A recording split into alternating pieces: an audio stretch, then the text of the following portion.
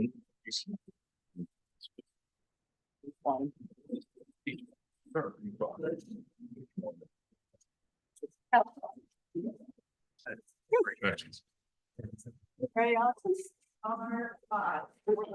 you. I'm calling to order the first budget meeting for Windsor Township of March 5th, 2025. Allison, can you call the roll, please?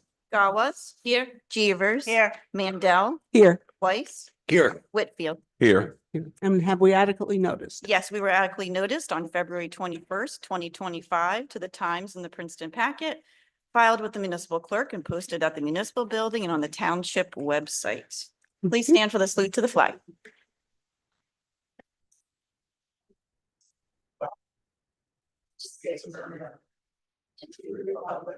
Which stands one nation under God, indivisible, with liberty and justice for all. Thank you. This is the 2025 budget and capital budget. John, would you like to give us some opening remarks and summary, please? Yes, good morning, And everybody. introduce yourself, please. My name is John Water, and I'm the CFO of West Windsor Township. John? Just speak really close to the microphone. Yeah, think you your have to tilt it upward. Good morning. Is that better? Is this on? Push it upward. It's green. Should be on. I don't think it's on. No. It is on. Testing. Yeah. Better? Okay. All right. Good morning. My name is John Motor. I'm the CFO of West Windsor Township. This is one of 3 scheduled meetings for the 2025 budget. The second meeting is on March 11th at 10 a.m.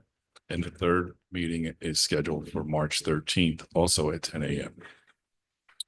The good news for the 2025 budget presentation is Mayor's proposing a 0 tax increase for this year's 2025 budget. It was a very good year for revenues across the board. Matter of fact, they were historic in the sense of collections. That's something I'll go over on the third meeting on the 13th in much more detail.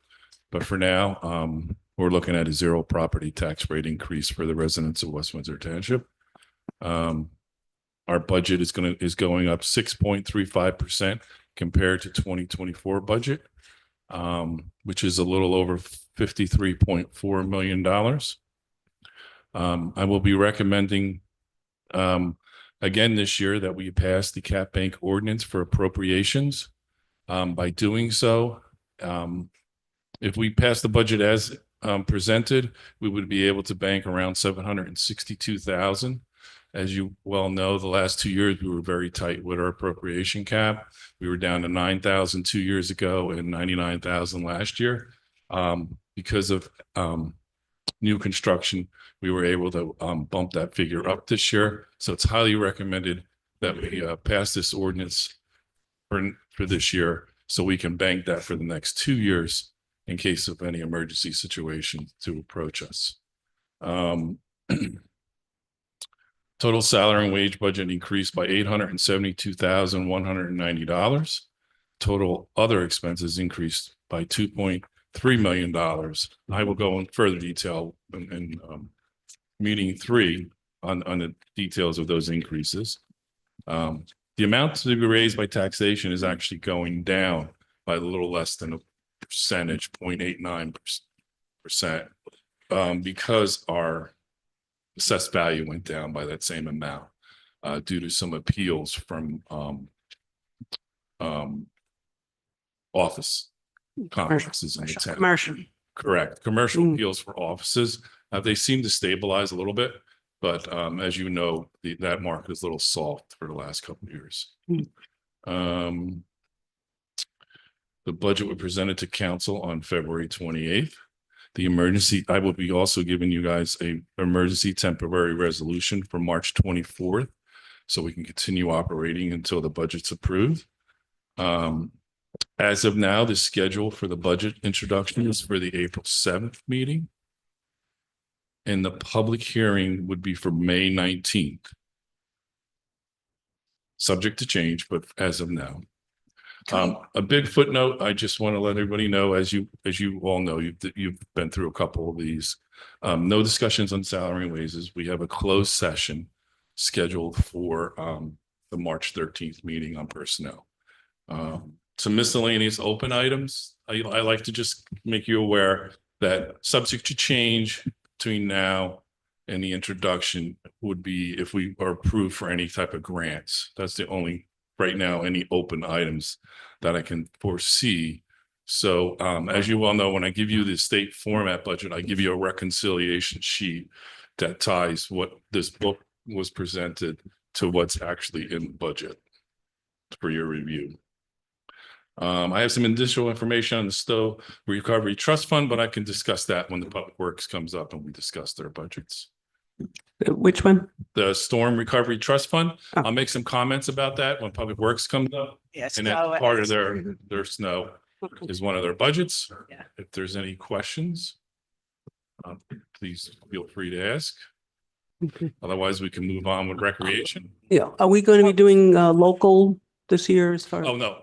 That was one of the resolutions I'll be giving you on the introduction. We are self-review. We meet the qualifications. We were reviewed last year and we passed with no changes. Everything went well. So that we can do self-review for the next 2 years as long as we meet certain criteria and we have met those criteria. Okay, and we have to pass a approval on that. Yes, there's a resolution that you have to pass with the cap bank ordinance before we introduce the budget. And I'll work it out with the clerk that those items are on the agenda before we do the introduction of the budget. And can you just tell us how close does this budget come to the cap? As far, it will leave us, if you pass the ordinance, 762,000 that we can carry over, subject to a little bit of Okay. change. Ben. Oh, If we don't do the cap, we would only have 379,000. okay. So, If we had the 1%, then it's with the 762,000. yep, Okay. We're introducing April 7th. correct. I mean, that's the schedule. How many days statutory? has to be 20 or? 28 days. 28 And days. unfortunately, the next meeting is exactly that amount of days. So we have to go to the next meeting because it has to be like full days. There's a You certain amount of, can't do it. no, Oh. unfortunately. May 19th? Yeah, May that's- 19th. That's late. It is Yeah, maybe. just the way the Mm. calendar, unless you want to do a special meeting, that's up to you. Well, It just when- takes so long by the time you pass the budget and then there's a certain. right, When would we? period. Yeah, it doesn't really affect the taxpayers because Mhm. unfortunately, the county's always been late with their budget. So by the time they approve it, is usually around even early August. So our tax bills will definitely be late from prior history. I know they're trying diligently to improve that process, but I don't see them because they're tied to the state also. They So- have some other issues. So we need 28 days, so we'd be something like May 4th or 5th anyway. So Yeah. we're only would be a. Yeah, Right, but I'm it's just saying, even if exactly we did the a amount of special meeting, days. that's as, I would bump it up, early. you know, by the time you pass it, and then you want to start on the capital budget. The Right, issue- the which issue- is usually May, June-ish. Well, if we approve it in May, I can give you a draft copy within 2 weeks, Hmm. which would Yeah. be early, mid-June, let's say. And then you can introduce the first meeting in July. we're looking at maybe 2 weeks. So, Yeah, but 2 weeks is, yeah. you I want to don't get know. projects done, you want to get that money. Well- done. Well, we'll see. Yeah. We'll figure it out. We'll All right, see well, what maybe it looks plan like. further discussion. Yeah. All right. Okay, does anyone have any other questions? If not, we can move on to recreation, I believe. Ken, All right, You wanna Ken, introduce- yourself? Ken, you want to introduce yourself, Sure. please? Thank you. Let me try to get this thing. There we go. I know mine's on. Ken Jacobs, I'm the manager of Recreation and Parks. So our 2024 was an interesting year. At least it wasn't like 2023. The weather in 2023 was probably the worst weather year for outdoor activities, especially whenever I scheduled them. We canceled 3 or 4 movie nights. We canceled Community Day in 2023. This year, we got them in. So I'm very pleased. I was very pleased with that. Typically our summer programs are a summer season is our busiest season with the pool complex and our summer camps going on. Same as in previous years, this in 2024. The weather was much more cooperative, like I said. Community Day was held on the day was scheduled, which was great. The Bike Fest was taken over by a volunteer group, which we actually assisted.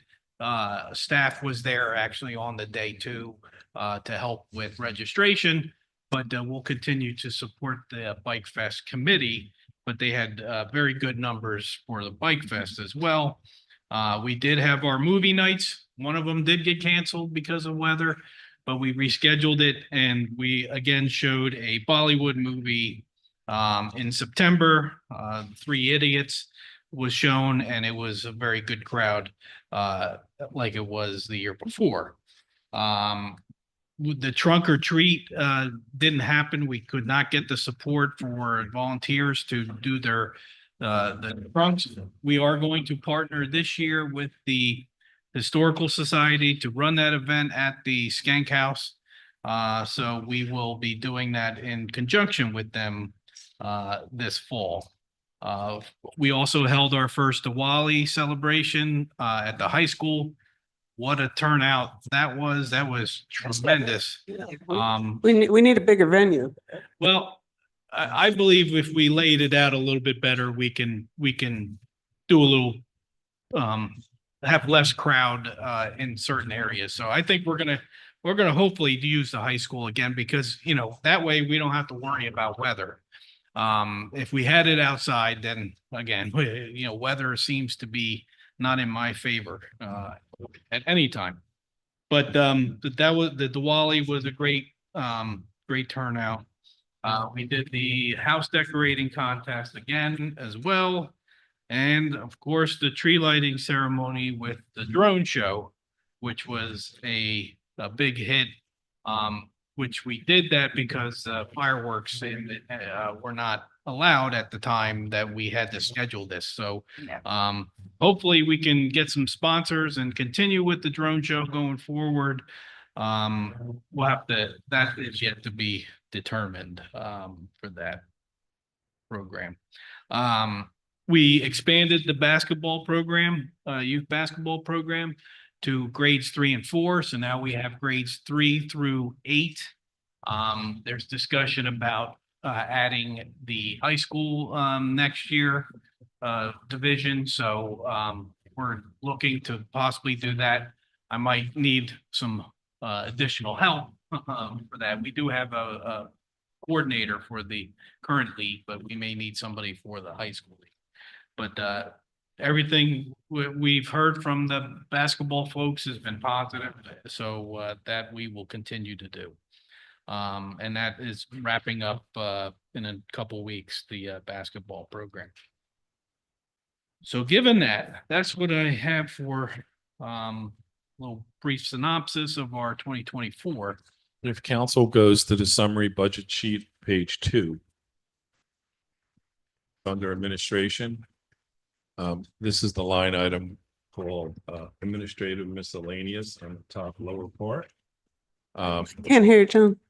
If you go to page 2 in the budget summary, under administration, the last line, it's called admin miscellaneous. This is the line item that we use for West Windsor Day. Community Day. Community Day. Last year we had $7,500, and we're increasing it this year to $10,000. Kenneth asked for an increase because the costs have gone up the last couple of years. So it was granted. So we put $10,000 in for that. Okay. Yeah, I know it's been 7,500 forever, right? Yes, Yeah. for far too long. We actually can't get some of we actually budgeted $10,000 for the rides, and a couple companies said they couldn't even give us a price because what we asked them to stay at was something they couldn't meet. So this will be good. This will allow us to maybe even add another ride or two as well. So All right, the next page would be page 5. Under recreation OE. As everyone knows, this is really, now the pool section. When we brought it into the current fund under recreation. We are asking for a 12.9% increase due to various cost increases. And we are transitioning from a longtime employee who has retired as of March 1st. As everybody knows, Noreen has retired. So we're relying a little bit more on a consultant for a transition period to help out. So that was the majority of that increase. And there seems to be like a 50% increase on the pool supplies. Is that the price of the chemicals have been going up? Correct. That was the other increase. And then if you noticed up under repairs and maintenance and consulting, well, the consulting budget stayed the same, but repairs and maintenance consultant budgets are basically two of the same. So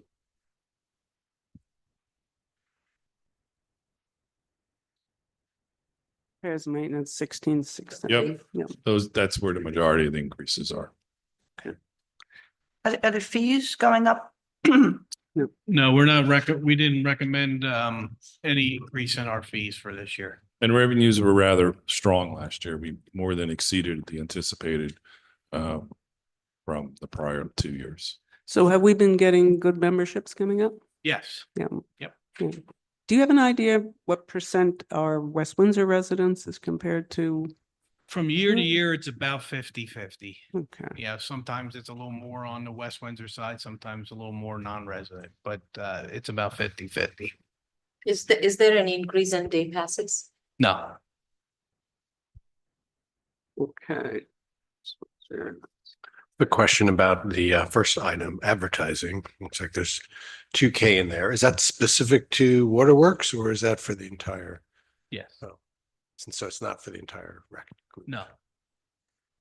Is there other items or ability to do paid advertisement for some of the other rec activities Yes, and we could do that through the trust fund. through the trust fund? Yeah. Okay. So everything in rec is basically through the trust fund other than Community Day, which is part of the mayor's office. And then the pool is actually a West Windsor owned.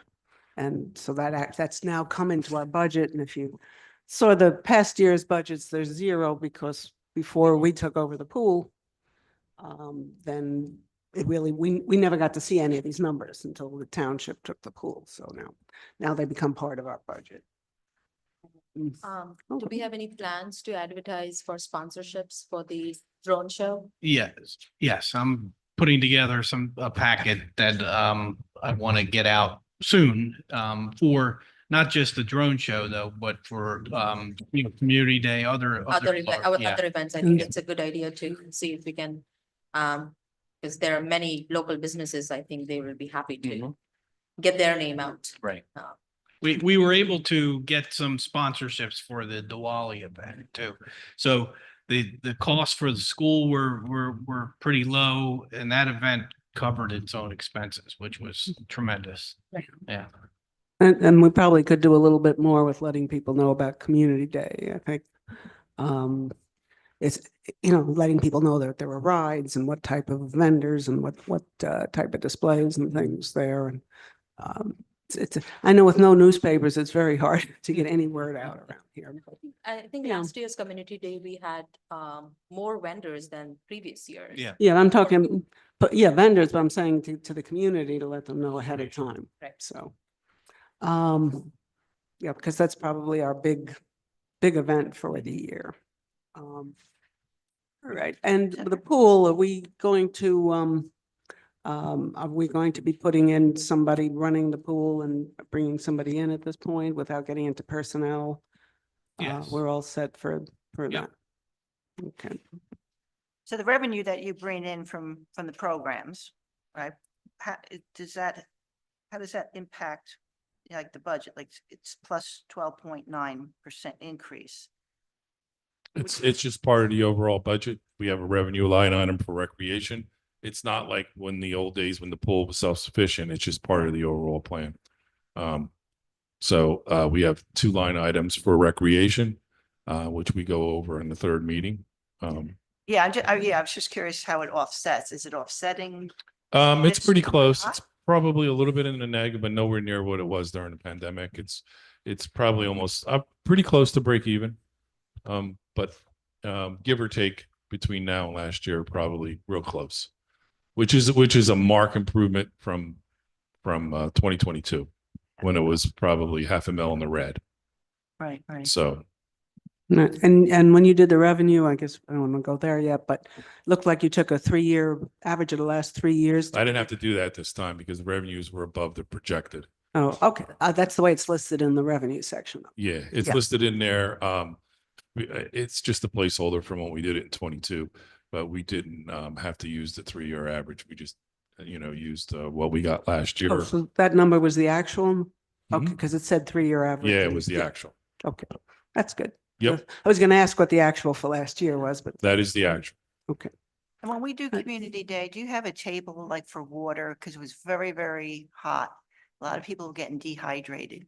Community day. Well, actually, last year, the weather wasn't too bad. The one year that when we did it in May, we got some really hot days and we did bring out water jugs and we had water stations out there. If it's looking like it's going to be really hot, we would do the same. Yeah, because Same thing. it was hot. I know a few people that were just. You know what it was? I think it was Little- the people who didn't have a tent that got really hot. Well, yeah, and that's what happens. Yeah. And If that's you why had a need tent, to it need wasn't the bad. Water. You need water. So yeah. at big events like this, like one Yeah. table, first aid, whatever you want to call it. Right. We could should. certainly do. Yeah, if you Yeah. could, because I was actually running around trying to get water for people who were in trouble at the last one. Mhm. So we probably should have some water on the side. That's Doesn't not a have to be, it doesn't have to be pristine, whatever. It could be regular drinking water. So it could be out of a hose? No, it could Okay. it could be clean drinking water. It doesn't have to have a brand name on it. Keep it at the rec table itself. Yeah. Right. You don't Right. have a. Somewhere Yeah. where people know where to go. First Yeah. aid area. Right. Yeah, I know we have our fire EMS and EMTs out there too, so. right. maybe They're there. Yeah, they were somewhere- hosing somewhere people in down. that Area, if we could have. They were hosing people down. They were. Yeah, Yeah. yeah. Yeah. So you So- just open your mouth. Yeah.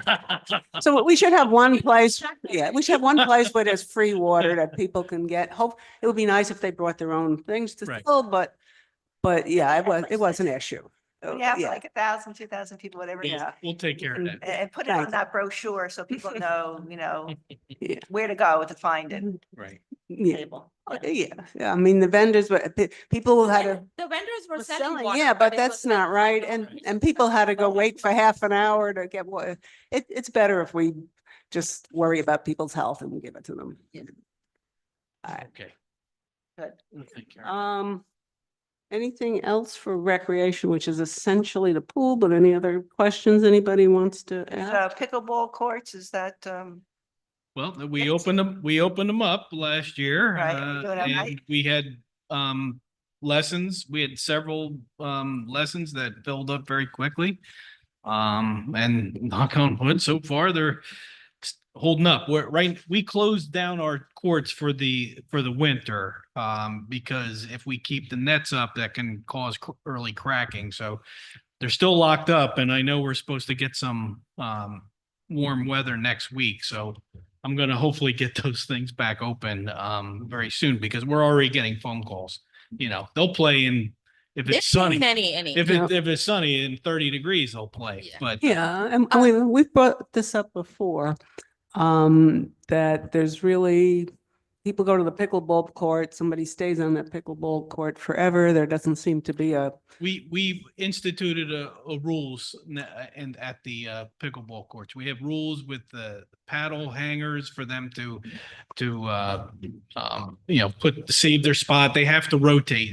That's all taken care of. We came up with, the commission came up with rules for the pickleball courts, and that's all done. do Okay. residents, West Windsor residents get priority on the courts? No, we don't have something like that because we don't We don't have any way But of then really you have to checking that. monitor. Yeah. Yeah. Like, you'll need somebody to But, monitor that. but with the addition of 2 extra courts too, I don't that's really anticipate it being as bad as when we only had 2 courts. Now we have. Mm. Yeah, now that we have 4, And I we think. had, we had some talks about possibly converting the tennis courts at Duck Pond Park to We- pickleball courts. Is so- that something that we are looking at? So our next project's going to be redoing the courts over at Duck Pond, the basketball and tennis courts. I believe that the commission, they didn't want to just convert them. They wanted to keep tennis, so we're gonna line those Okay. for Okay. pickleball as Okay, well. perfect. Okay, Yeah. great. Which is a great segue into the capital budget. There you go. So- Okay, Oh, you want me to do this or you gonna? no, you do it. I'm just gonna tell them where it's at. Oh, okay. If you go to your capital section, under Human Services, page 55.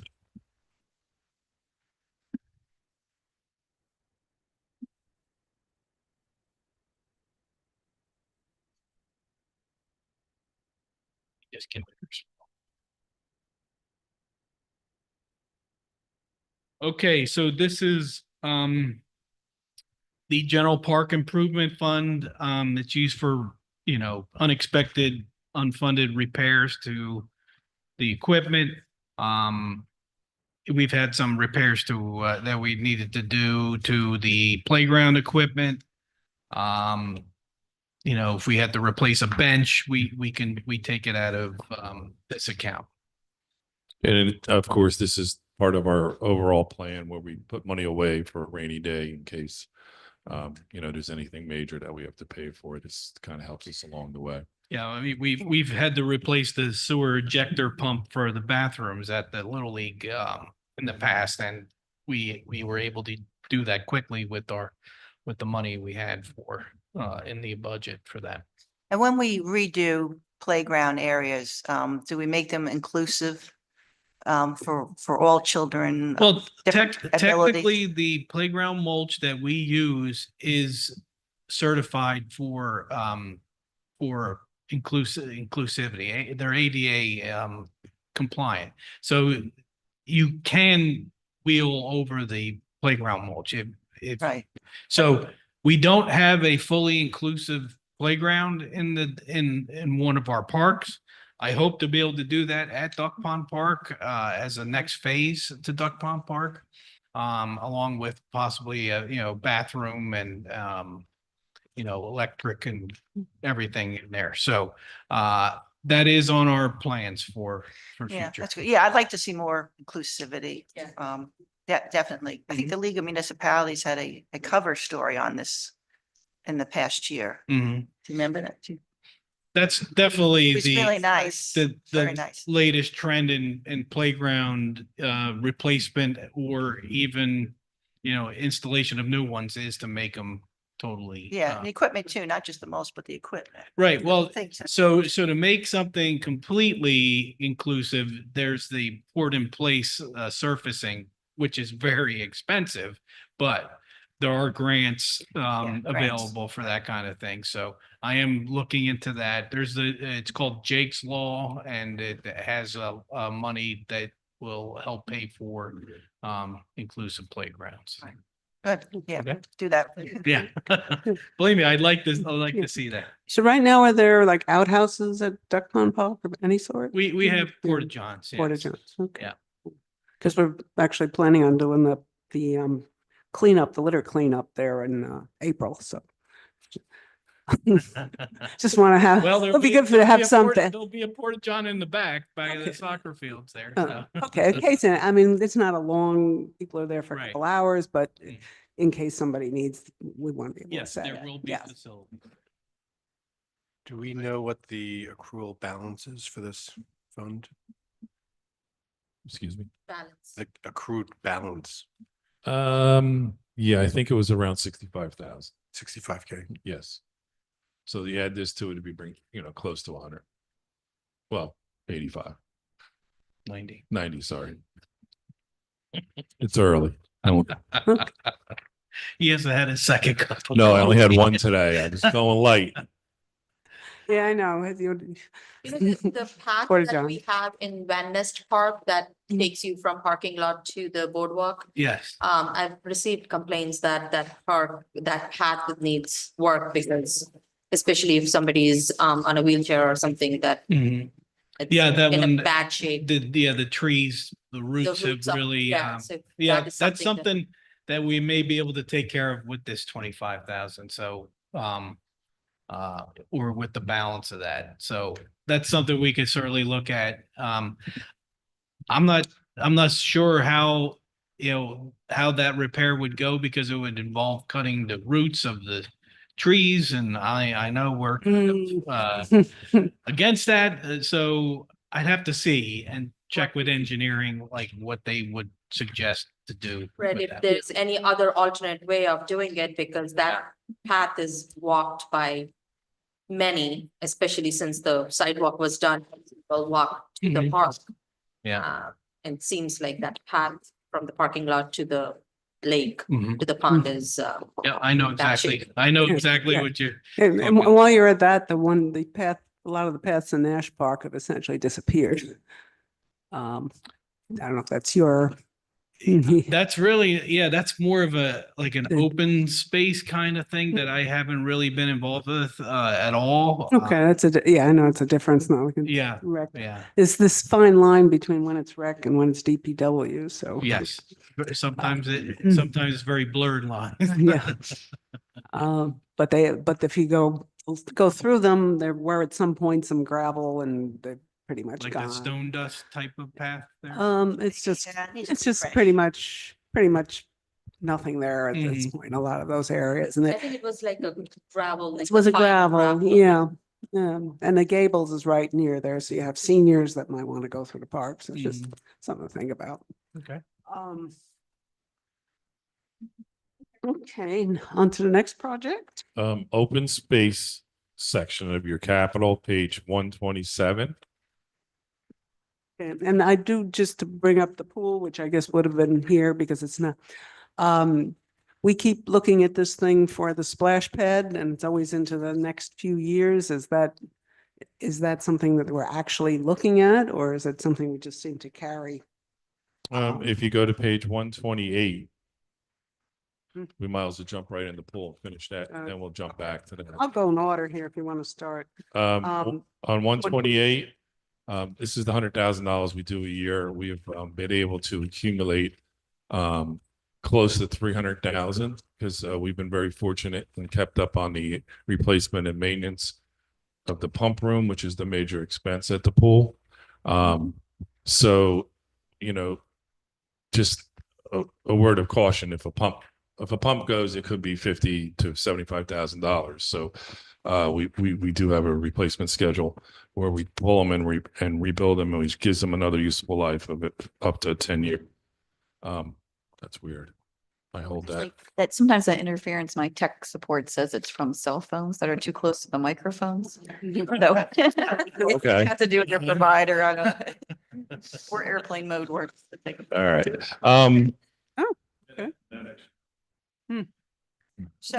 So the capital budget, do we have the money, like 2025, motor pumps, shade structures, other things? Yeah, these are just general items. Money till, They're just Summer. general items we put down. It's anything that's over a useful life of 5 years at the pool that we can use this money to keep it functional. The next page is your splash park that you're talking about. It was pushed out to 26. Because if we go one more year, we may have enough money just to fund it without actually putting a separate line item in, depending on how things go. If Okay. not, then that's something they want to look at next year to possibly, at least at a very minimum, hire a firm to come and do an assessment on some specs.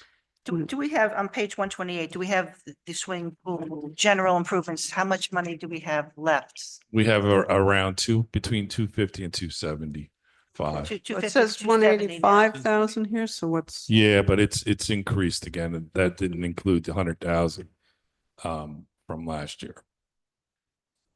We have 250. In addition to the 2024 fund. So if you add 100,000 to that, brings it 285,000. But there might have been some items. I'm always conservative and give you a little lower figure just in case. Because this is just a snapshot, as you all know. Yeah. Yeah. But it's been trending good. It's been trending good.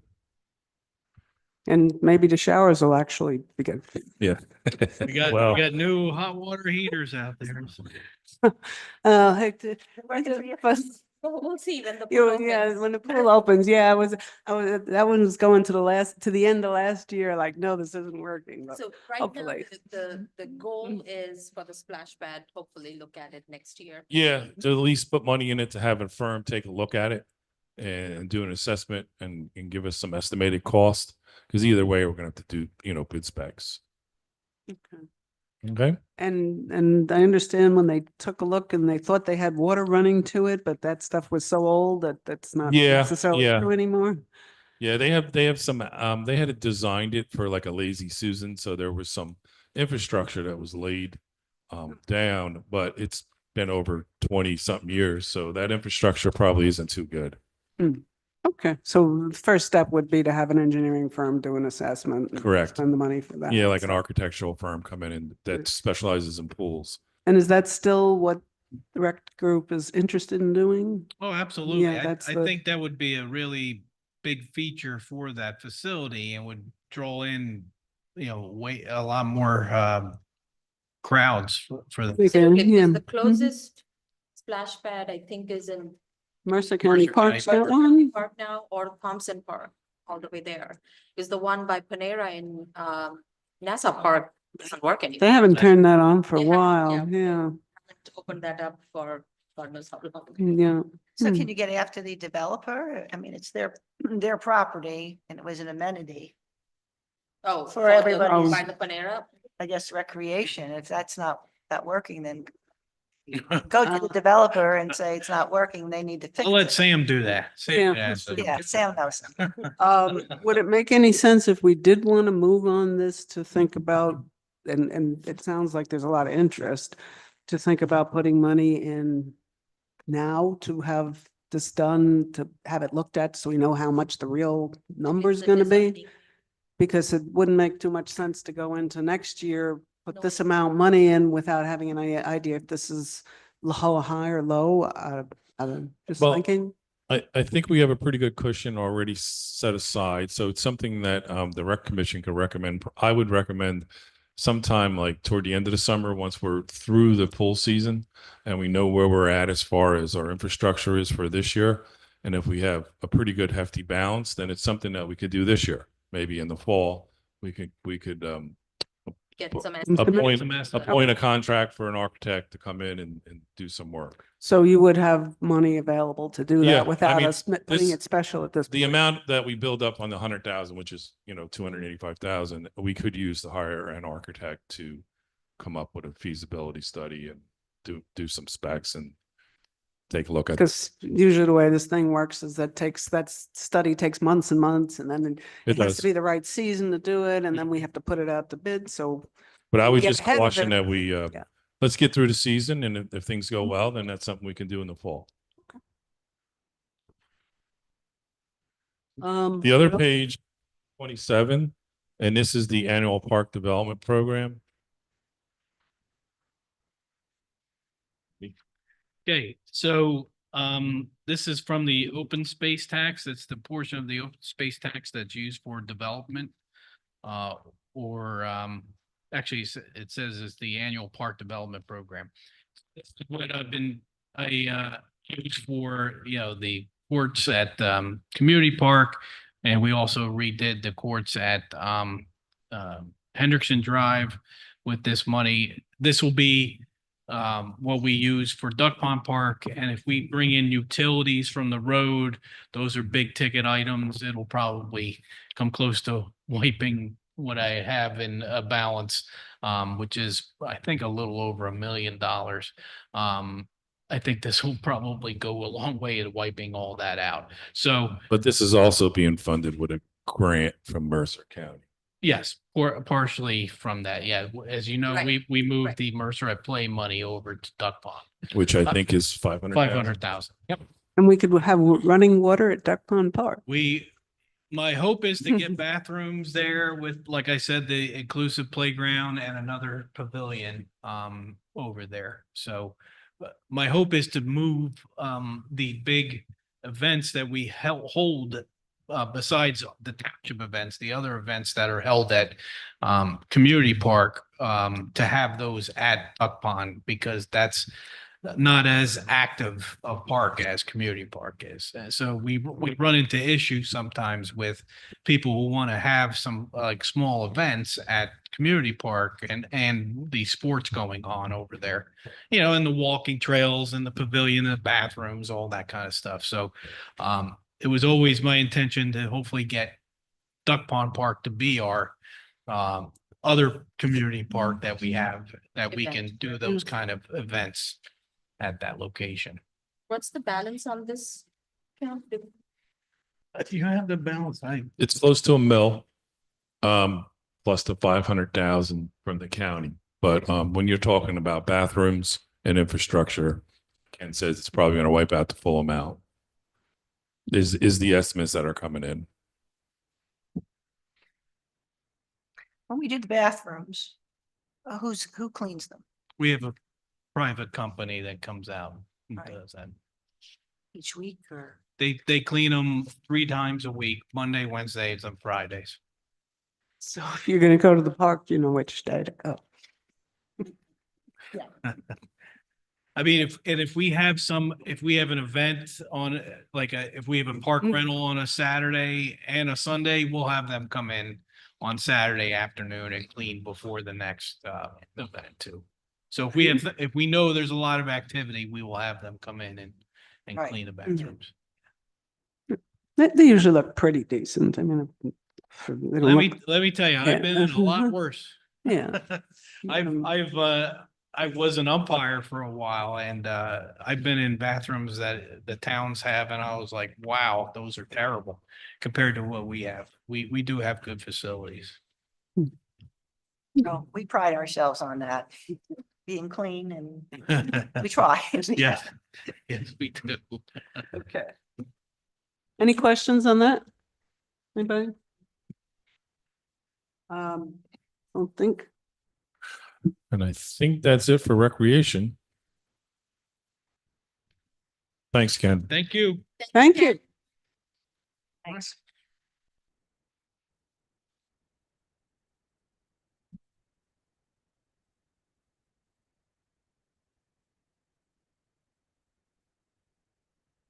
What page? If you go to the summary for the budget, page 8.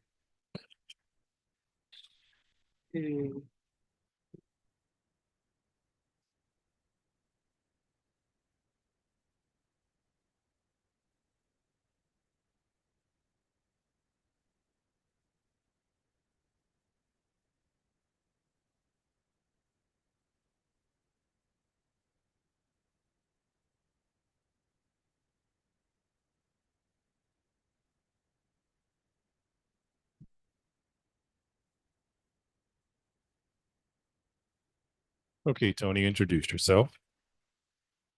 Hello, my name is Tony Esposito, Director of Public Works. 2024 year was a good year for us, very productive. The departments comprised of 3 divisions, as you know.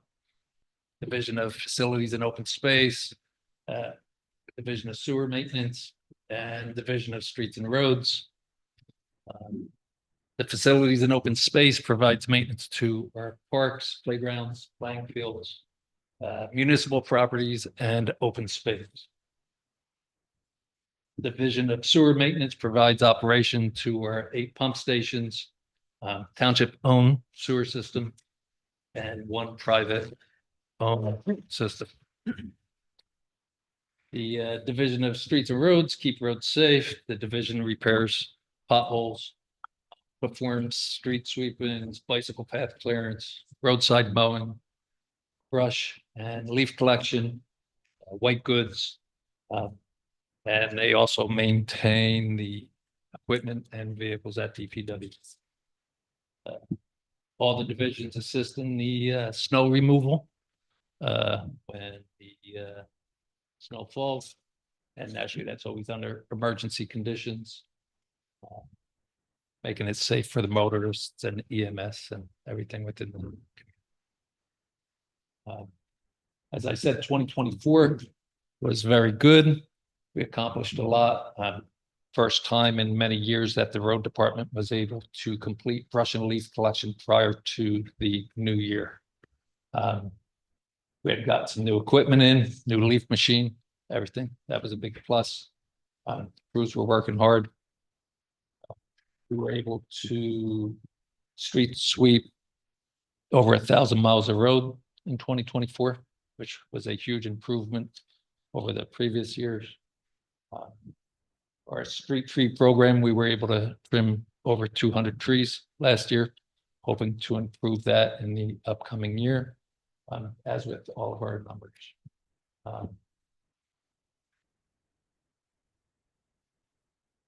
The sewers, we have a lot of projects going on as far as sewer rehab in the township. A couple of our pump stations, so we've been working hand in hand with engineering. Hopefully those projects are done in 2025, improving the sewer system. The sanitary sewer. Sanitary sewer, Yes. correct.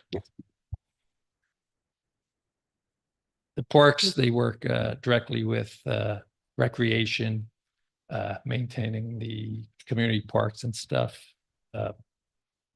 special events, and anything that's asked, pickleball courts, everything with the nets and everything. We're all on that and keep the township moving. Absolutely. Okay, you want to go over? Okay. Yes, so roads, correct? Yeah, page 8 is the Public Works OE. And that's a flat budget, no increase from the prior year. Any questions on that? No. Okay. No. Okay. Curious how you kept it flat. So they're, so it's basically a flat budget, but I assume there have been some increases in fuel and, other. Yeah, those items aren't charged there. They're charged in a central location. And Okay. that line item has increased for fuel. Okay. All our utilities have gone up a little bit. If you look at the summary sheet on the very first page, I mean, if you look at the first page, it breaks down each increase and decrease of both appropriations and revenues. And our utilities, definitely all the line items have increased as our household items have also increased, as you all know. So yes, those items were taken care of there. What about tech, special equipment maintenance? I guess Yep. We're budgeting 20,000, but what did we spend last year? Yeah, Everyone? that fluctuates from year to year, and they were fortunate enough to make internal transfers to cover it. Historically, it averages between 10 and 15,000. So he brought it back to the same, and we'll see how it goes.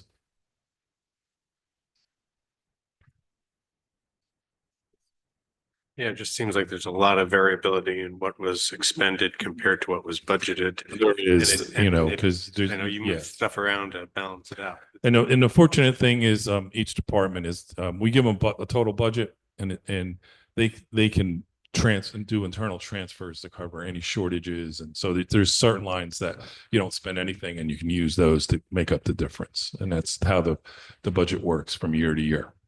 And then we don't have to come to you and ask for external transfers, which require a resolution.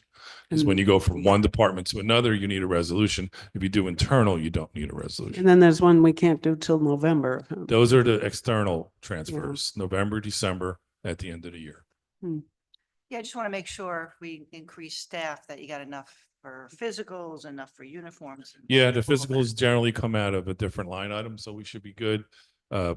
The physicals and medical doctors is more having to do with the CDL stuff, requirements and things of that nature. So when we have new hires, they go through HR and admin, And we probably have some more people with CDLs now. I know there was a move to make sure we've, have CDLs and, well, I don't want to get into employees, but Yeah. yeah, but. Nope, the last contract that you approved, you gave stipends for people. Right.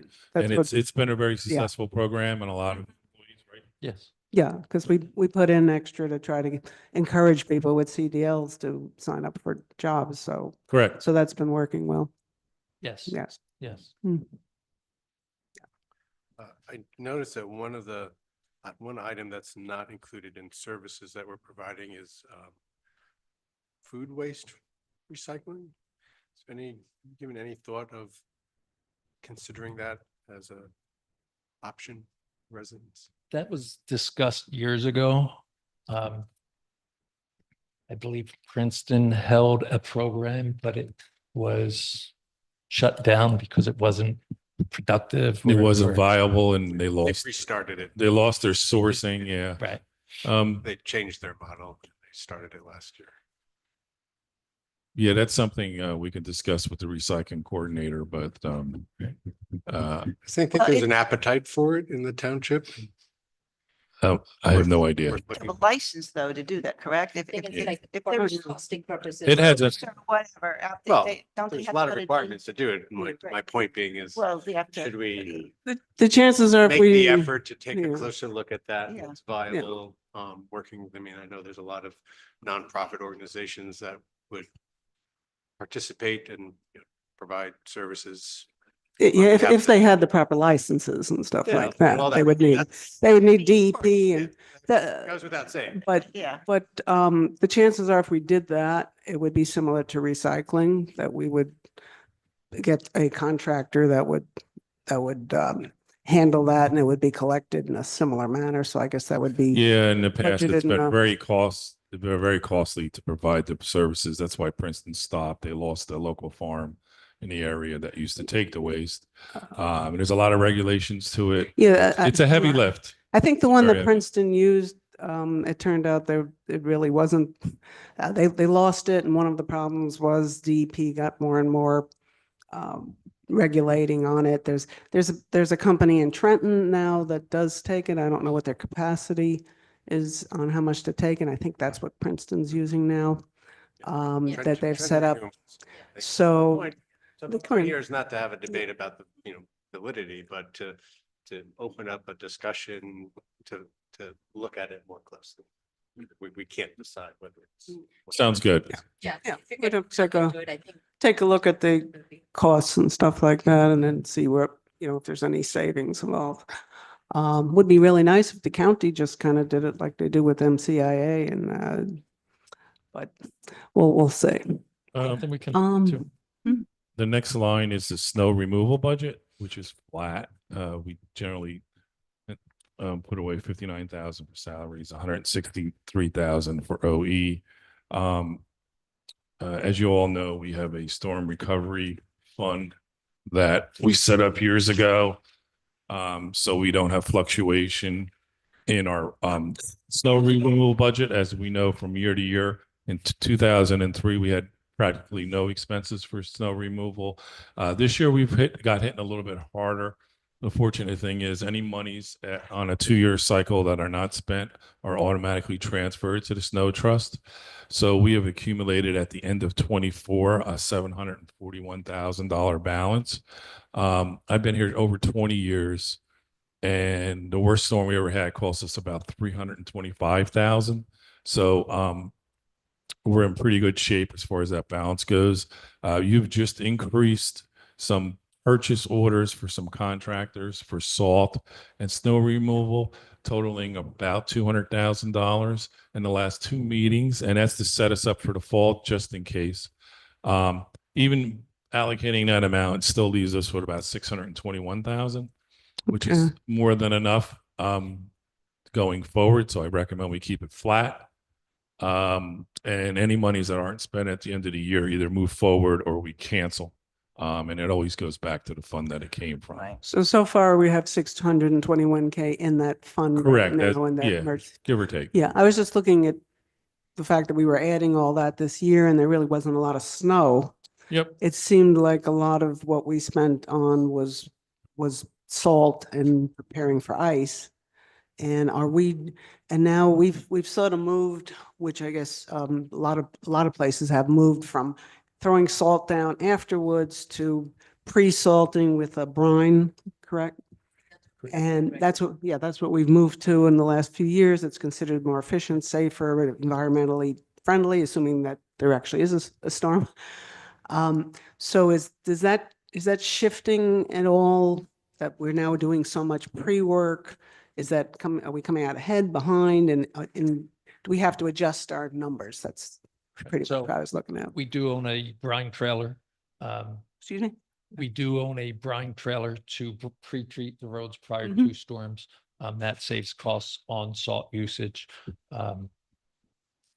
Right now, our salt, where it's under co-op, it's at a fixed price nationally. I'm sure to go up in the years to come. Our storage facility holds about 1,350 tons of salt. So naturally, we always want to keep that full so that we're ready to go. And we don't bring the salt in until we need it, so we don't actually pay for it until we need it, if I correct. Well, we No, we we'll- just Wait, sorry. We'll Yeah, store. well, I'm saying until we need to put it into our storage shed, we have a contract, but we don't take money against the contract until we actually bring the salt in. Correct. Right. So Yes. we don't prepay for the salt or Salt. anything. It's all Mhm. just what we use is what we purchase then Right. and replenish. And it's always been the township's practice to keep the salt dome full. No. Okay, and when we bring that in, do we bring that in as salt, or we do bring it in as some liquid, or how does? Through the salt contract, that comes in as rock salt, road salt. The one that we use for the brine? The brine we purchase, we have a contract with Hamilton Township. We have a shared service with Ham. Okay, so that's different Yes. than the rock Correct. salt that we. Yep. Okay, I'm just want to make sure that since we are sort of shifting a little bit towards the brine, that we're putting enough money in there to make sure that we've got where we need it. Yeah, it seems Yeah. like more ice Mhm. kind of storms. No, like we're in that. good. The storm trust fund is in very good shape. So we're good. The next would be on page 9, and that's the sewer system.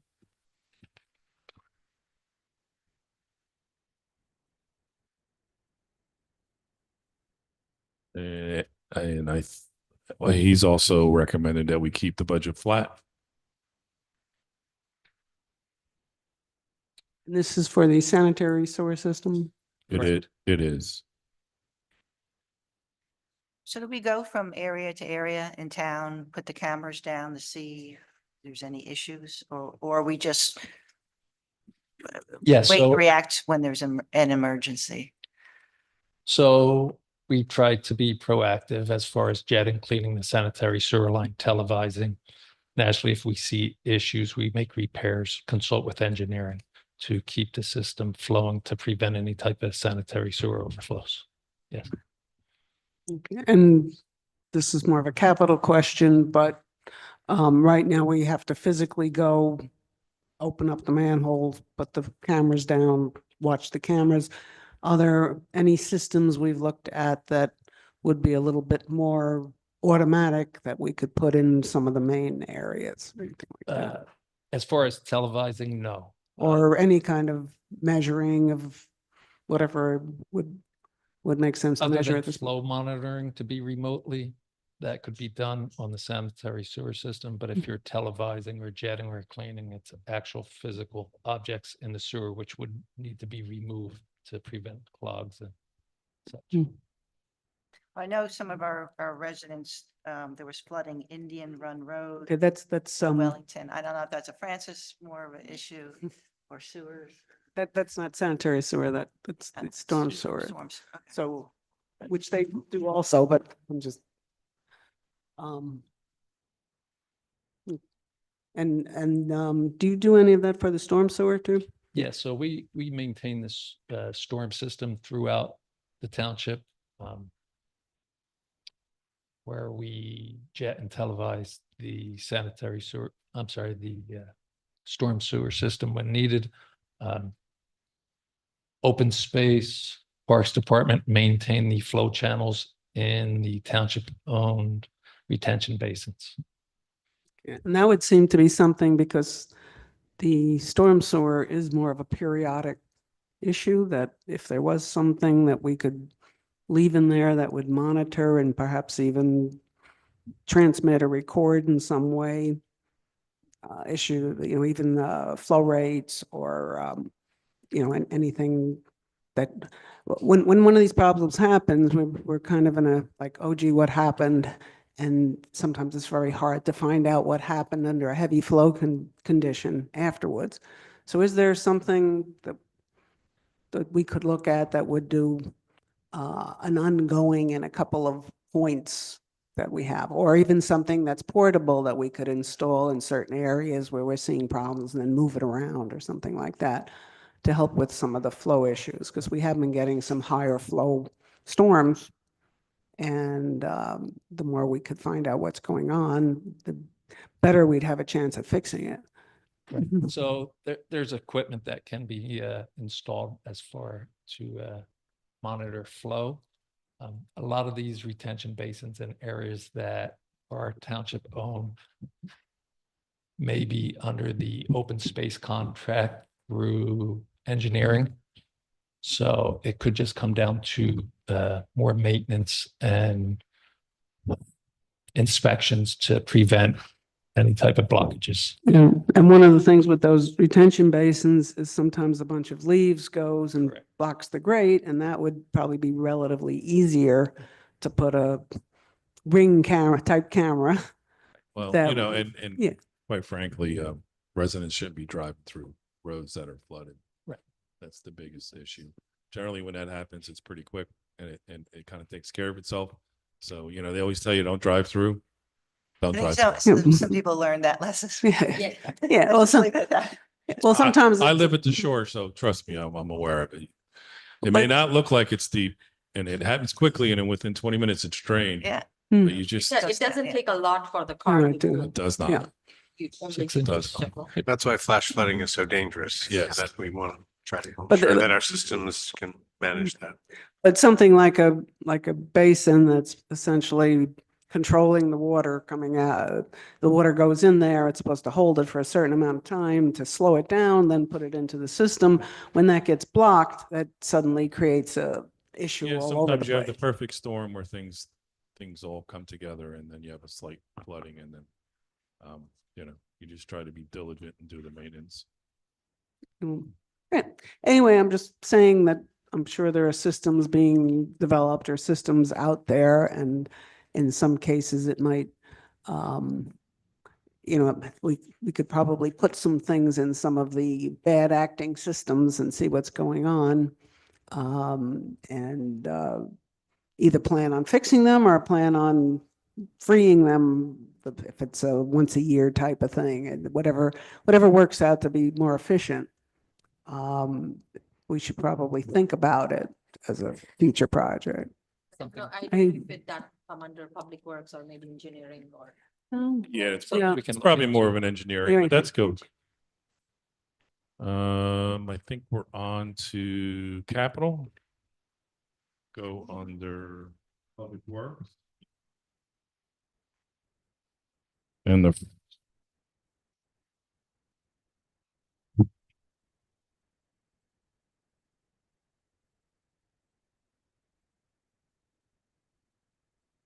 page 104.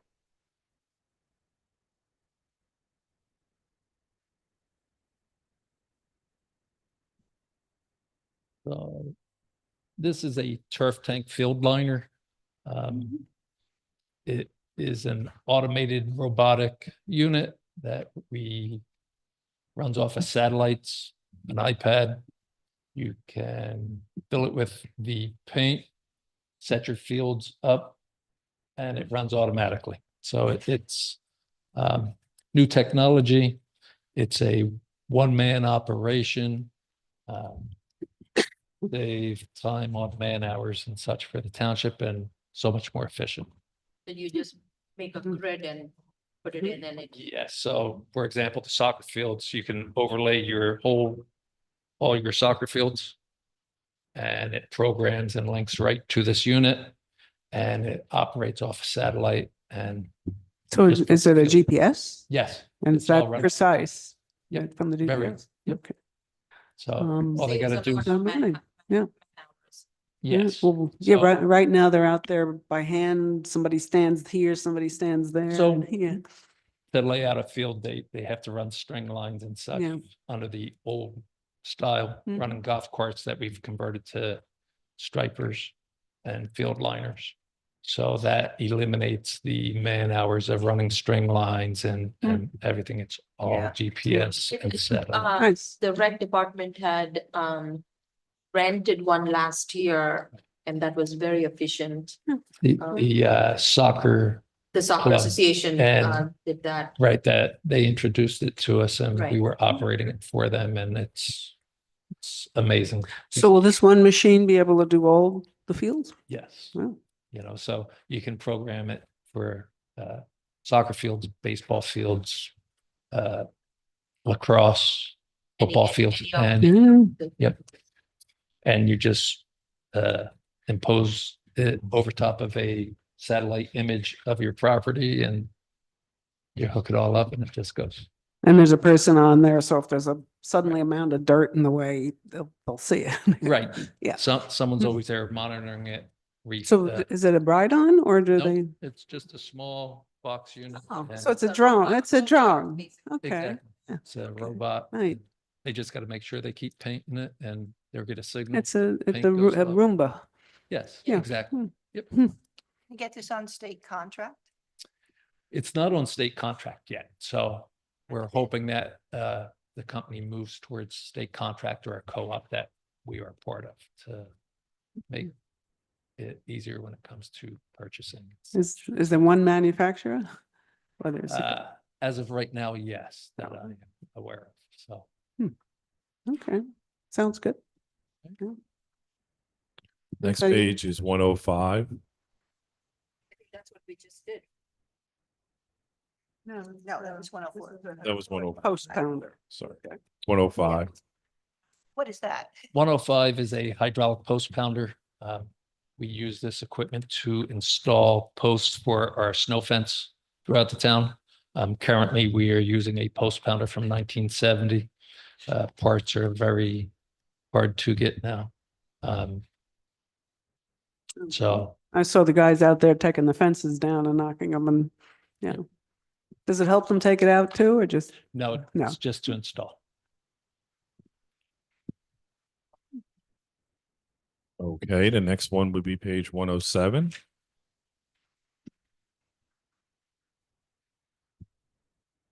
This is a brush cutter attachment for our Bobcat. This can be used to cut back on our sewer easements. And within our parks and our walking paths and such. Once again, it's just an attachment on one of our Bobcats. We do not have a piece of equipment like that, so it'll be a new equipment to Public Works. Okay, so that's gonna, Okay, the next page would be 108.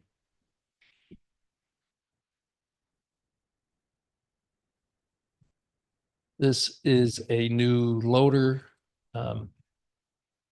This loader is used throughout the town for brush collection, leaf collections, used within the yard, moving materials like stone and gravel and mulch. This will be replacing E39, which is a 2011. More fuel efficient, decrease in costs, fewer breakdowns with the new purchase. Assuming the old equipments, once replaced, will try to get something for their parts or thing, or what do we do with the old We equipments? send them to an auction and then the funds from the auction go back into the general fund. Yeah. Next page would be 109. This is a request for two pickup trucks in 2025. The two vehicles that it will be replacing are both 2008s. We've definitely gotten our money's worth and use out of the vehicles. Naturally, lower annual operating costs and maintenance costs. And you'd prefer to buy two at a time instead of one each year or something? It seems to be working. That's what we've done last year and trying to get some. As you notice on the schedule, it, you know, there's 4 2008, so we do 2 now, 2 next year, and then the following year there's 2 09s to update the fleet. And Yeah, I imagine you got a lot of. and repair if costs. and he'll keep a couple of those trucks as spares, and sometimes we rotate them through the township and other departments when needed. You know, we don't get rid of anything until it's pretty, you know, beat up. So Yeah, I Yeah. was thinking the like construction department, when they go out with permits, go Ye- out on sites instead of buying new, maybe they could use this. they're in their own. They need probably stuff a little newer, and they have their own old stuff that we're replacing. We do like a vehicle or 2 a year, because they're in it all day long, you know, making inspections. So it's a little different. Recently, Tony was able to give the zoning officer a vehicle, old pickup truck to do, because he's 5 hours a week. So it doesn't make sense to buy a new vehicle for that person. Right. Yeah. Yeah. So that's the kind of things we use it for. The inspection usually uses little SUVs, I think. Yeah. Well, I like that because it's, Mhm. they're out snow or rain Right. or different things. And if something muddy. breaks down or getting serviced, they got an old one they can use, you know. Good for backup. There you go. Next page would be 111.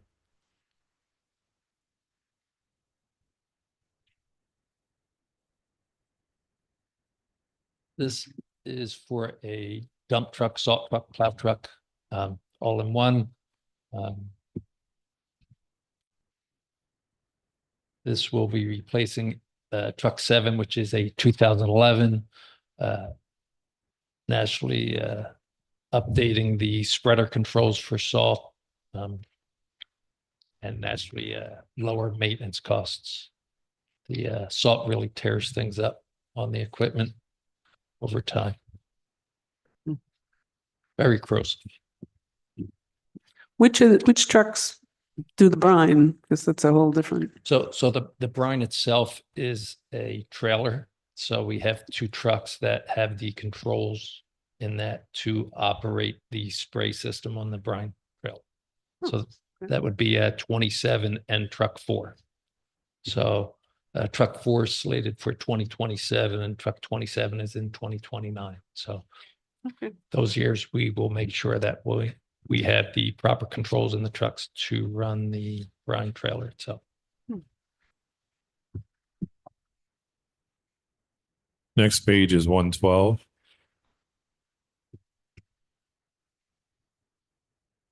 This is a request for 4 mason dumps, 1 a year for 2025, 26, 27, 29.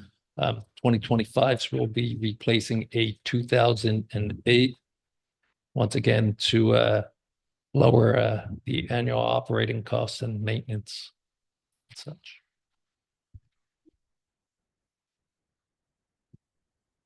Next page is 117. But Go ahead. street sweepers until 2030. So we do have the new street sweeper. Yeah. And how's that working out? That's working well. Some of the state regs are changing in 2026. We will be required to street sweep the town 3 times a year. So Is that every road now for Yes. DEP? yep, so Cool. that'll be a full-time job with 1 employee running the street sweeper. So by 2030, the latest, I'm sure we'll have Mm. to, And that's one street sweeper that we, yes. Is there any grant money for all these, for their mandate? I mean, they're saying we have to do this, so where's the money? So Unfunded mandate. Yeah. Part of the MS4. yes. Yes, And it's part of the DAP. nationally, I believe we're setting aside out of our clean communities some funds to help. In the past, you're allowed to use clean communities for street sweeping. And when the old street sweeper was broken or down, we would lease a street sweeper. So we kept our DEP mandates, Okay. and we would Mhm. use the Clean Communities grant through the trust fund. Okay. I'm sorry, through the grant. Do we do anything, which I know we don't, people leave their cars on the street. And then we wind up driving around them when we're sweeping the street. Is there anything where on certain streets we'd want to tell people? It's a very minimum of the residents parking on the streets. I don't see that often. Oh, maybe it's just my block. Okay, or take or say one of the streets where people put their leaves out at the same time. Yeah, do it Yeah. like the You know, zones. do we try Right, to? so And then the next, like it would follow the Yeah. next week after they pick up. then Exactly. Yeah. clean. So if we're in zone 1, we complete that this week, we'll send the street sweeper out right in that zone right after, because Okay. there's many Yeah, people okay. back out. Coordinated. And then you'll know if somebody puts their stuff out right after they pick the pickup too, which is another question. Okay, that's good. I see for next year, we have the one-man leaf truck. How's the one that we currently have going? I saw one in my neighborhood this morning. Oh, really? Gave up the leaf truck, yeah. I've seen it on 571, but I've never seen one in the wild locally. I saw one in on our street this morning. We are zone 1, so. So We I still have- sent I'm like, note to myself, send a reminder to the neighbors, don't put it out tomorrow. Our leaves got picked up today. We still only have the one, right? We Correct. forget it's on Yeah. order. How's And that- one but is on how's it. that working? very well. For most parts, people very good at separating the brush and Yes, leaves. yes, No. they've done well. I think that was a big part of last year's success with getting everything cleaned up prior to the new year. As far as the residents listening, as far as separation and following the rules and DPW having the proper equipment and the manpower to do it. And, it was a success, for Yeah. sure. Good. So, So we've been, like, what percent are we able to do now using the leaf truck? so we just started brush and leaf collection this week. Mhm. It's a 10-month operation. We're still required to do separation for the next month and a half because a lot of residents will still have leaves put out, and it's just too much for the recycling center to accept commingled. So for the next month, we'll probably send out the leaf machine and picking up the leaves that the residents are putting out, and then naturally brush. So Okay. So we have to separate all year though. Correct. yes, But- but after April, the residents aren't really putting out any leaves anymore because they've No. cleaned up. So then we can just go with our trucks and our cloths and pick up the brush. But then when we go back to leave, so right now with just the one truck, we can only do a certain amount using the one land leaf. So at this point, we'll have 3 of them eventually. Yes, that's And my goal. pretty much close to 100% of the leaves will probably go through the trucks then. Exactly. Is that going to be the fleet at that point? And then we just have to keep replacing? That's our goal. Okay. Yes. And I know that there was talks last year, maybe going back to separating brush and leaf collection dates or limiting brush collection and concentrating on leaf storing leaf season. But that's a talk for another time, I'm sure. So. Okay. Page 117.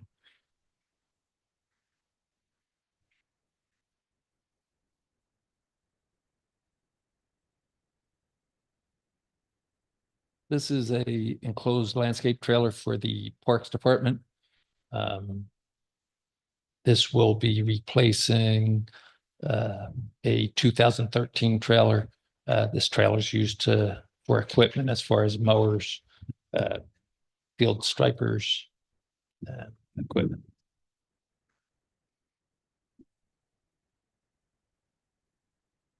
Question? So you can't use any open space money. Or this- This item is used for all of the towns, so parks, and not all the parks are part of the open space, so at the present time, no. Do we pretty much wind up using most of that open space money that we have available for maintenance? We do. We So do. if We're pretty not- close to our percentage. So- And that's a conversation for another time. Mm. I know some of the concerns for council is where we at as far as that goes. As far as funding, we're in pretty good shape. But at some point, we may want to allocate more of the percentage of the revenue that comes in yearly to maintenance and improvements. I think we're only allowed to use 35% of it, and the rest has to be used for purchase. But as you know, as we getting close to being built out, that's something we might have to address in the future. Maybe and that would have to be done by a referendum vote, Yes. where you ask for whatever it is, Yeah. A lot of towns have it 100% either way. The council makes that decision as they go from year to year. So that's something we can have a discussion in the future, but Mm. we're not there yet. Analysis, yeah. Yeah. That's it. I know the county a couple years ago, maybe about a year ago, changed and put Yep. more of the money into maintenance. Yeah, stuff, and that's which- where everybody seems to be going, because that's, you purchase all this stuff and then now there's a maintenance cost. You develop Uh, parks. Yep. and Add parks and all Yep. of this and So we're heading down that path at some point also. But it does give us less money to buy land when it's available, so. yeah. Yes, to a certain Mm. point, but then again, our balance is running pretty well. Mm. Right now, we're probably at $4 million because we just got several Green Acres funding put into that fund in the last year. Yeah. Granted, they're 10, 12 years behind. All right, and they still owe us a lot of money, but we're starting to build up a little bit of reserve, so. Right. Yeah. So you could do a whole analysis of the whole Mhm. open space tax Yeah, and that's something for another discussion. next year. Okay. Sounds good. Yeah, okay, thanks. Page 118. This is for the Public Works Building for general improvements. Request 25,000 for the improvements there for Public Works. Yeah, This this is is- just part of our program where we set money aside, so we're not hit with a big bill that we have to rush to council to fix, if an air conditioning unit goes or something of that nature. So what do we have in that now? Off the top of your head? No, I don't. That one, I'm not sure. If we ask for 25, then we feel we probably have a good balance. So generally we try to keep 100,000 roughly up there. So, like I said, it's a snapshot, so that's a moving picture. Mm. But 25,000 seems to be an okay at the moment. Okay. Okay. Mhm. And There's then, another one on 119, which is not till next year. yeah, that's Um, more of a placeholder as far as, just to let that part of our program that at some point we're gonna have to expand the public works facility. So we just kind of like want to make sure it's part of our 6-year plan. And at some point, we might have to hire an architect and do Right, something. so that's But we're why- kind of limited with that site, so that's a whole nother issue because of DEP restraints. So if we do anything, it's probably gonna have to go up, which is a little more expensive than going out. So that's something for the future. It's just more of a placeholder. That's another one where we would like to actually start in a certain year. We might want to think about, do we want to do the design work the year Yeah. before or something like that? Yeah, we've actually started doing a little bit of design work. And that's when, I think the concept is that I think the only way we can expand there is to go up. And we've got some rough cost estimates. And they're pretty substantial. building Okay. up versus, out, really changes your cost perspective. Wetlands there, right? Yeah. So that's- The wetlands, it's a problem. Oh, yeah. We're it's- we the can't park's right probably, there. we can't make the building footprint any bigger, so that's, Yeah, you know. okay. I mean, But you if can't do. We pick another location for a satellite, that's something in the future. Yeah, and you can't do it too far in advance because all the rules change and the money changes. and There you everything, go. All right. And the next one is the 121. That's part of our sanitary sewer improvement program. It's requesting for 250,000 a year. And right now we have about 900,000. We try to keep it close to a mil. As you know, in case we do have an emergency break, this is for emergency repairs and things of that nature. Well, when, what was it, 3-4 years ago, we came close to a mill Yeah, we did. on that main line. And we were able to fund it without having to come Yeah. to you for an emergency. And we've been able to build that back up a little bit. So It's good. So hopefully that won't happen again, but Yeah. we're ready for. we're doing a lot of improvements to the sewer, as you know, through Yeah. the Mm. town. The next one would be 122. And this is for the storm sewer improvements throughout the town. We request 20,000 a year. Once again, it's a placeholder also. Yeah, I think we have around 80 and change. And this is just to replace the grates and things of that nature that are required to keep the system functioning properly. When they're doing the MS4, they're doing all the outflows and inflows, and somebody's actually going and they're looking at it, which engineering is doing. Are they coming up with, oh, by the way, while we're there, this doesn't look good and that doesn't look good because, Yeah, so naturally on their inspections, if they find anything that needs repair or replacement, we'll handle that. so are we going to be okay with covering what we find with this? Yes. I know there's another bigger number in there, which I think is engineering. There is an engineering and put in a substantial amount, close Yeah. to, I think, 2 million plus Mhm. for sewer improvements, which is a separate. Well, that's the improvement project, and then there's also a general improvement. Correct. Yeah. That they also accumulate funds for that Mm. same type of thing. Okay. Any other And- questions for Public Works? Questions? Anybody have any other questions or general questions for Public Works? Just a quick question. There was something on the sewer department page. It said maintained 8 township pump stations and 1 privately owned pump station successfully with grease removal and pump maintenance repair. So it's privately owned. Where is that? The privately owned pump station is in Village Grant. They own the system. We are the operator for the system.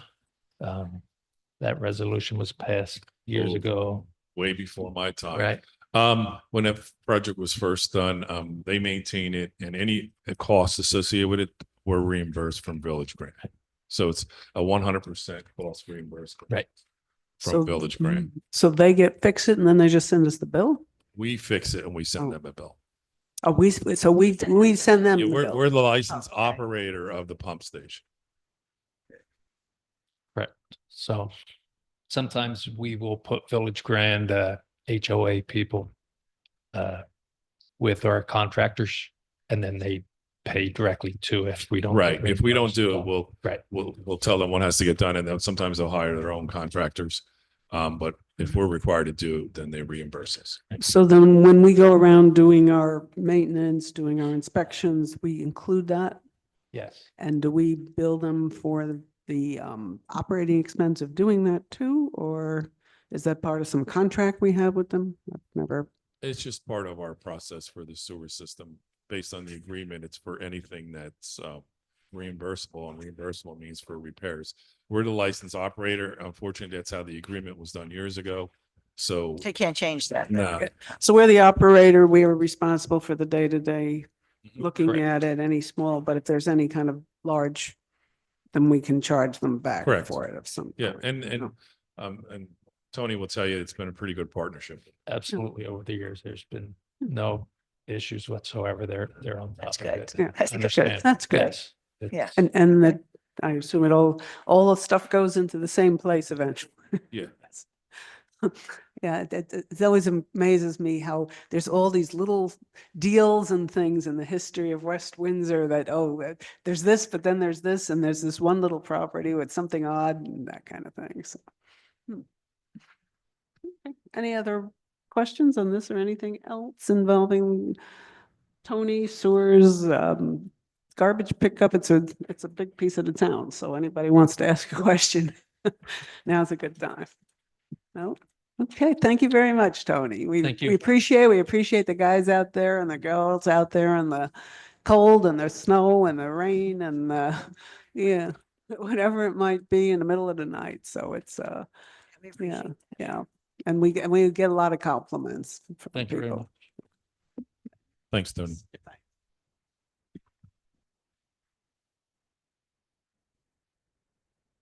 Okay, it looks like we're moving to the clerk's office. So at this point, I'd say after the clerk's office, since engineering and land use is really big, we'll probably do our break, which will be like a half-hour lunch break after this.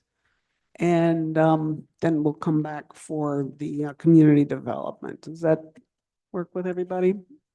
Okay. Yeah. Thanks.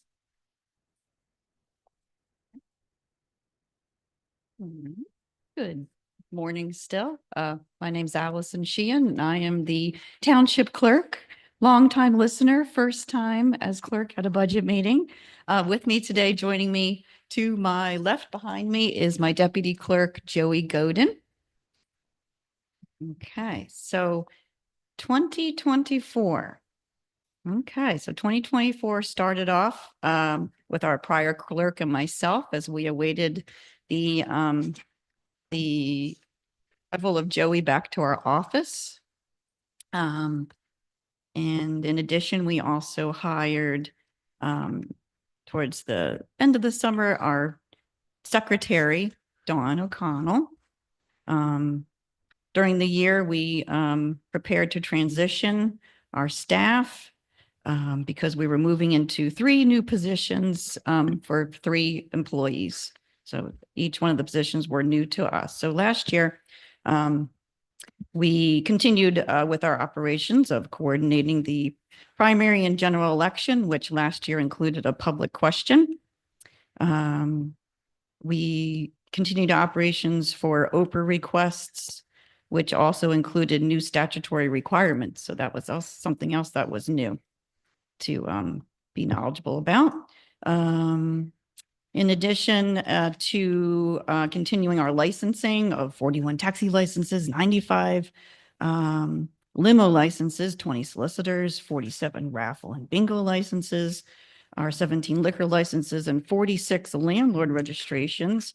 We did over 1,027 OPR requests, and we also destroyed approximately 8,775 pounds of documents to adhere to our record retention schedule to keep up to date. We also worked alongside administration and council to prepare for council meetings, which included 32 council packets and 4 Board of Health meetings, and the 3 budget meetings, of course, from last year. And we did have some new additions of 2 notary licenses in the clerk's office. Joey got her notary license, and so did Dawn. So we now have 3 notaries in the clerk's office. And let's see. So so for this year, we're going to continue to work alongside the Board of Elections and the county on preparing for elections for this year, which will include 2 council member seats and mayor. We have Dawn, our secretary, is looking forward to starting the first class of the municipal clerks classes. So she's going to be starting her first class this year. We're going to continue with alongside our licensing and open requests, of course, for this year. preparing for elections, preparing the agendas for council and board of health. Continuing to work with all departments on our storage, destruction, and just storage and destruction requests. Let's see, and we're going to continue to acquire, Joey and I are required to acquire CEUs for our RMC licenses. We'll continue to do that. And we're also looking forward to, looking to streamline processes in the clerk's office, and to, reduce some paper usage and waste. So we have. Okay. Any You know, how many, like, do we have a count on Oprah? Yes, yes. Oh, how many Oprahs we did last year? Last year we did 1,027 Oprahs. Yes. Mhm. Is that way up? Which it's not way up. It just slowly increases over the years. A lot of them are standard It's Oprah very requests. consuming, those It's requests. time consuming, but still manageable for the clerk's office. And yeah, we stay up and responsive to all the requests. And it's not just the clerk's office. You have to go out and to ask engineering and everybody else too. Clerk's office is responsible for coordinating with all the departments. So we coordinate all getting Oprahs out to all the departments and then coordinating responses back to the requester. They're all funneled through the clerk's office. The clerk is responsible for those Oprah requests. Including the police ones, right? Including the police ones. For West Windsor Township, yes, the clerk is responsible for the police ones also. We have an excellent staff, excellent communication between all our departments. So no complaints. We like to do everything. We don't use any automated systems. We handle all the Oprah requests ourselves through personal emails. So everyone's gets a personal response from us. I know it's a lot of Yeah. tedious work. It is. track Joey of and I so are many both different things trained that to you do do. that. Yeah. So we back each other up. It's we're all we're both cross-trained in Oprahs. And every time they pass one of these laws, like they have to start redacting for, police names or Oh, addresses, then that's another whole Yeah, operation. The Oh, redacting yes. of police, even the videos, Oh, yes. that's a whole different level, right? Yes, our police are also trained in that. We also keep up to date on all the webinars that are available, all the laws that have changed, and in coordination, of course, with our township attorney. Yeah, Okay. Right. yeah. Have we looked into, I know a couple of years ago, the school district had contacted us about possibly trying to get the special needs students some sort of job training, help, like it could be simple as shredding of paper and all of that stuff. I know at that time we were under construction, so we didn't Mhm. continue to work with, like, we couldn't work with them, but Mm. is that a possibility now that we could, because I know that there's an interest in the district. The I- teacher has reached out to us Okay. a few times. Yeah, now that we're all settled in our Now new the spaces. Yeah, the Yes. construction is not there, so it's not unsafe for anybody to Mm, come in. I'm not sure how appropriate that would be for the clerk's office. We do handle a lot of confidential information, a lot of personal phone numbers, social security numbers and things of that sort. So as far as our documents go, I'm not sure if that would be an appropriate department, but that might be something to look forward to for maybe another department or maybe administration could be funneled. to Yeah, something, administration. I think, Yeah. when Gay Huber, I Mhm. think, was in contact with one of the teachers. Mhm. Who had reached out to us, so something to think about and see Okay. how we can help them with that. Okay. If that's a possibility. I think it's something that we can look information, into, absolutely. Yeah. Maybe Make a note. DPW. Oh. I mean, that's, Mhm. All right, and I think our budget, we don't have any capital requests. You do Yeah, have, just the you do have one. One. We'll start with the regular budget on page 1. Mhm. The clerk's budget is flat.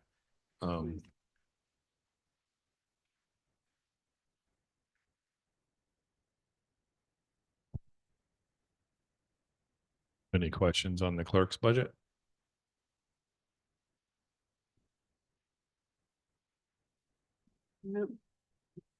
Elections seems to be. Yes, that's also flat. Our billings came in slightly higher, so we're anticipating a little bit higher, but we should be fine with that as far as our costs for the elections. That's something that the county bills us, and we're required to reimburse them for. What is the nature of the consulting fees? Is that legal or? The consulting fee is what we reimburse the county for the elections. For election. So the line item.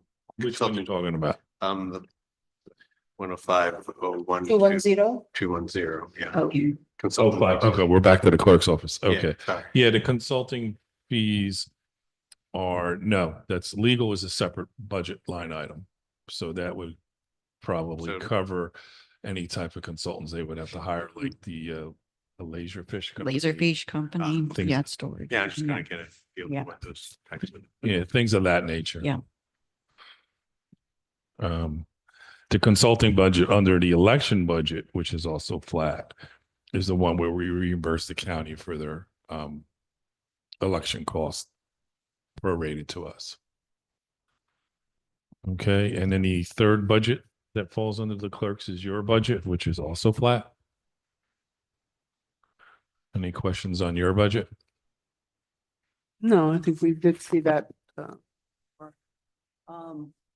And thank you, Allison, for your help. And we're trying to get early voting location in West Windsor. And I know Allison's been very active talking to other towns, talking to people at the Board of Elections, and also finding places that we could do it. So hopefully we'll keep pushing on that, but hopefully that'll happen. Yeah, I Yeah. appreciate the effort. Yeah. because people Thanks. wanna Hopefully vote we'll hear here. back soon. Early voting, we want to be able Yeah. to vote here.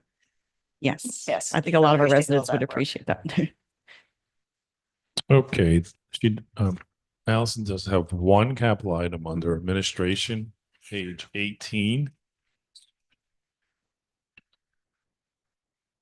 And this is something that we set aside every other year. For 15 grand, it's mostly for the laserfish system, replacing scanners. And the biggest thing is to increase the memory. Yes. You know, as we go more and more less paper, it requires more and more memory. So this is a part of the plan. Yeah, we find Laserfish is crucial to our everyday operations.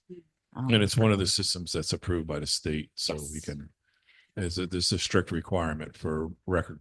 For transfer, yes, as long as it's an approved system by the doors. So we have, as long as we have our records in the Laserfish system scanned, then we can destroy paper copies. Okay, and this is just part of the replacement for the scanner itself, the capital. And it increased memory when needed. Yeah, and those have been really, really useful, and you can find stuff a heck of a lot easier It, and faster. it with makes this. Oprah responses very easy for Yeah, all makes- yeah. departments. Yeah. Right. Yes. Mhm. Okay, is there any other questions for Allison? No, thank you. Okay, we'll, it's 11:42. Why don't we plan on 12:10? You want a couple extra minutes? All right, 12:15. Why don't we plan? Can I have a motion to have a recess until 12:15? So moved. Second. All in favor? Aye. Aye, okay, we are recessed. We will return at 12:15.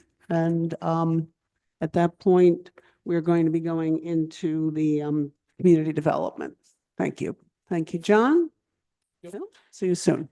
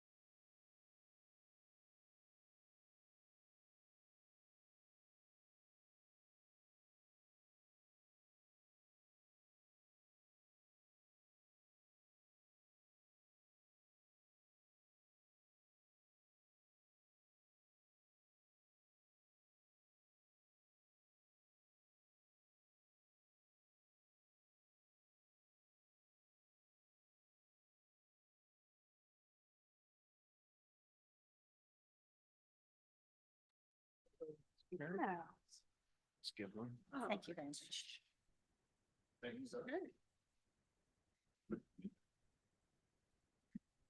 Sam.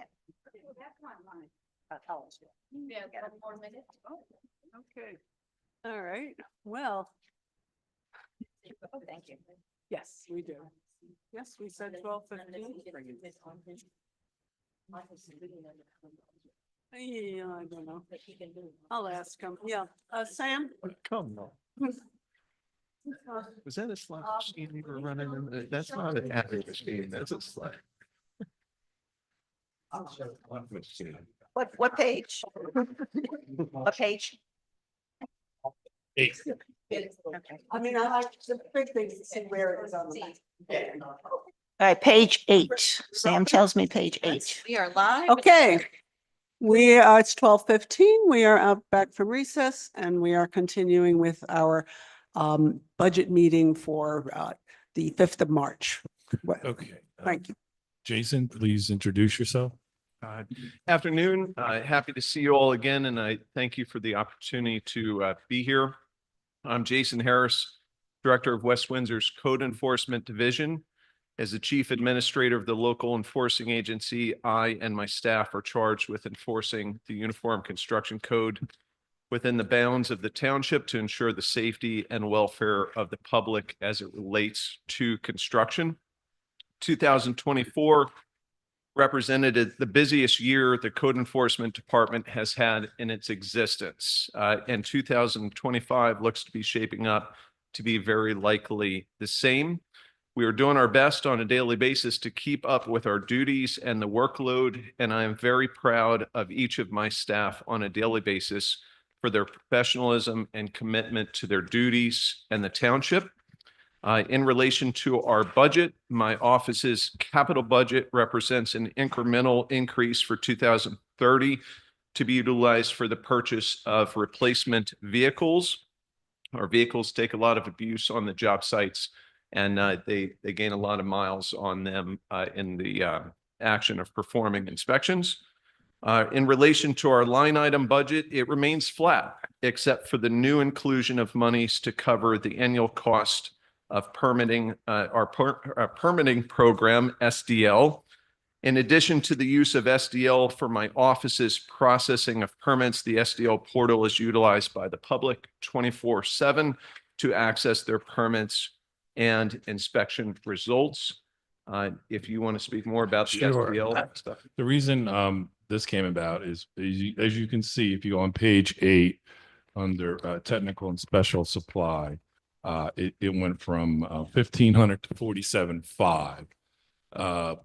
We used to charge that to the computer line item, okay, for the SDL software requirements. So it was built into our IT budget.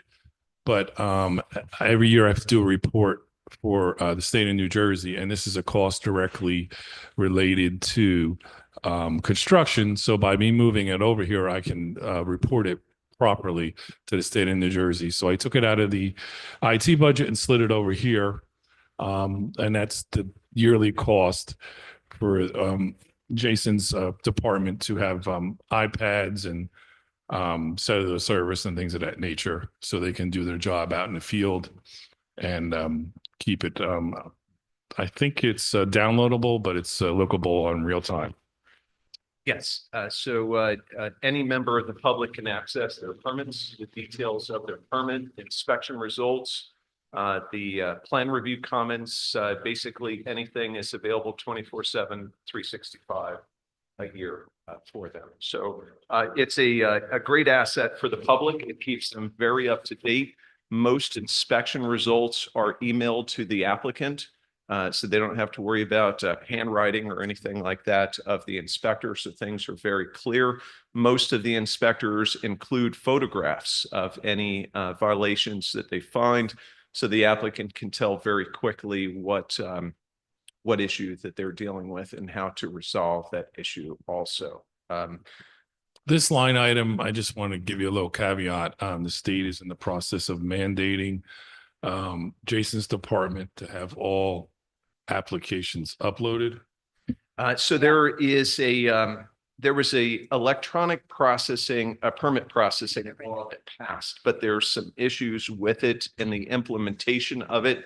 The DCA, which is the Department of Community Affairs, is having issues with the Department of Consumer Affairs, and that the Department of Consumer Affairs will not let professionals such as electricians and plumbers sign and seal electronically their documentation.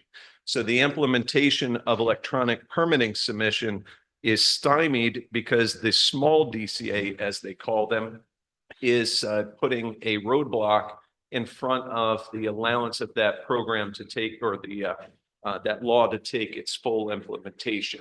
It's very frustrating on our end. We would very, very much like to have electronic submissions of designs. If you've ever been down to our department before, there's a Sherwood Forest of rolls of plans, several hundred pages of designs that are in paper form. And all of that would be enabled to be submitted electronically. It would help with our document retention. It would help with plan review comments, everything. So we're very much in favor of electronic permitting, submission of permits, but the state agencies just can't seem to get into agreement. So we're stymied at this time. So we don't anticipate any additional costs this year, but if they do get their act together, probably next year, that might also increase online submissions. To, A little bit. Yes, the software to allow us to do that without an additional cost. So that's not in here yet. That is not. in So there. every municipality can't do it then, right? Or start Every doing it. municipality in the state, there were some pilot programs in the state, but the across the board, a full implementation of the law is not in effect currently. So the DCAs, when you call the DCAs independently, argue with each other, and they there was a children's book called Two Zacks where they were walking in the same direction. They couldn't get out of each other's way. It reminds me of that. They just can't seem to get out of each other's way for the betterment of the public. And I have zero control over it ultimately. But the moment that it is effective and we would be able to receive a full permit application, including protection forms by those professionals, the designs, and the permit application, we will be happy to engage with a software company to allow us to process those permits. But at this time, we're just unable to accept a full construction permit because of the issues with those state departments. Does that sound like a letter or a resolution or something we need to Yeah, pass well, on to our state legislators? There's Yeah. a lot of hollering back and forth about it, so you can have your voice do that. But at this time, I know that there's a lot of pressure and they just seem like they're not moving out of the way. It would seem that the building trades and the whole, all the developers would want this to happen, and they have a lot of power, so I'm trying to. I think it's just government is slow moving and it will happen, but it's just not ready yet. So I'm expecting within a year or so that it may happen, but we've also been waiting for the last. So how long do you think it would take us once this thing gets passed to get into it? Well, whatever time it would take to generate a contract with the software, enable us to purchase software and then to train the staff. I would say training wise, it will take several weeks at the minimum. But bring the staff up to speed on the permits on that application. I will say that I guess about a month and a half ago, we had spoke with SDL regarding this, and their program is not up and ready. So because of these issues, we couldn't even engage with them to buy the program to test it. It's just not available at this time. So, because the software companies are waiting for guidance from DCA because they haven't cleared their own internal hurdles. They don't, yeah. So once they do that, then they'll have to clear direction and then Okay. forward. So is the intent to expand our SDL as opposed to reinventing the wheel and going out to other companies at this point? that's very accurate. At this time, we haven't looked at other software programs because they're just not functional as of to date, as of today that I'm aware of.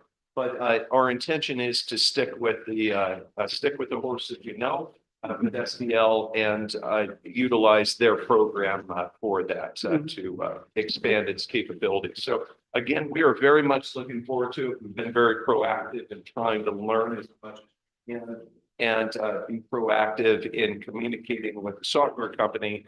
But they came out, did a presentation and told us it's just not ready to go. So you can't even do it if you wanted to. So it will happen. I can't project if it's a year or 2 years from now, Okay. but we'll fully welcome it when the time I comes. mean, I love the whole SDL system, the idea you can look Yes. everything up. If this goes up there, and I know that's going to be a legal issue, that's another thing. Does that mean everybody's drawings and everything will be available to everybody else? It's like, So there are restrictions in my ability to release designs. There's a little bit of disagreement in some ways, not with me, but just with interpretation of that regulation. But the idea is that your neighbor should not be able to access your designs for your home. because It's a then they could safety just, concern. they can just take it and put it on. Yes, Yeah, so it well, is a it's a safety copyright concern. issue. So at this time, I work with the clerk's office to ensure that plans are not released to the public. But there's the other process besides Oprah. What is that? Oh, it's common law. Common law, where the applicant could petition and argue a case for receipt of those designs. I don't think we've had a scenario where we've actually released them or not. But we leave it up to the attorney Lead up to the attorneys, yeah. to make the final. So right now, there are things we don't put on there because of this even now. Yes, so Yeah. Laserfiche, to my knowledge, is not open to the general public, so. No, it's not. As designs, but for Oprah's, we do not currently release designs that I'm aware of. So if this gets done, then essentially there will be allowed submittals on SDL portal. They'll be allowed to sign via some safe signing, just like you do with the different DocuSign and stuff, yes. DocuSigns and stuff, which will be a big help because one of the complaints we get is, oh, we put everything together and they didn't put the right seal and then they sent it back to us and it's, well, why didn't you I put the hear right those seal also. to start with? But so little things like that become this whole thing. And then in this case, there'll be a way of that everybody recognizes to sign it online. And will this be something, if the law goes as it is, that will be optional so that somebody who maybe is doing their own little thing at home could still do Yes, so if you want to use a paper application, it's more than welcome. The electronic is an option. It will be an option at this time. And if I look at the way a lot of other things go, eventually that option does go away. Yes, it's a slow creep and that it Yeah. unfortunately, I do believe that it may at some point, hopefully not in my tenure, but there are applicants that are very archaic in their functioning. So we have applicants that only want to use paper, don't even have cell phone, smartphones. So I think the state recognizes that, and there's a lot of municipalities in the state that are still just completely paper. And have very minimal computer programs. So they have to take that into consideration, but it is an option for an applicant to utilize the If electronics. this happens, it sounds like it will be a much speedier process. So you'll be automatically, I mean, if something's not right, it's not right, but that we won't have the whole thing where somebody has to get here by 5 o'clock and they have to have all the Yes, have 3 copies and anybody who's in this system, it'll automatically go into your office and then you could put it into the queue at that point. That will certainly facilitate their application process. So yes, not shipping or mailing documents to us or dropping them off. And I would welcome that. So I would welcome the ability of the staff to just process things electronically. It's very labor intensive, handling the paper, moving through the office. And like I said, some of those designs are 8 or 10 inches in diameter, and they're giant logs that we have to haul around. So I would welcome the electronic permit. So at this point, there is no electronic either review or permit application. At this time, we are not able to because we do not have access to a program. The state's program, in effect, in addition to this, the state's program that they were developing hasn't got off the ground. So even the state, by the electronic permitting electronic permitting law, was required to develop a software program to provide to local enforcing agencies, and that thing's stalled. They can't get it up and running. There's issues with it. So it'll work itself out. It'll work itself out, but that's the most that I know at this time regarding it. And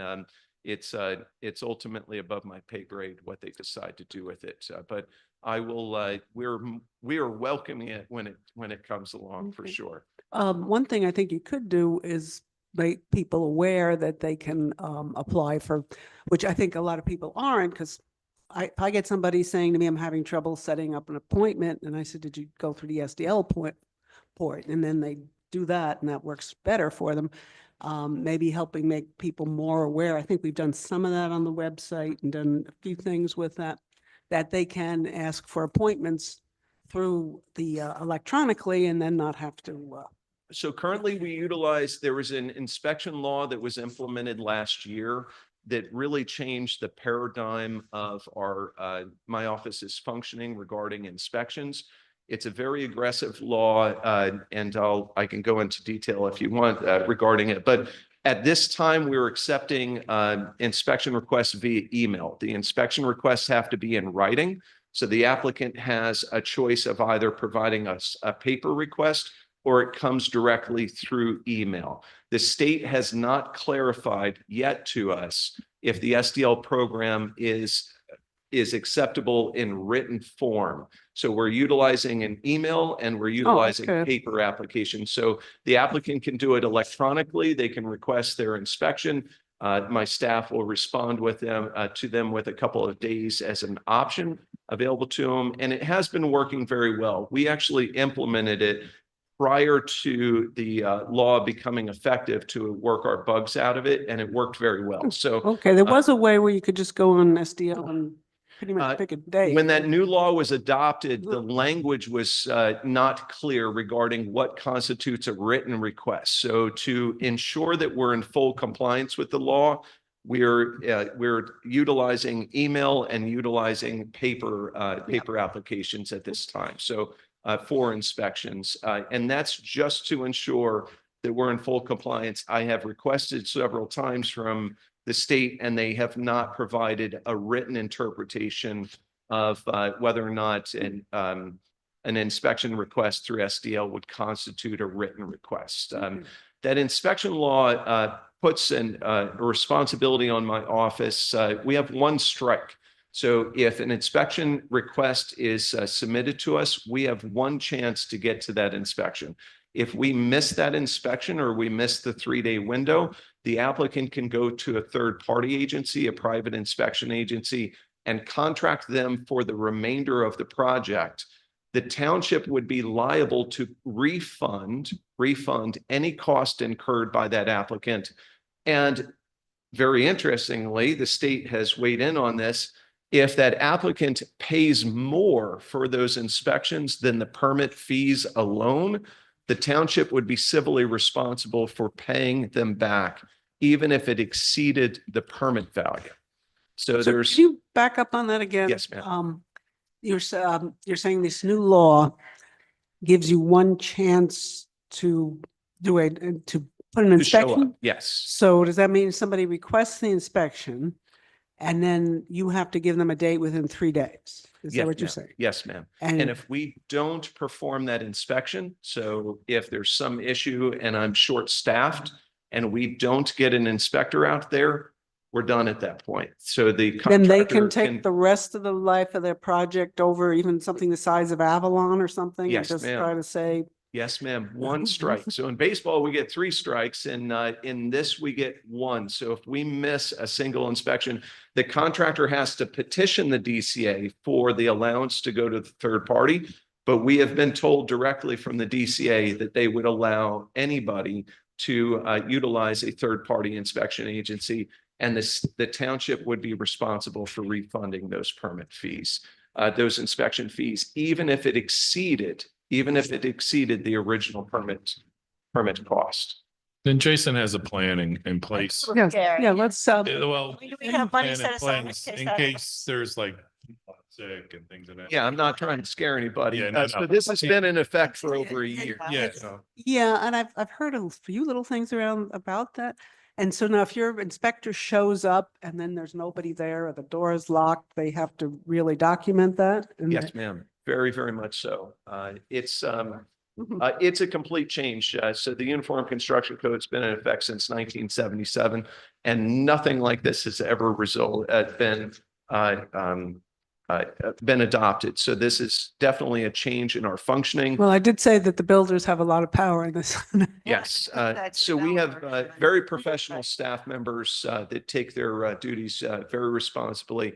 And we've hired some per diem staff members. So if somebody's out sick or we have multiple staff members out sick, I can go out, the subcode officials can go out. We have per diem staff that we can call in. So we've implemented as many safety measures as we can And to we also, ensure that we you don't also fall have victim. agreement, you also have some informal agreements with other towns to do some cross. So with inspectors from Correct. other towns, we don't have any formal agreements with other townships because we're very large.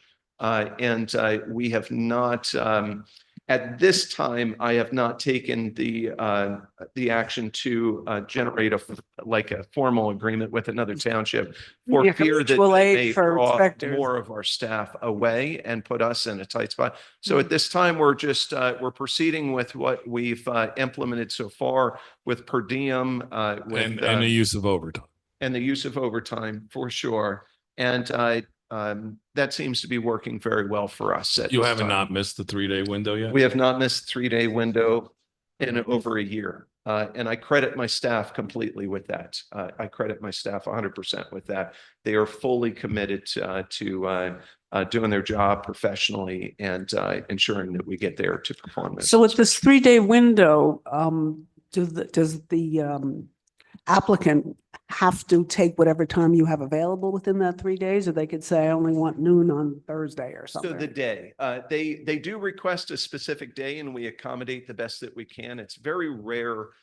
It's a very rare occurrence, I would argue, that if an applicant requests a specific day, and they may request 5 days away. So it's not the case that they have to request within the 3 days. It's the option available to them to request a day. And we very likely will accommodate that. So if they say next Tuesday and it happens to be 2 days later, currently to my understanding, we're mainly 1 day.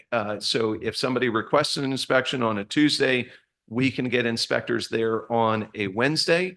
The only thing is with our fire inspector, he is a part-time staff member. So it takes a little bit more juggling with the fire inspections. And plumbing and mechanical are just so overwhelmed with the inspections that they perform.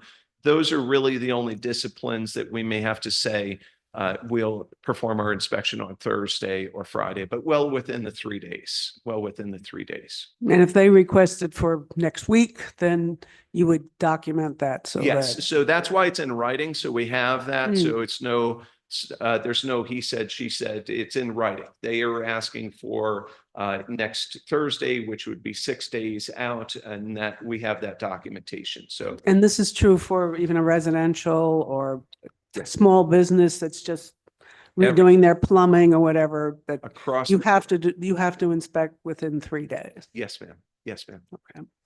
So you've addressed your ability to be successful by using per diem and overtime.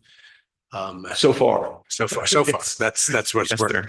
Have you, consideration of increasing the staff size? Well, that's a discussion So for later. for- And over the last couple of years, we have increased the staff. So we can have that discussion close, but it's difficult to find personnel at the moment, but so this seems to be working the best. That's an understatement. Yeah. Yeah, I mean, It's an we understatement for have sure. multiple positions open in that department Already. year round. It takes us Go, anywhere from 6 months to a year and a half to fill a position. it's.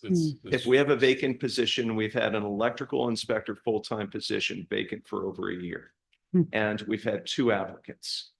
So we've been had 2 very applicants. fortunate to have Why do you half a think- dozen per diems. What's the underlying issue there? Just There's a vacuum in this industry of qualified individuals. I teach for a community college, and out of the community colleges where building inspectors, the building inspector courses, there may be 20 or 30 that come into the industry every year. Most of them are scooped up by engineering firms. So there's when that building collapsed in Florida, that tragic condo building collapsed in Florida. There was multiple laws that were implemented because of that. And also insurance companies got very cold feet. That was $1 billion and a very high loss of life. So engineering firms are performing ongoing inspections of existing condo buildings throughout the state.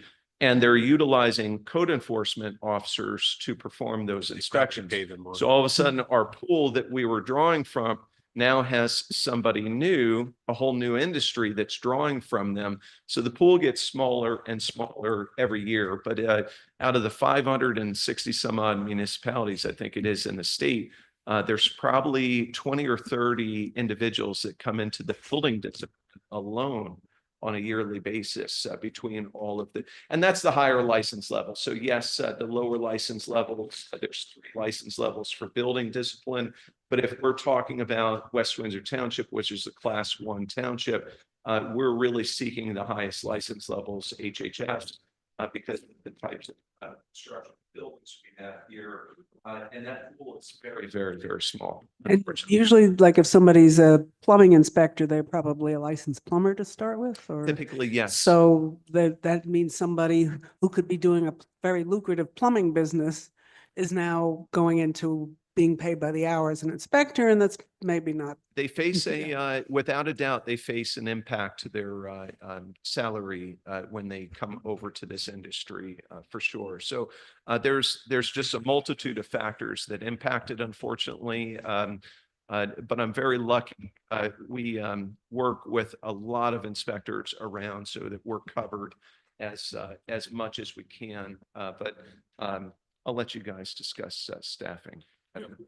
So Okay. next Well, page would be. That was under- very informative. Thanks Thank for you. giving us all It's that my pleasure. detail. Thank Anyone you. have any questions on this before we move on? One item, real quick. Go to your community development tab in the Capitol, page 19. And he had mentioned this earlier, but this is his request for a vehicle, which replaces his fleet on a year-to-year basis. That Yeah. one vehicle, or, I mean, that's. Yes, but it could be 2. This year, it took us for the last 2 years, we couldn't get vehicles. Hmm. So we were buying Broncos at one point and they were running in the low 30s. So we had money set aside over for 2.5 years for vehicles. And then for some reason, a lot of Ford Escapes became available. Ford Escapes became. And we were able to buy 3 of them at the cost of what 2 Broncos would have been. So we bought 3. You Right. guys have since approved, did they already approve it yet, right? Yes, Yes. so that has moved forward. So we're expecting 3 vehicles, but that's over. So a Jason, 2-year yeah, it was period of over a time. 2-year budget cycle. So, we'll see where it goes. We may be able to get 2, if we combine 2 years worth of funding, sometimes we can get a 3rd vehicle. It all depends on the pricing and what's available at the time. I do notice that looks like it's going up 10 to 12% per Yeah, year. and Is that's that- just the placeholder, this is a management Okay. tool, with the cost of things. So, next year, those figures will change, going forward. We had also faced at one time where we didn't have enough capital to Correct. purchase a required vehicle. So this was a preemptive move in expectation that prices could increase, like COVID increased vehicle prices substantially. And we couldn't even, with the capital line item, we couldn't even afford a vehicle to replace. So that's why we had to go to the 2nd year, and then we were fortunate that the pricing for some reason on the escorts had dropped, Yes, and we were able to get an extra vehicle. So we put in here a number and then you Worked go it to the contract, usually the state out. Yeah, contract. we and shop it around. That's what we actually pay. Yeah. So, and then would that money go into some sort of a status for next year or? 'cause Yeah, right now yeah, there's it nothing, can only yeah. be used for that item. Mhm. So we Yeah. keep it, in the capital fund and moving forward, and the only way we can get rid of it is to cancel it by resolution. Consideration also regarding this is if we do hire additional staff members beyond what our number is, we need vehicles for them. So that's to project, may need to buy 2 vehicles in a year also and combine any excess that was left over. And like Public Works, Jason won't get rid of that vehicle if it's still running. He keeps it as a Yeah, spare. you have the extra pickup trucks, they could Yes. So, use that. okay.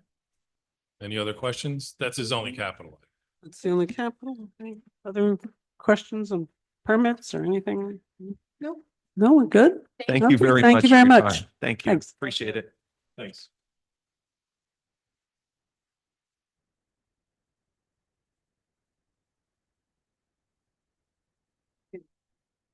We're switching back to land use now. Sam, you know the drill. When you're ready, just give your name and who you are and What page? Okay, his current fund budget starts on page 7. Good afternoon, council members. My name is Sam Surtees. I'm the Township Land Use Manager and Zoning Officer. My responsibilities are basically 3 line items, one being Planning Board, one Zoning Board, and one the Land Use Division itself. Just a little background of what my division is responsible for. We provide the staff support, either in-house staff or consultant staff, to do any reviews of development applications or variance applications in front of the planning and zoning boards. We're also responsible for master plan revisions, updating the master plan, updating the various elements of the master plan. And as you're well aware, many of you have sat as a council member on the planning board, that the master plan is the vision for the community. There are several elements that make up the master plan. One of them that we're working on this year, it's required every 10 years, is the housing element fair share plan. And basically what that does, it sets up our affordable housing obligation for the next 10 years from the 2025 to 2035 period. It is also the only element of the master plan that the Township Council also has to adopt.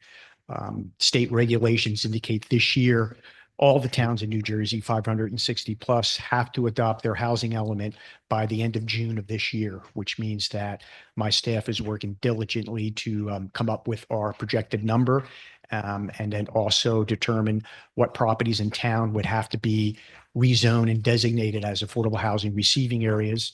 That would all have to be incorporated into the housing element fair share plan. Planning board adopts it, and then immediately after that, the Township Council would adopt it. And then we have a certain amount of time. We have to get that down to DCA so we can be protected from any builder lawsuits that may come into play with that. But in a nutshell, pretty much that's what my office is responsible for. Also, open space preservation. As you know, we've had a pretty active open space program since 1995. We've preserved over 2,500 acres in town. That in addition to the county parks and state parks, over half of West Windsor, over 8,000 acres is preserved in the community right now currently. And we do have, I believe it's a 2-cent open space tax, John? Yes. On that. There are other properties that we're targeting for preservation, either through green acre funding and county open space funding through parks and so forth. And then there's a secondary funding source through the SADC, which is the State Agricultural Development Committee, and that's to preserve active farms in the community. As the State Ag Board likes to say, their money isn't used to preserve the open space, it's used to preserve farms. So the farms have to be working farms. They just can't, they have to produce either a certain amount of crops on the property. They have to either produce livestock. It just can't be, let's say, a horse farm where they're doing horse shows. It actually has to produce something. There's certain criteria that the state requires for that. And we are working with one property owner in the community along with the state to preserve their farm. And hopefully that'll come to fruition by the end of this year with that. Unless there's any questions, overview on basically what my department's involved with, I can go through the line item accounts on the budget if you have any questions. You mentioned farms, and on your land use page, it says adopt new housing element and farmland share plan. Is that, Is it under land use for Yeah, your land accomplishments? use sheet, The very last under one. 2025 goals. At the very last line. Farmland share Yeah, it plan. should What does be, that mean? it should be housing and fair share plan. Fair share plan. Okay, all right, I just want to make sure. I thought so, but my attention. Yeah. Well, Linda reads every word. Yes. Yes. Hopefully I was good on the periods and colons and semicolons. Well, I'll let you know. Yeah, you she'll know. With the three budget items, land use, planning board and zoning board, back in 2024, last year's budget for land use was $127,840. This year, I'm looking for a $16,000 increase in that to $143,840. Planning board, last year was $270,800, reducing it by $36,100 this year to $234,700. And the zoning board of adjustment last year was 10,700. I'm increasing it by 4,100 to 14,800. Overall, it's a $16,000 reduction from last year's budget for those three line items to this year with that. I can go into more detail specifically if you'd like, or I can jump over to capital requests. The on the planning board litigation, so it's down 21.26%. Are you anticipating any litigation regarding affordable housing and the number that we believe it should be versus what challengers believe it should be? We are, and Right. affordable housing litigation cannot be charged to the trust fund by state statute. So we have a separate line item for affordable housing, and we have budgeted the last 3 years, $200,000 a year for litigation and expert witnesses. So that would fall under that budget line item. Well, we spent So that's as of 116 this year, 200 and. correct. That's for planning board. If you recall, we had some litigation with the warehouses and things of that nature. So Just want to make sure we're budgeting enough is We are. the question We we're are. asking. Yep. I believe there's already. Besides the affordable housing, and as John mentioned, the existing litigation that we have regarding the warehouse project. There's also, the board's been sued over the quick check application out on McGetrick and 571. That's something I'll go over when we go through the development activities. So we're in current litigation with an adjacent property owner over that board approval. So it's not just affordable housing, it's defending the planning board's action over No, I- development. Yeah, I applications. think the question is that we dropped it by 54K for this year. So that means that you have some insight that there's going to be less demand for legal. Some of the lawsuits we had last year, we no longer have. So I indicated we didn't need to have that money in the budget. Okay.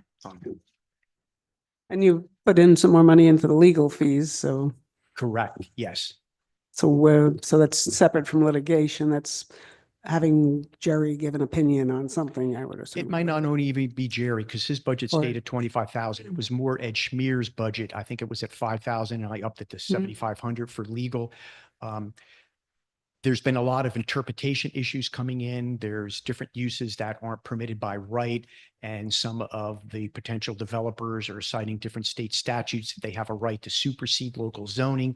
So I've been tapping into our zoning board attorney to do legal research on that and provide legal guidance, whether or not it could be, the application could be handled administratively through a zoning permit, or whether it would trigger a variance application from the zoning board. So we have several of those type of applications pending from last year that are carrying over into this year. I think the nervousness a little bit from what I'm feeling here is that I think we already know that there's a couple of lawsuits on this affordable housing already. The builders have just gone after everybody that tried to correct what the DCA didn't do right. And then there's the fair share housing, and then there's God knows who else. So is that going to be enough for us to protect ourselves this year? I did speak with Jerry Muller, our planning board attorney, and Ed Schmear, our zoning board attorney, and the $200,000 I had set aside for litigation we feel is adequate enough to get us through this year. plus we have the 200,000 for the affordable. I do have an email from Jerry estimating about 100,000. You will have a resolution. John, I can't. You will have a resolution at the next meeting to increase this contract by the 100,000. So we'll be all set for those lawsuits going forward. So but that's going to be coming out of this money, correct? No, that would come out of the affordable housing budget. You have this line item, plus you have another line item called affordable housing. which- Oh, okay, that's coming and out that's of that, another- but Correct. That's another 200,000 that we can use. so we can't use the trust fund, but it's coming out of that line. item. Correct. Yep. Correct. And we isolate it for the affordable housing. Have we received any legal challenge to our numbers for affordable housing? Have we been like noticed with the challenge? I haven't Or seen what it. the board, what the council certified back at the end of January? Yeah. Yes, we have. Yeah. Can you send council that information If so that we're, we can do that, if administration says it's fine, we can send that in. I mean, I would Yeah, think, it should be public, I would assume, so. It's litigation, so let's see where we're at with it. Mhm. And this is, something. it's confidential, whatever legal. I mean, I Yeah. think it's, Yeah. if it's already out there in the public, then, Uh, but I Objectors would like had, to know. I'm sure everybody would like to know. objectors had into the end of February to file, and we did receive things like the 27th and 28th. Yes, Yeah, we expect. Sure, they, The yeah. big date is July 1st to, The big thing is June 30th, the council and the planning board have to adopt the housing element fair share plan. That is a requirement. Right. and then the lawsuits will come after that, the real lawsuits. Well, there'll be more. It'll always be going on. That's Yeah. why I just want But to. all these are through the DCA. Correct, As long as we correct. follow the process. for There's like a protecting special them. master and there, this is not technically. Well, and anybody can kind of do what they want. So the Uh, real with the litigation will process, go- will yeah. come sometime after July 1st, correct? Yeah, yeah, I do. I believe that the state statutes indicate that once the plan is adopted, objectors have to August 31st to file their objection. So they'll have 2 months once the plan is adopted by the township and the planning board to file litigation over what our housing element affordable housing number is, and also whether or not the properties that the housing element recommends rezoning to meet that obligation. If their properties aren't chosen, then they can sue us over us not picking their properties for. Well, they've for their tried that, I application. believe, in the past, but Right, yeah. I always thought the township has the right that we Township get has the right to do. choose. We have to justify it. but- Correct. And Correct. supposedly that's harder, but it seems like everybody's going around what those rules are anyway, so. So for June 30th, where we would have to approve by that point, the master plan, Housing the element. housing first. element of the master plan. But that's not an ordinance, so then the actual zoning ordinance comes at a later date to make that happen. Well, the housing element fair share plan, as part of it, we have to have draft ordinances for each of the properties we're going to rezone to show that we thought it out and we know those properties can produce that amount of affordable units. So We then, have to have a draft ordinance. It's not an ordinance that has to be adopted at this time, but it has to be made part of the housing element. We have until March 1st, 2026 to actually adopt those ordinances to implement the recommendations in the housing element. so we have to vote saying that we have the intent to do those ordinances at And that we've point. done enough analysis on the staff level that we believe those properties can produce the numbers that we feel they can produce. And the actual ordinances, which will require an introduction and then a hearing, will come later to. Would all have to 'cause be when- adopted and implemented and enforceable by March 1st, 2026. So that'll be the next step after that. Mhm. So basically, we have to know what we're doing by the end of June. Correct. I'd like to get updates each month. I mean, we hand things in on this date, if there's a legal challenge, who it is, whatever, all the information, because everything is moving very fast, Mhm. because that's the law. We have to follow that. Otherwise, we get ourselves in trouble. Right? So if we can give us maybe a memo with the different dates, explain what's going on, how the lawsuits impact the dates. Sounds good. It's just helpful to keep track of. Yeah. Yeah. I mean, most of these are sort of been in the news already, so But how many people we in this need, no, I'm town- saying we need to Yeah. we need to officially be told them so that we're not all reading different Yeah, we have some sources. official docs. And the other thing would be some sort of a commentary on what that means. Does that mean that nobody can do X, Y, Z because this date is passed? Just something to lay it out a little better for us. So, because there's a lot of Right, interpretations. and the litigation, if the litigation isn't resolved in the numbers by June 30th, then do we move forward with what we believe are our numbers? Or Well, does that has to be? It's twofold. The certification that the council did at the end of January, objectors had the month of February to file an objection with the town. Several have done that. Now it goes to the program in quotes, which means DCA. So during the month of March, DCA will hear all of the objections for all 560 towns, how many objectors followed it, how they're going to do that in 31 days, I do not know, but that's what the state statute says. So we'll know by the end of March whether or not the program DCA agrees with our number or doesn't, or agrees with an objector's number.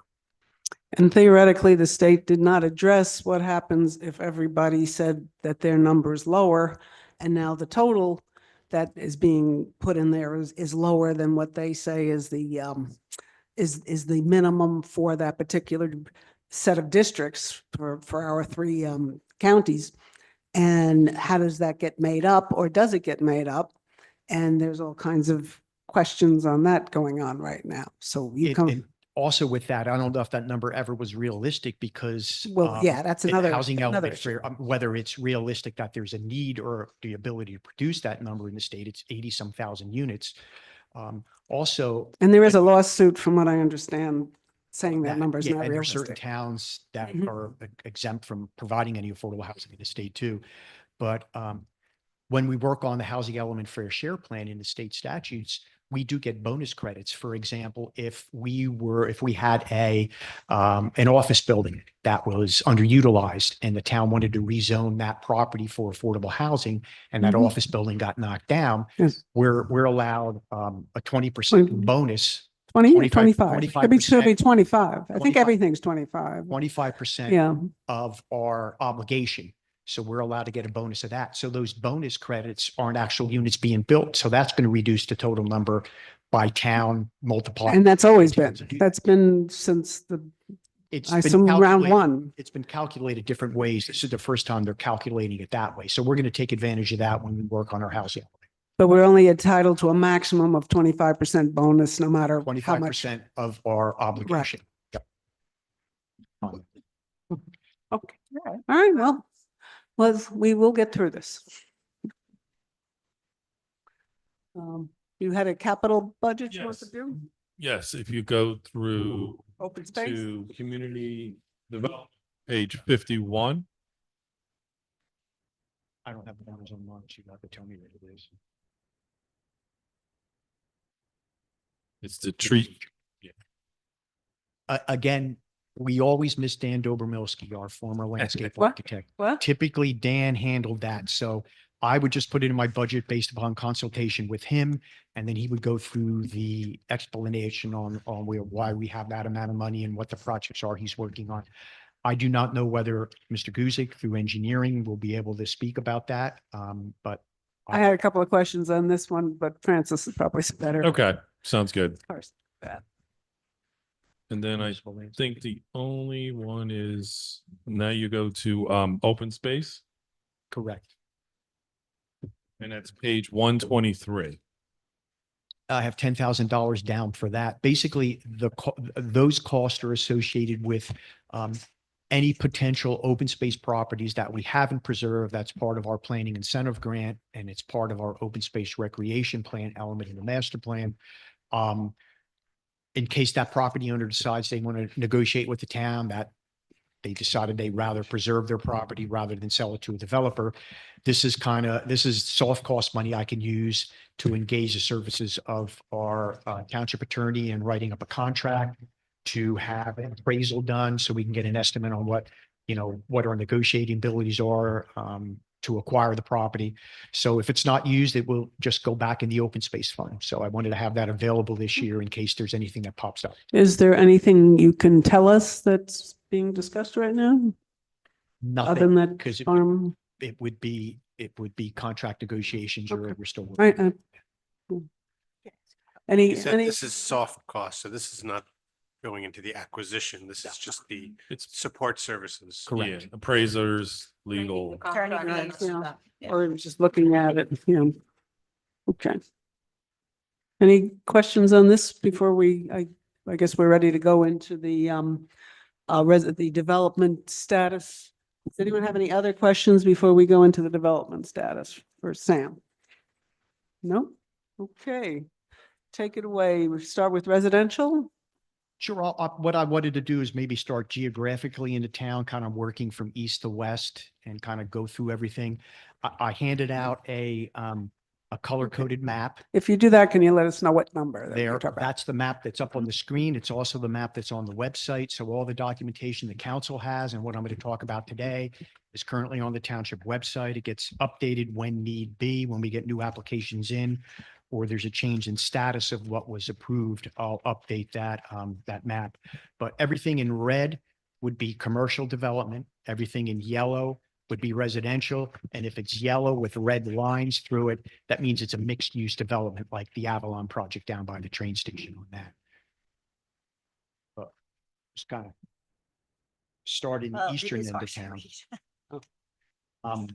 T is the JDN warehouse application. Like, tell us what number it is on these. It would be letter T on It's on the second group. the second set that talks about non-residential development status. And I think I've seen some walls going up.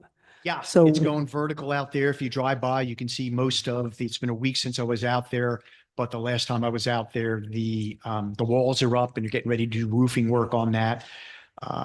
That project was part of a settlement agreement with the last round of affordable housing. The developer is expecting to have the project done and ready for occupancy by this fall, October, November. The township is in the process of upgrading its sewer facility in that area. I'm sure Mr. Guzik will go over that with you. That's necessary in order for the project to get their CO. So the developer would have to actually provide the sewer lines into the pump station to provide sewer to that area. Also part of the planning board approval and the county approval, since Route 571 is a county road, they're going to be putting in a traffic light at the entrance of their facility to facilitate vehicles making a left or eastbound turn on Route 571 to get down to the Route 133 Hightstown bypass to the turnpike. So that also is going to have to be in and done in turn lanes and restriping of the road before they get a CO on that project. So they're moving along pretty quickly now. There's no pending litigation on that. And I spoke with the developer a couple of weeks ago, and their timeline is October, November. They would be looking for a CO on that project. Okay. On that. Is it possible to put the addresses of the property in writing? Like you got I guess the developers or the attorneys' addresses, but A lot of these the map's projects. hard to read. Like I can barely read. A lot of the Yes. projects haven't started yet, so they're vacant land. They may not even have an address assigned to them. Typically, when we get questions in my office, that file number is what is important because everything on there, the whole file is electronically stored now. So we can very easily if someone says, could you tell me about the university and what they're doing for item number 2? We'll be able to send them a Dropbox links for PB 2408 and it'll have everything in it they need on something like that. Can you put those drop off links on there like now so they don't have to call? and they I can wouldn't just want to click do it on? because the files get updated a lot, different things come in. So I'd rather not put it up because then I'd have to be dropping it down and changing and uploading and putting it up there on that. Usually if somebody calls my office within minutes, we can email a Dropbox link over to them and they have it. I know like on the planning board, it'll have lot and block numbers as far as location, which tends not to change or something like that. Well, So, yeah, sometimes the block and lots do Mhm. change when an application comes in specifically for a subdivision or something. Yeah, for subdivision, but I'm saying it does give you an idea where something is. Most folks wouldn't know the block and lot and how. I have problems with them too. Yeah, you have to Yeah, go they're back. not- Fine. The other item there, since you're in that northeastern portion of the town, item Q is the existing Valero station across from the Caffrey's on 571 in Southfield. The technical review committee has been working with the developer who wants to remove that gas station and put in a Wawa, a full service Wawa convenience store and pumps. And they are not moving quickly on that. My crystal ball couldn't say when and if they're coming in with the next round. They did meet with the TRC. We've given them some comments in writing from the staff, and we're just waiting for them to submit revised plans for us to review. So there's no approval or anything on that. No. Mm-mm. No. Diagonally across from that Z, it's the properties right across from McCaffrey's. The council probably knows it as the buildings that are boarded up. Right on the point of that is Dr. Tuttle's dental office. So it's everything but the doctor's office is that Z. Planning board approved a development application for a full service quick check. And then also a preliminary site plan approval for a drive-through restaurant. The developer at the time of the planning board application did not have a name brand going in for the drive-through restaurant. So they only were seeking a preliminary site plan approval. Once they do have a user, they'd have to reapply to the planning board for final site plan approval. Actually, wasn't the original approval was going to be a sit-down restaurant and then it became a drive-through or something like that? It's kicked around for years, Andrea, but what was eventually approved for the preliminary was a drive-through with outdoor, they have outdoor seating out there for that, and they have indoor seating, but the drive-through was the key thing that they were looking for on that. That's the project I had mentioned earlier that the owner of Q, the Valero station, is suing the planning board over their approval for the quick check application. So we're in litigation over that. So is that going to be held up until that lawsuit's done, or how's Yep. the?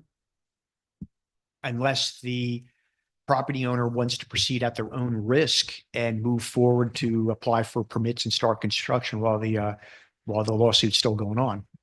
And they don't have any indication they want to do that. Item 8 is also one of our affordable housing receiving areas from our round 3.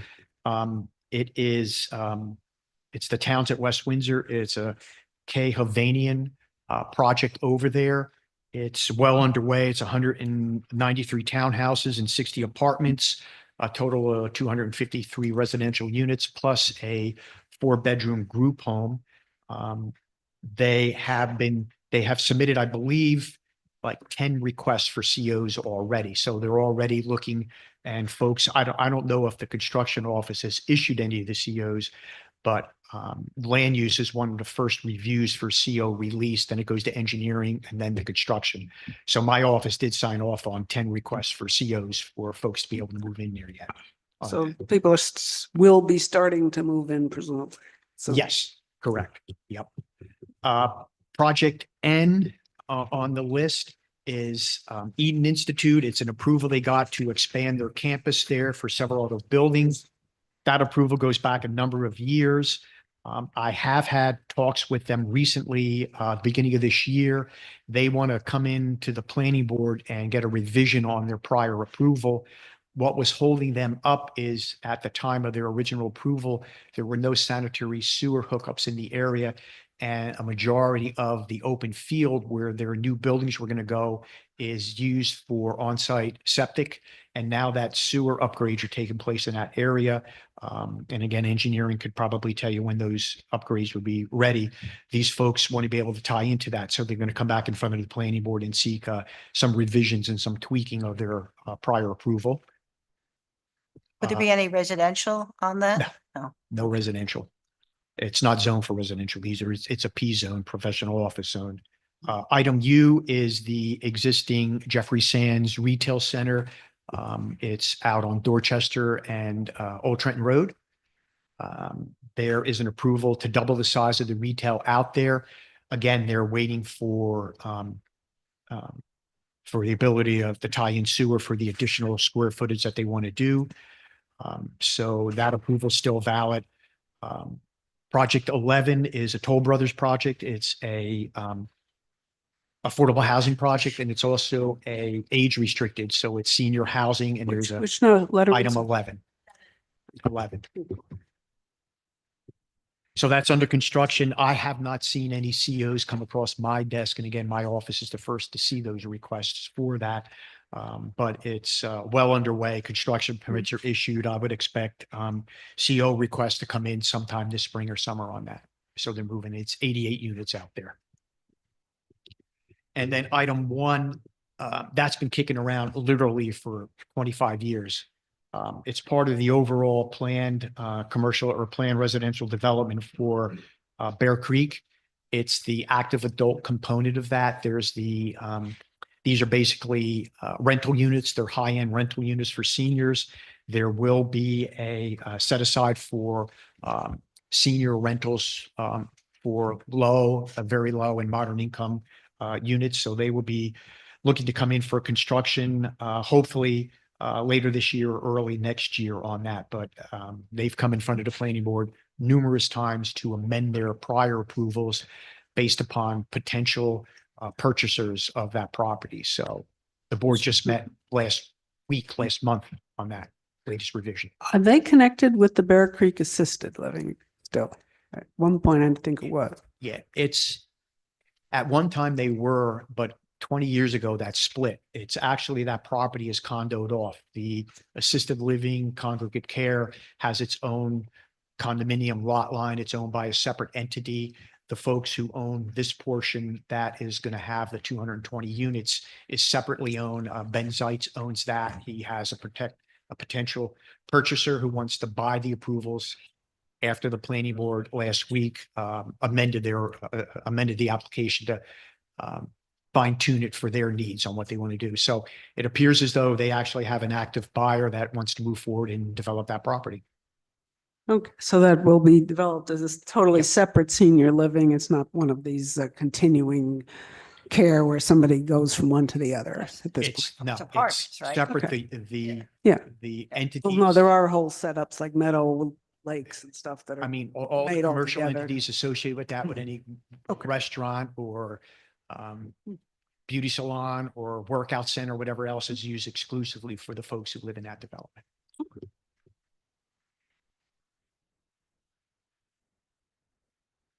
Not to take up too much time for everyone, because I could go on for a while here, but just to kind of give you an idea, there's a lot of development approvals and construction taking place in the western end of town, meaning from the railroad tracks west over to the canal towards Princeton over there on that. D is basically the SRI property. There was a general development and development plan approval that was granted 20 plus years ago for 3 million square feet of R&D type facilities over there. They have done nothing since their GDP approval to come in for a site plan approval for any of the phases. So nothing's been moving on that for 20 plus years. I have not heard of anything lately. And SRI is not petitioning the town since their request maybe 5 years ago, if you remember, for that redevelopment area designation on that. Yeah, if I remember, there was a whole, they were going to redo the building. Yeah, I got a tour of the place. Yeah. Since COVID, they've reassessed what their needs are and how their workforce works, and they haven't pushed to come in for anything on that. Okay. W is the yellow with the red lines through it. That's the Avalon project that you're probably all well aware of down at the train station. It's a mixed-use development, 848 residential units broken up into condos for sale, and the 4-story condo building, there's 48 units in there, some affordable units in that. That's 4 stories over a parking garage, and they're looking for COs for that building right away. I did sign off on that a couple of weeks ago, so that's working its way through. So, but there are people in there, right? I do not know. Well, I've signed off and I'm the first one to sign off. There may be people living in the condos. I'm not sure. The townhouses that Pulte's doing, 150 or 60 townhouses, there are definitely people living in that. So Okay, that's so I got the actually, townhouses and then the condos, you've given COs so people can start moving in. The townhouses, definitely people are moving in on. My office, again, is the first to review CO requests. We signed off for all 48 units in the condo. It goes to engineering and then ultimately to code enforcement, and they're the ones who would issue the CO to allow people to move in. I'm not aware if a CO was issued for folks to move in yet to the condo buildings, but definitely the townhouses, there are residents living in that community right now. Avalon also is building 515 apartments, and those are going to be above the commercial buildings, what we call the East Building and the West Building. It surrounds the promenade that they're going to be building there. They're anticipating, and again, that's them anticipating that they'll be looking for COs sometime this summer to allow residents to start moving into those apartments.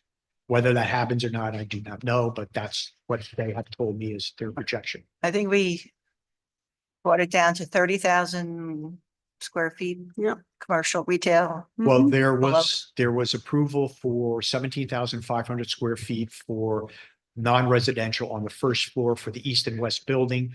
The planning board amended their approvals to allow the developer, if they didn't have retail clients, to convert 17,500 square feet of the commercial into loft apartments, and they've decided to do that. So there's only going to be about 17,000 square feet of non-residential over there. When did that happen? Okay. So the actual retail, which is what was pretty much planned, that'll be more like 17,500, Correct. and that'll be on the promenade section. It'll be exclusively in the east building, the building closer to the SRI property. That's also the Okay. 5-story building. The other one is the 4-story, and it'll be all residential. Okay, and so those apartments will be above the Correct. retail will be on the first floor. Except for the west building where they'll have the loft apartments on the first floor where the retail was going to go in that building. Okay. All right.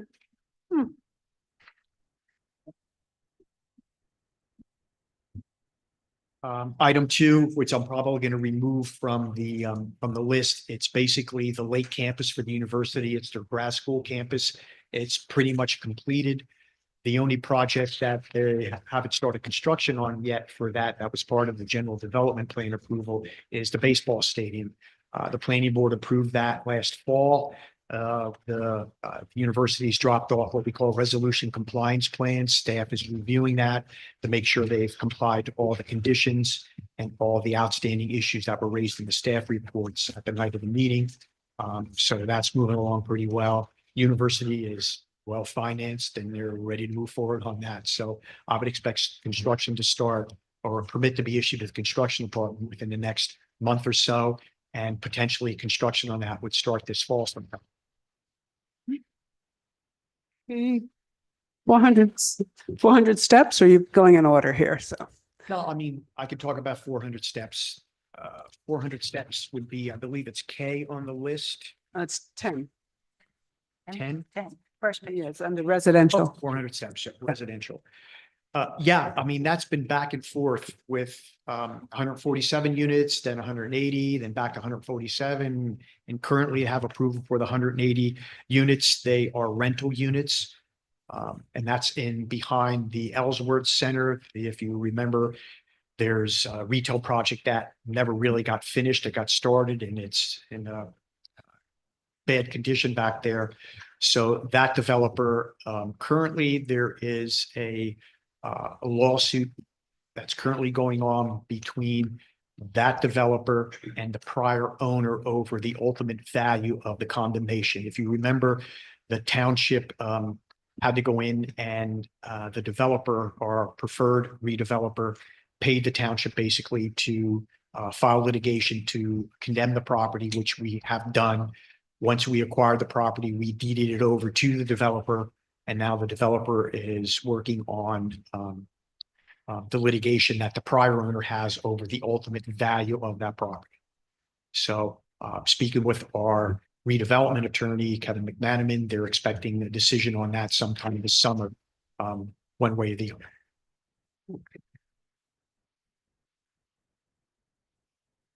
Well, that's a long, That's a long time project. that's 30, what, 30 years? That project originally got approval in 1986. Maybe, Yeah. yeah. Well, Who's the mayor when that one started? 86 would have been Mike Mastro, I believe. I have no idea. I wasn't here. I miss you, Sam. Yeah. Huh? Um, Item K is Sean Ellsworth's project that has an approval from the planning board to build, to knock down some of the existing retail, to reconstruct it with apartments above it. And then also the access driveway that goes back to what we call the Astoria property. It's open space property that the township, the county, and the state purchase. We all have a third ownership in that. There's going to be a future park back there. To remove those two ranchers that are there, put in two commercial buildings with retail on the first floor and apartments on the second floor. Mr. Ellsworth has had approvals a number of years ago, and he is back in front of the planning board to request an amendment of that prior approval. So we're working with him on that. So how much of the existing approval is going to still be valid? That's questionable. It depends on what he's looking for and what the board's willing to work with him on that. So that's an ongoing project there. Is that tied with the, I think, Covanian or somebody project next to it, or? Yeah, Mr. Ellsworth has a contract with K. Ovanian to potentially ask for a rezoning to change the mixed use on those two residential lots to exclusively 100% residential with an affordable housing set aside. Is that got its own number, or is that part of the? No, that is probably going to be in our housing element fair share plan for June. For this one. Correct. Okay, That's yeah, K1. is that, It would be is that, this- is that K1 or is that? No? It, well, K1 would be the K-Hop property, and then K would be the Would be the which? Ellsworth piece. So which property was K1? K1 is the K. Hovanian. So that would be the Hovnanian one. Okay. Mhm. Behind. So it. is any And apartment. zoning changes then? It would require a change in the Princeton Junction redevelopment plan. It would require an amendment to the land use plan element, and it would require an amendment to the housing element fair share plan. Those elements of the master. That's a lot. This approval is not really where we are right now then. Excuse me? So when it says approval granted, this 10 The approval that apartments. was granted that it's showing there is from what the planning board approved for Mr. Ellsworth for the mixed use development. Right. Then 100% of. So the new one that Hovnanian came in was going to be all residential back there. So this really is still. This is what's approved and on the books. Okay. All right. What is the Hovnanian project? Is there a number? Because I want to look at that. There was a concept The that he concept drew? plan or Yes, there's the something? concept Can you plan, Send planning that to board. us or? There was a concept. I don't remember, Linda, whether you or Martin were on the planning board when that came. I think it was you were on the planning board when that came in front. It was, I think, the fall of 23. That came in front of the. Okay, planning board. I sat in at the meeting, but I wasn't on the Yeah, the planning board. retail and the 10 apartments for Ellsworth. I remember that. Yep. But this other concept plan, it was past year, right? I don't, Martin, was it? So the concept plan was in 24. Yeah, Yeah. it came in front of the board just Yeah. conceptually. That was very, very, What they were looking to do. It never got any further than that planning board meeting. that was the one that they were looking at not having any affordable in, and then they were gonna have Ellsworth build the affordable units over in their property. So I guess a lot. I wasn't. Where can I read that? Is it a number or just? Can you I send mean, it to I me or can, something? I can get you the concept plan, which is irrelevant now. It's not going to happen that way. That's why it hasn't moved anymore. But if you want to get a history lesson on what they came in for, we can provide you with that document. So the one we saw in the concept plan that was gonna be all those townhouses, that's not. Yep. Once we work on the housing element fair share plan for a June public hearing, it will show exactly what we anticipate the affordable housing obligation is going to be for both K and K1. Well, how soon can you talk to council about all of this, like specifics of that plan? I don't want to get it like that week. I want to get it early enough to absorb so we can all. Staff is look at it. working on it right now. I would question administration on that in the mayor's office. I mean, we Yeah. are diligently working on that housing element. I know there's Yeah, I would just like council to have some feedback on that. Yeah. You know, before it's final.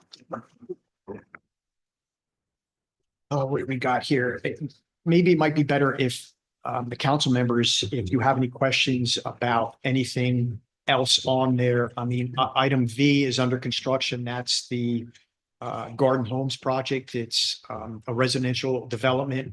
It's also mixed use and the Garden Homes is actually building the 600 plus apartments. They're rentals. They'll have a 25%. Where's this one? Which, Excuse is me? this near Meadow Road? It's Meadow Road, right? Trader Joe's. Yep. And that's the one that's on the other, sort of on that center. There's To the also a right, hotel going- component that a separate developer is working on. There's a standalone pad site for a restaurant that's moving forward. And then there's about 13,000 square feet of retail that would service, it's a neighborhood retail that would service the residents that live in that community. So it's something they can walk. That one's Every moving. time I drive by there. And then the one on the other side, which is behind the Lowe's, that seems to be. It's the same developer. Okay, That's moving too. that's the last phase of that. Part of our settlement agreement with Fair Share Housing Center back in 2018 and 2019 was that south side of Meadow Road. They couldn't seek building permits until January of 2025. They So haven't those got are, all their building like this- permits for the other section. next year, we're expecting to see. They're moving very slow, so I guess they're waiting to see what the market is before they start Oh, building. the one on So that side's moving slower. They also own the vacant land on the other side. They haven't even applied for permits on that. Which. She's talking about Meridian Walk. I'm No, I talking- think on the other side of Meadow Road, right? There's one on That's the other behind side Lowe's. is behind Behind Lowe's, Lowe's. on the other side of that. Oh, the ones behind Rose is Lowe's is the Toll Brothers project. That's Meridian That's the Walk. one. That- That's, yeah, there's and those are roads. purchase units. Those are condos. They have an affordable housing set aside. Yeah, and COs have been issued on them. Or my office has signed off on COs, whether the construction department has issued a CO, I do not know, but they've come in for several buildings looking for COs. You have to get in off of Route 1 to that one? It's a right in, right out on Route Yeah. 1, and the other axis is out on Old Old Meadow. Old Bear Brook or Old Meadow Road. And then there will also be an access out through the Tractor Supply site, which is along the south side where the Lowe's is eventually when that property gets developed. Except Yeah. there's no longer a tractor supply. Yeah, except that. Which- project. Oh, is out. Changed. And then what about? And that the- project is R on the list, red R. That Mhm. would be where the. So tractor supplies Yeah. out, and we don't know about I the remember other that. stuff's probably. And as Martin brought up, item 9 is the Meridian Walk project that tolls. Which one? Item 9. 9 is the Meridian Walk is the. What about the new restaurant Okay. at Market Fair? Seafood. Yeah. Yeah. oh, Yeah, that's- it's moving that's- along. I mean, it's out of my realm. It would be. Yeah, that's. construction. permit You'd have to talk to yeah. you about Yeah. where they are with Okay. inspections on Right. that. But what about the extended stay hotel that was gonna be right near where NRG is? Nothing new with Dead, it? not going anywhere. That's dead? Totally? After all Yeah. that? After all of that, Foreman Suites, not Oh. going anywhere. Another few evenings of my life wasted, I guess, yes. Mhm. Me both. Oh, so there's nothing at this point planned for that? Nothing. Is that on here even? It's on here. I want to cross it off. It would be G2. G2. So G2 is gone. Any updates on X Bridgepoint? Anything new? Nothing that I'm aware of, no. Do we happen to have a piece of like information? Because people talk about it and there's sometimes people using all sorts of different, maybe different facts and all. Do we have like one document on the history of that could bring us up to date on that? So there's something official. I do not have any, that, like the history from like when American Sign closed to the rezonings and the lawsuits and everything over the last 10 years, that kind of history. No, Yeah, there's, everything. yeah, I do not have any document that is written that explains all of that now. And okay, I'm just looking, is anybody, Chick-fil-A, any idea, or is that? I already briefed Martin on that. He always wants an update on the Chick-fil-A. It's moving You know, it's very, crazy very. about it. Excitement. It's moving. Yeah, they're in for resolution compliance. And again, I would expect them to submit building permits in the near future and start construction later this fall. Well, they were approved a while back. So they need to, they first have to submit building permits. They're probably pretty fast once they get going. I think the land's already been, Oh, yeah. is all prepared there, so. Yeah. Okay, if anybody wants to take a quick look through here, is there anything? um, What was the out parcel? Is that the one that was like a little island in the middle of the Nassau, at the end, edge of Nassau Park? It would be where Coles used to be in the parking lot closer to Nassau Park Boulevard. Oh, so it's actually at Coles itself? Yeah, Which I it thought- was, two applications came in at the same time. That one that's not going anywhere, and the other one were for those three restaurants over there by the in Nassau Park proper that have since opened, I guess, over Oh, there. behind PetSmart? Yes. Well, those are open. Those are. Yep, open, yeah. they, both of those came in at the same time. The, what we call the Coles out parcel, item S on the map. Nothing's come in. The for- Coles out parcel, if I remember, was before COVID, and that was gonna be a little island over on the. Yeah, they were gonna remove some of the parking that was there and put in either one or two freestanding buildings over in that area. And that nothing's happening with that. at this Nothing. point. Yeah. That was part of the whole arrangement where they're gonna put there and they're gonna take stuff out of the other side and all that. But Correct, because they were limited on the FAR they That's were in allowed your to have FAR. there, but the council increased the FAR in the B3 zone, so they didn't have to, Yeah. what they said, mothball some of their. Right, they're either gonna, they were gonna have a floating Yeah. FAR, if I remember, yeah. Okay, so nothing's happening with that, probably nothing will. Hey, it's the executive part, that one, point, Penns Next Plaza. What's Penns Next Plaza? That's why, yep, It's which, that's, why, yeah, which it's one? red and it's designated by the letter Y. Oh, okay. Was that the one on Route 1? Correct, yeah. Okay.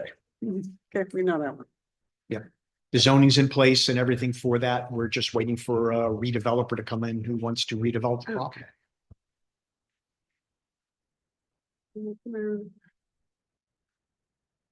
Any other questions on this list? Or anything you feel we missed that's of interest to people? You are up to date. Yeah. Okay. On the ordinances, are you bringing that shed ordinance back? We could bring the shed ordinance back. No, I was saying.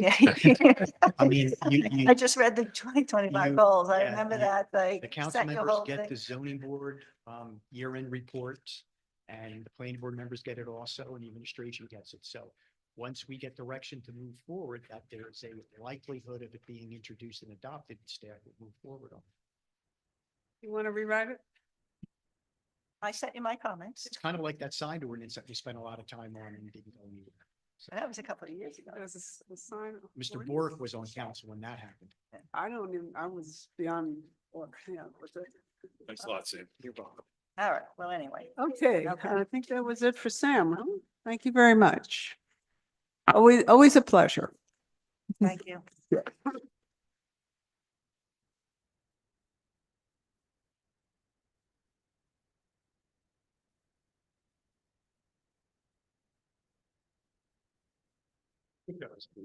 Have to see one for you, buddy.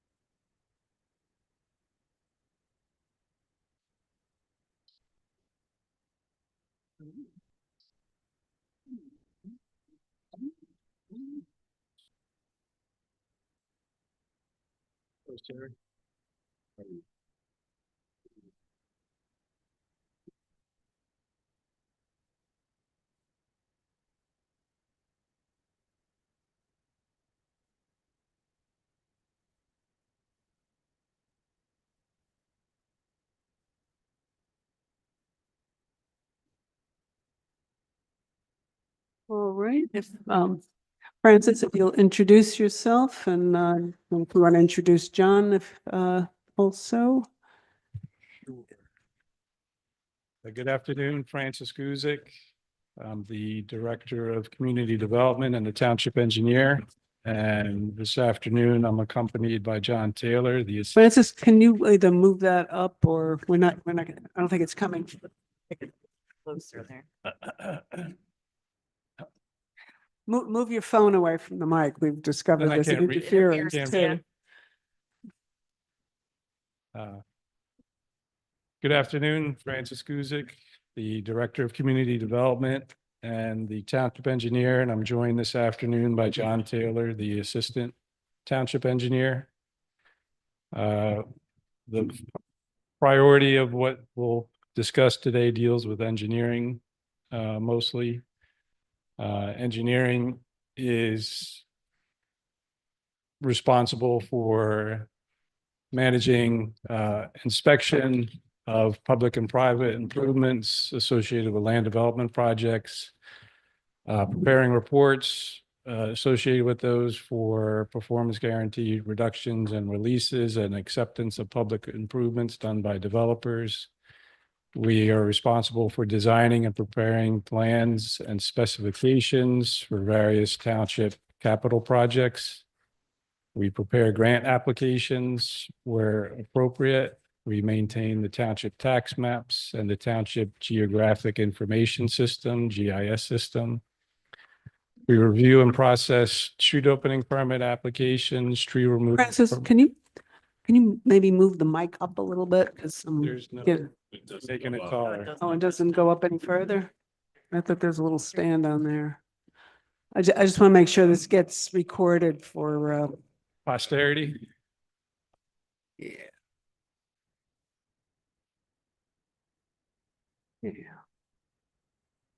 I'll swallow the microphone. Good, great. That's great. Thank you. So let's see.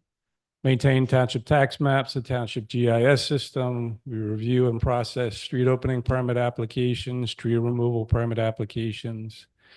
We assist the township land use boards, being the planning board and zoning board, with plan reviews.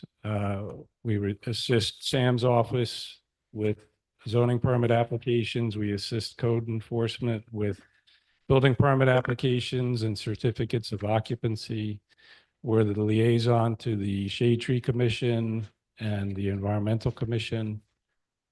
We assist Public Works, Health with grease control reviews and a number of other miscellaneous duties as assigned.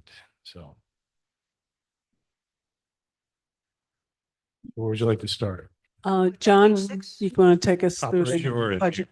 Start with the operating budget on page 6. Sure. Starting with the community development operating, that's what I personally, as the director, typically it's dues, conferences and seminars, whatnot. That budget is flat compared to prior funding. Moving down to the engineering services, there are a few of the items that have an increased request in there: photocopy expenses, training and education, technical computer supplies, and technical special supplies. And I will add, the technical computer supply increase is a similar situation that occurred for construction.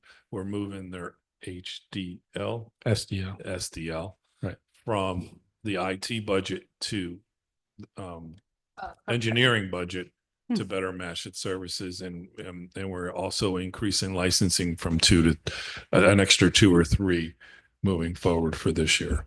The IT budgets then should be going down. Well, yeah, no, You would it's not, think so. because we had to increase it for other licensing fees that the township deals with. And we had to put some extra money in with some other items, but we can go over that in the administrative IT budget. Okay. But this 471% increase is really just moving money from It one is. spot to the other. It's With a not- slight increase for a couple licenses, they average around $1,800 a year Okay, per license. okay. And Um, the other one is not a real And when we get to increase. administration, I mean, Mhm. everybody's going to, subscription services. Oh, yeah. And those fees are the ones that are really spiking up. Right, that's some of the other minor, more lesser increases that are still in there. What we pay for the AutoCAD licensing, for the GIS licensing. As John said, AutoCAD it's an annual subscription. You can't buy the software anymore. Well, yeah, before you could So- stretch it a little bit and say, Right, I don't need a right, you new could one skip for a a couple year or of two. years, but Yeah, we would much rather purchase, but there's a lot of these options are no longer there. Right. And once they get, after a couple of years, and they just start jacking the price. So there's not much we can do about it. Soon Microsoft will be doing the same thing. So well, didn't Microsoft kind of force us into a subscription a few years ago? we've been Yeah. able to still purchase, Yeah. but that's probably going to close short. Okay, Okay, thanks. Go ahead. all right. So moving to page 7, and the center of the page is Shade Tree Commission. That is not a new commission, but a new budget request.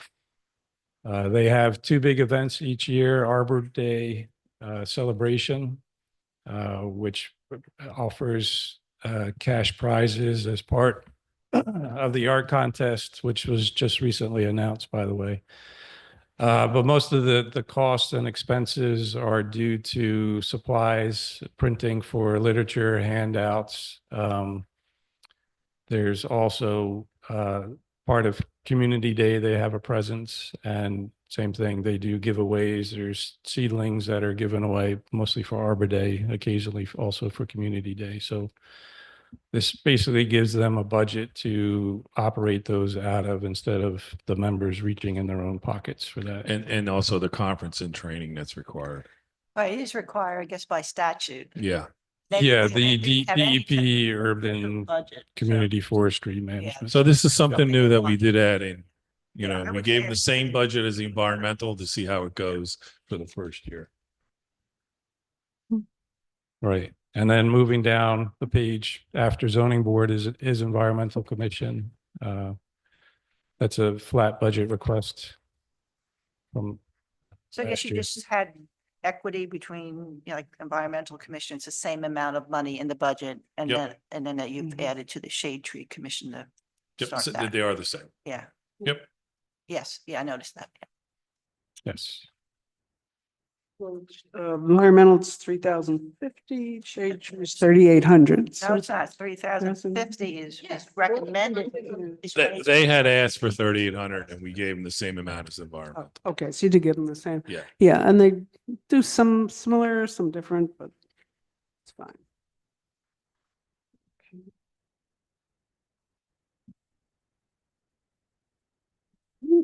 All good? Yep.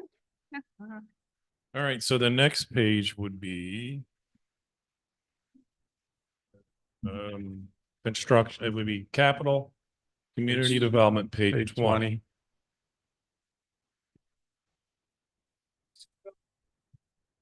Community development, or do we want to do everything, engineering, and doesn't matter. I mean, So we'll be going over the 2025 items for Right.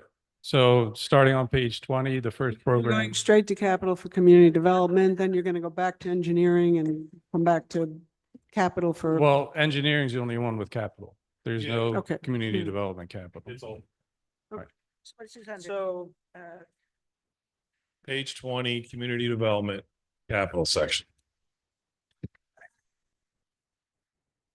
hmm, right, Mhm. digital tax, Yeah, digital tax map. yeah. The gift that keeps giving. Yeah. So this is the next year funding requested for the program. As we've determined last year, there are a number of gaps in the parcel information for the township. So the bulk of last year's and this current budget request is for a field survey for basically the survey consultant to establish benchmarks and parcel boundaries within those areas that weren't covered by most of the major development that we do have thorough records for in the township. So the 50,000 for 2026 is a tentative placeholder. But our hope is that this year, funding request covers it. Right. And then next year, we won't have this again. Hopefully. Yeah. Hopefully it's end of it. Yeah, this will be, yeah, I think But at least, yeah. I think Next year, what you may first- have is what Jason was talking about with the telephone pole size plan sets. That'll be the new tax maps because there are certain reproduction scale requirements that the maps have to be at a certain scale. And when you do that, the number of sheets is going to increase drastically from what prior sets have been. So what may be one sheet this year could be 4 sheets by the time this is a final map and possibly even more. So you're talking about when you actually print them on paper Right. sheets. Right. Okay, so we're still using paper. Yeah, still Um, using paper internally. County requires it. A couple of agencies require it for their records. Is this going to require a maintenance every year? I imagine be some things changing. Yeah, it'll be no different than what we do with the engineering operating budget. We have a consultant line item in there where part of that budget is used to pay the survey consultant to physically maintain the paper tax maps at this time. So that would be taken over just on a digital work basis. So that'll be part of the operating budget then, Mhm. just to maintain it. Okay. Right. Yeah. Sounds good to not have to be able to use this money for somewhere else after this. Yeah, once we establish a digital Yeah. map program, then we can no longer fund it through capital. Capital. Then it has to migrate to current fund. But the county still wants paper, even if we go all digital? I think that's a- Shouldn't they be going digital too? I'm sure I probably don't need a prop for the microphone. The county wants paper. The county tax office still Here. wants paper. The state will accept digital now. But the county still wants paper and residents still want to come in and look at paper in town hall. It's easier to look at a big paper Would sometimes. that Yeah. go to Right. micro? Like a laserfiche? Oh, so it's, digital Maps? map. They would be on, yeah, well, they could be on Laserfiche. Yeah, we could get those scanned. They're- Yeah, Yeah, we have them digitally. We have that's- electronic copies of them. We don't Right. have the PDF. We have PDFs. Does the law say that we have to provide both? So Someone comes in, they want a paper copy versus we'd say, well, it's, Our ordinance digital allows someone to map. request a paper copy and we would have to give them a paper copy that we would print. And they have to pay for it. Yeah. By ordinance. I think we're the last town to fully convert, right? When we started this a few years back. I think that's the case. Yeah, so it's good. we might it be, I is- think, yeah. I think we're the last in the county. I don't We're think we're the last- last Yeah. in the not- state. not the Yeah, state, not but the I'm state. saying I the envision you county. have somewhere like a station where you can view this or. Out in the lobby. Yeah. Right now, the paper version. Yes, so they'll still have the paper version out there, even though you have a digital, you can still print it. Yeah, I mean, that's. Right. Right. You know what I'm saying? So it'll still be available for public. And you let people come in if they're there during the day and view it for free there, I would assume. We have Yeah, the paper copies. copy, yes. Yeah. Yeah, it's right out here. Yeah. Digital's on like the website they could click on and Not yet. It's not not yet. yet. Will- Once it's will complete it after be? this year, Will it be available to the public without having to go through a whole ask at some point or? will- We'd have to figure out how to host it. So right now, there's no,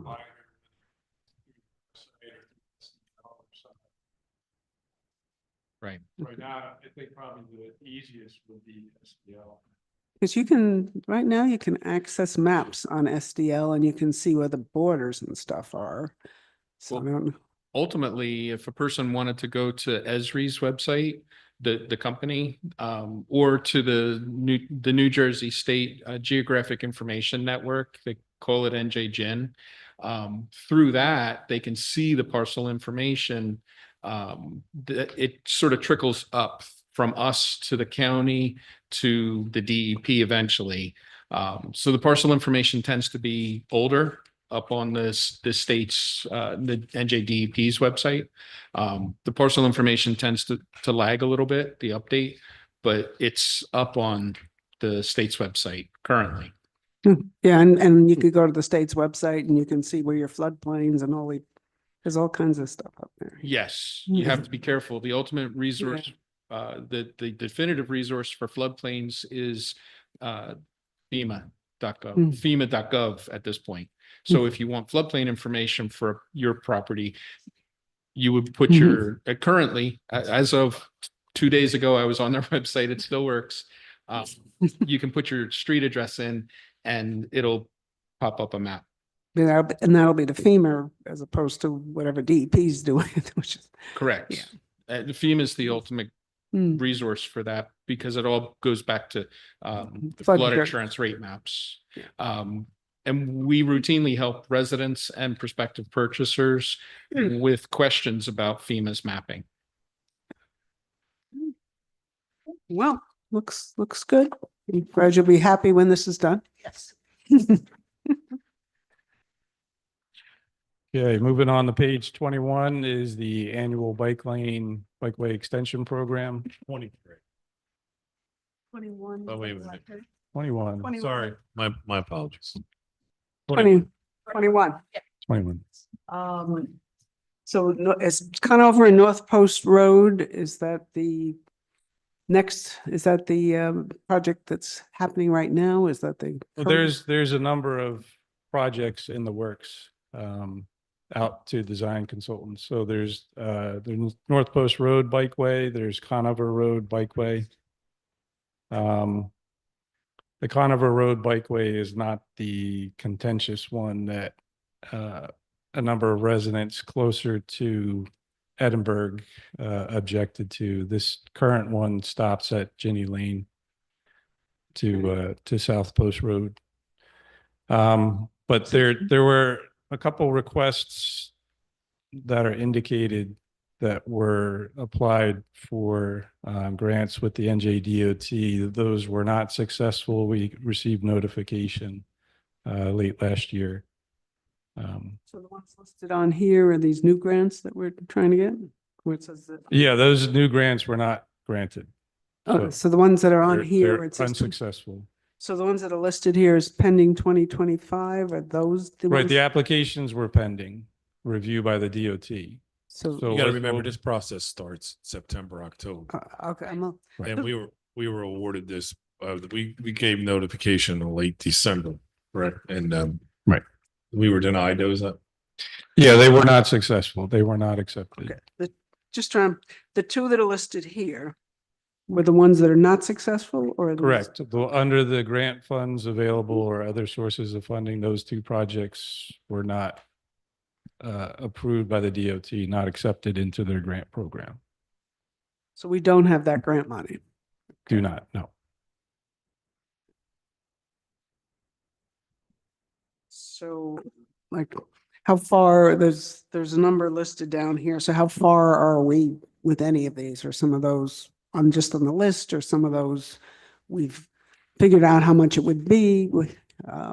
Yeah, I mean, most of what's on the list, those are placeholders on the list. Some of them are being undertaken partially, like the first bullet, North Post Road between Village Road West and Wood Hollow. That's the one that's currently under design. That does have a DOT grant associated with, and that should be out to bid this spring, assuming DOT approves the plans and the specifications. Okay, so the first one, we're actually planning on putting out to bid. Mhm. The next one, the Wood Hollow to Clarksville. Yeah, that's a placeholder. Part of that would be covered by the Tatami Trail portion, where the trail comes out to North Post and extends to the pump station driveway. But that's a small part of that overall scope of Wood Hollow to Clarksville. And the ones after that, have we done anything with them? Or are they just placeholders at this? They're basically placeholders at this point.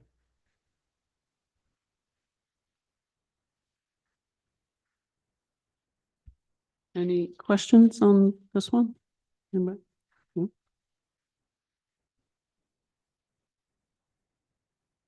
Page 23. Page 23, sidewalk extension program. Same bad news with the grant fund application.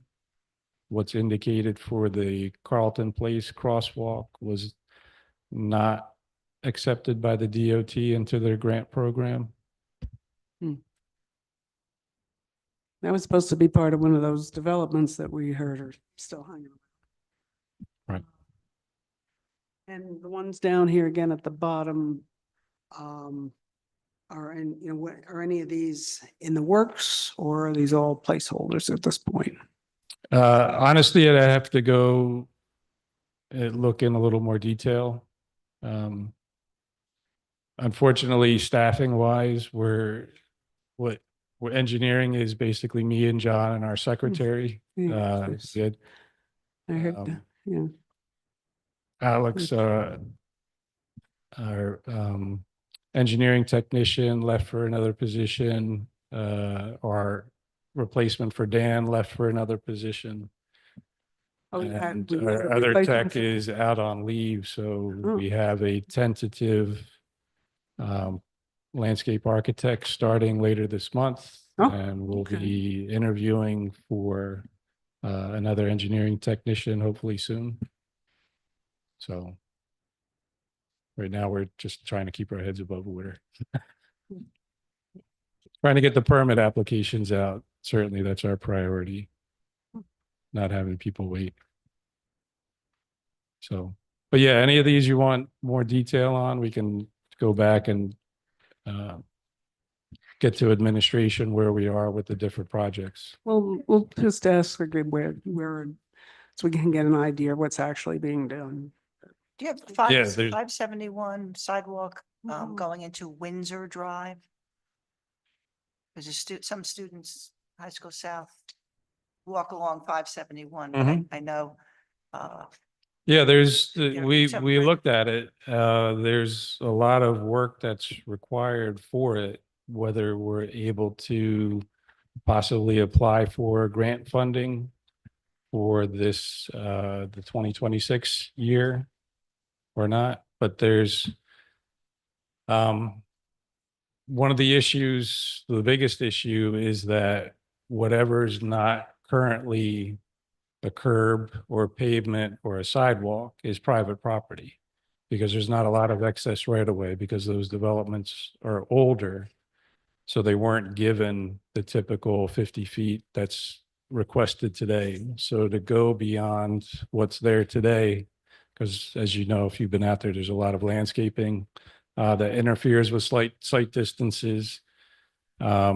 There would have to be negotiations with the property owners for easements. Then there's removing the landscaping, giving them replacement buffer landscaping, and then there's getting the sidewalk itself extended, which is the easy part. It's more the property owner negotiations.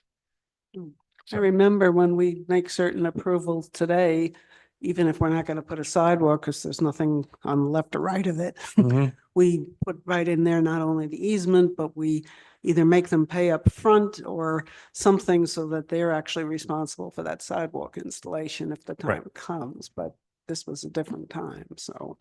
Right. Yep. I guess at this point, like residents in that area probably need to first figure out if that's what they want.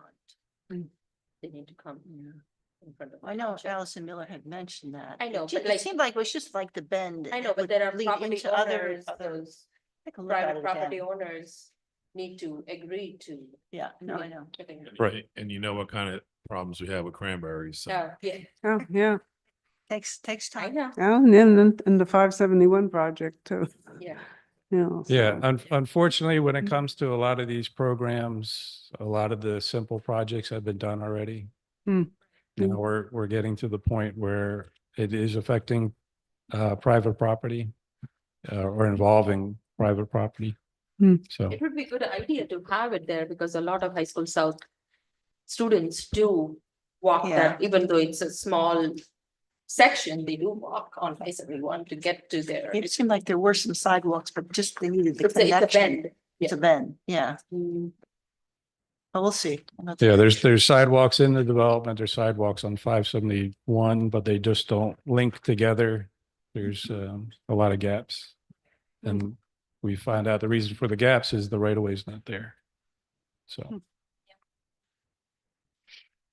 On the Conover Road one, that's going from South Post to which? Yeah, Ginny but which Ginny Lane? Because it, the first one, the one closest to the ball fields. the one closer to South Post. Yes. So it'll be the shorter version. Okay. Okay.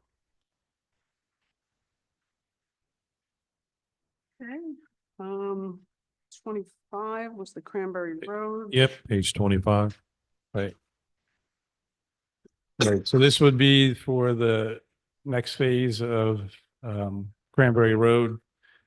The money that was allocated last year is going to be assigned to a consultant. And the money requested this year is the earmark for the a portion of the construction costs. And once we get through with the consultant, the design phase will know better what the future year fundings are for 26 and 27. So we can refine those in time for the 2026 budget request. But at the present time, most of those future years are placeholders. But from what we know, in the first three phases of this, phase 1, 2A, and 2B, it's a expensive undertaking to do work in this corridor. And does this have the easement issue also? Oh, yeah. Private. Yeah, there are few private properties. Yeah, there are some developments with sidewalks, and those are the easy ones to link to. It's getting in between the developments where there's no right of way, or there's landscaping there, or both. So, And then there, I think there are 4 houses and then there's the nursery school right, Yeah. before we connect to the sidewalks in that neighborhood. right. And then from there to Rabbit Hill, you have A few more a houses. few there. more, a lot of And then mature trees, some steep slopes to deal with. That corner is going to take a. Yeah, Rabbit major Hill work. Road, yes. So do we have any update on the, like, when we think the design phase or the consultant would be able to? We have to put out the RFP, honestly. We had hoped to have it underway, but again, the staffing issues have prevented us from doing it. They hope by the end of the year, you put out an RFP, they do some kind of, engineering design work. Yeah, a lot of a lot of what's been done already has been conceptual. So now a more detailed survey needs to be done to figure out exactly where the property lines are, the grading issues, whatnot. So the plan is to put 250 in this year with anticipation of putting it into a pot, putting it into some pot that Right. will collect this money Yeah, as it from- goes along. Right, instead of coming to you for 750 or more, it's a couple. You had the consultant money was from last year, or is that Yes. kind of? Yeah. So then this 250 will hopefully be enough. We'll start paying towards the project itself. Yeah. Right. Right. With the Right. consultant work, we could at least be able to start on permitting and acquisition costs, negotiations with property owners, which could be covered out of this 250 requested. Page 26. 26 is the crosswalk improvement project. These are either for standalone crosswalks or crosswalks that are part of other roadway improvement projects.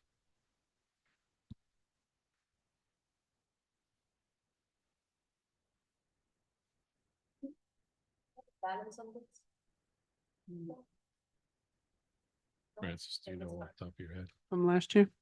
Not many years. What was requested or what was, Well, how much do we have left from what we've I don't believe 2024 has been spent yet.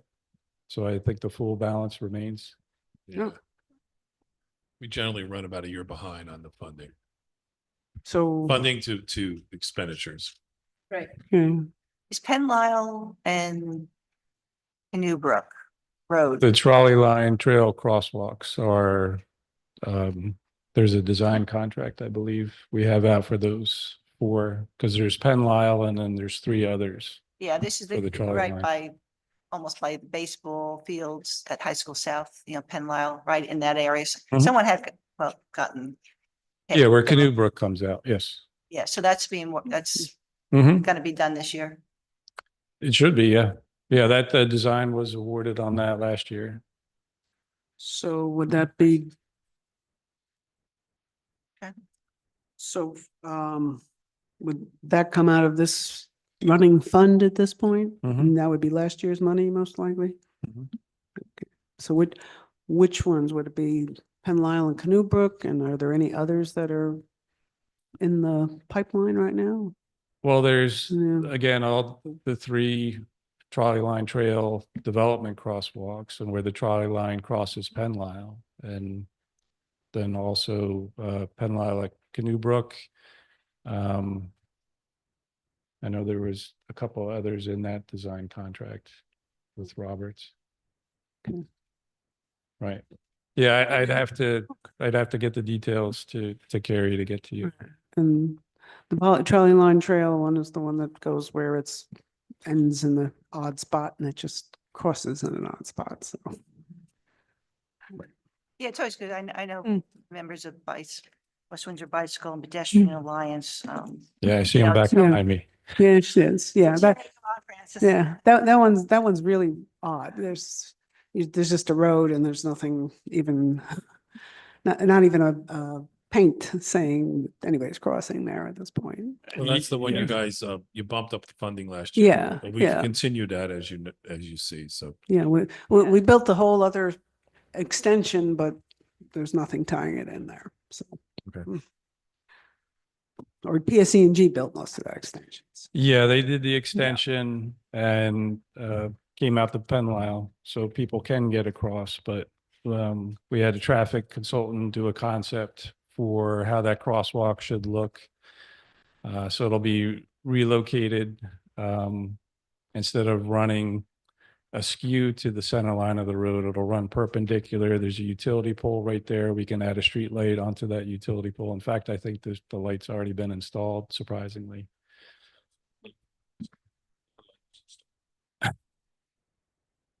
So that's basically the location where it would be. So that concept was given to another consultant with a couple other locations internal to the developments there, where that trolley line continues to cross through, just to update those crosswalks as well. We have a list, like Sam gave us a status report on, residential, commercial projects. Yeah, I can get Carrie what we have and whether it's concept design or Yeah. out to bid. That'd be helpful, Yes, I think. Mhm. yes, yeah, that way we could. Page 28. Page 28, sidewalk repair program for street trees. Okay, well, this amount of money, we're looking at a 6 to 12 months, which given that things have to go out to bid, if it depends kind of where you hit it, when you request, or will this maintain that 6 to 12 months? So we're not Oh, falling yes. behind. Yeah. Yeah, this is adequate. In fact, this is one of the last projects Alex was able to work on for us, was to get the last list out to bid, and should be coming to you for award, if not just recently awarded. And again, we have the running list continuing to. So does that approve. contract pretty much take care of everything that's on the list as of when the contract was sent out? I think it does through last fall, yes. Yeah. Yeah. Mhm.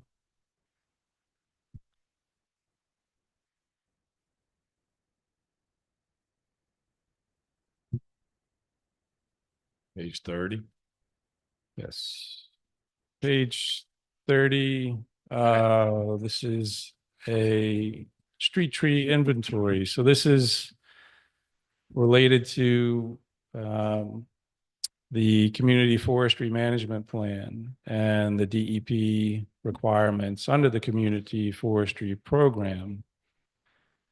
There have been updates to the rules. I guess they felt left out of the DEP stormwater rules, so they had to do some new trickle down rules. So they're requiring that street tree inventories be more robust than are currently done throughout the majority of the state. I think this was probably mainly driven by the Emerald ash borer incident and the way they were overwhelmed with budgeting requests by communities to help them deal with it. So what they want is better information from the towns on making sure the towns know what they have and where it's at, so that if something comes up, they're not left scrambling and how to address the next issue that may come along with a pest or a disease.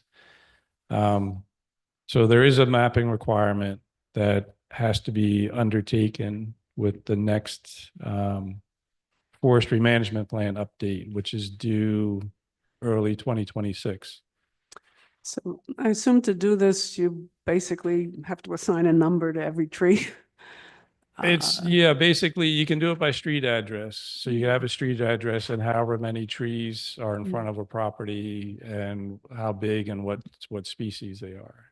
So will And initially, what we would like to also do is get an assessment of their current health, because we don't want to have somebody doing an inventory and list something as, dead or diseased or a problem, and then it just goes in a list. So the only way this really works is to treat each tree as a named entity of some kind, as a number. It's got to be it doesn't have to be as detailed as what we're doing with the storm sewer program, where a surveyor has to go out with a rod and pole and GPS each location.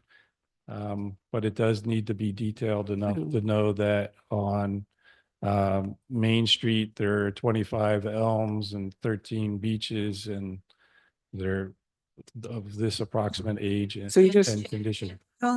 So you just have to put the street, you don't have to say, 13 Aldrich Road has 2 trees in front of it or anything like that? No, it will have to be that detailed. So You- we'll have to be the exact location, almost like a GPS, almost if you go on Google Earth and you pick at the tree and you can, so I'm just wondering, are you going to number these trees, put a number on them or something like that, so you can actually keep track of them? It'll probably be assigned to the property, and maybe an A, B, and C if there's 3 trees, or 1, 2, 3. Mm. But, yeah, we'll work that out with the consultant. Tell me enough, 30,000? Well, we're allowed to, when this is resubmitted next year, we're allowed to at least show progress. If this isn't sufficient, we can at least show that we have a plan of what we're doing, how we're doing it, how we're budgeting it, and what we've been able to accomplish so far. They're a lot more lenient than the DEP land use and stormwater people are, where they won't come out and slap your wrist and give you fines. They're more willing to work with you because they know the benefit of what forestry management has for them on the state level and us on the township level. So they're This is they're for the more willing survey. partners. This is basically for the survey. Yes, To get the Yeah, Yeah. it's township-owned street trees. Township Township-owned. right, public street trees. I had a question on, actually was under Sam for some reason, the tree replacement. Right now, we take down an emerald ash borer tree, or we take down a tree to turn black and it's no good anymore. And I assumed, or the residents assume, that if you take the tree down, you automatically come and grind the stump at some point. There's a list, and then you replace it at some point. And is that how it works? Or does somebody have to call and say, hey, there's a stump in front, or you took out the tree and I would like a replacement? So Yeah, there's a list of where trees have been removed, And we have been contacted by owners requesting a timeline for when those trees are going to get replaced. And again, unfortunately, Do they have to contact, or do you have that list and you're going to come do they're it? certainly welcome to contact if they Mhm. want to confirm that we have them on our list. But for this, there is an automatic, it just may not have happened yet, is what you're saying. Yeah, there's a couple of restraints. Number one is personnel. Number two is the planting season. So you have a spring season and a fall season. And as explained to somebody who called about this, I don't know if it was early this week or late last week, but right now we would be in the timeline where we have to have the spring program out to bid and able to plant during the spring season. And we're not able to do that. So most likely we're going to have a fall planting program for the street trees that we're currently aware of. So somebody can contact you if they're, want to make sure, they want to know when, but you would have it, unless something falls through the cracks, you would automatically be planning on. Yeah, from the tree removal contract, we know where trees, we're paying somebody to Mhm. have trees taken out. We also have a record from Public Works where they've taken down trees or have removed stumps. So between the two of them, that's our list of what we're aware of. Okay, so you have a list, but it's possible something could fall through, but most of the time, it's just taken, okay. Sounds good. Thanks.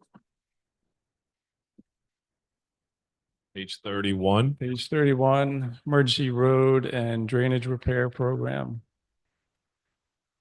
So this is similar to what we talked about with Cranberry, where money set aside for if and when projects and problems do happen.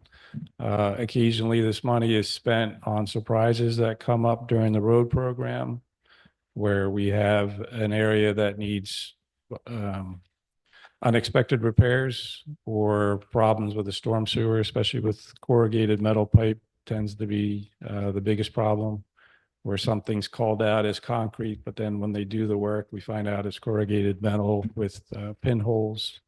So we'll add those into a program as needed. So And how much is in this right now? cumulatively, I would have to get back to you, but I know the last year's money hasn't been spent, I think there's about 3 years of bounce. probably. So about 150. This is just for emergency repair, it's not for improvements or anything like that. We don't typically use it for the annual road program. And again, unless we're in the middle of something and there's a surprise that the budget can't absorb, then we'll use this.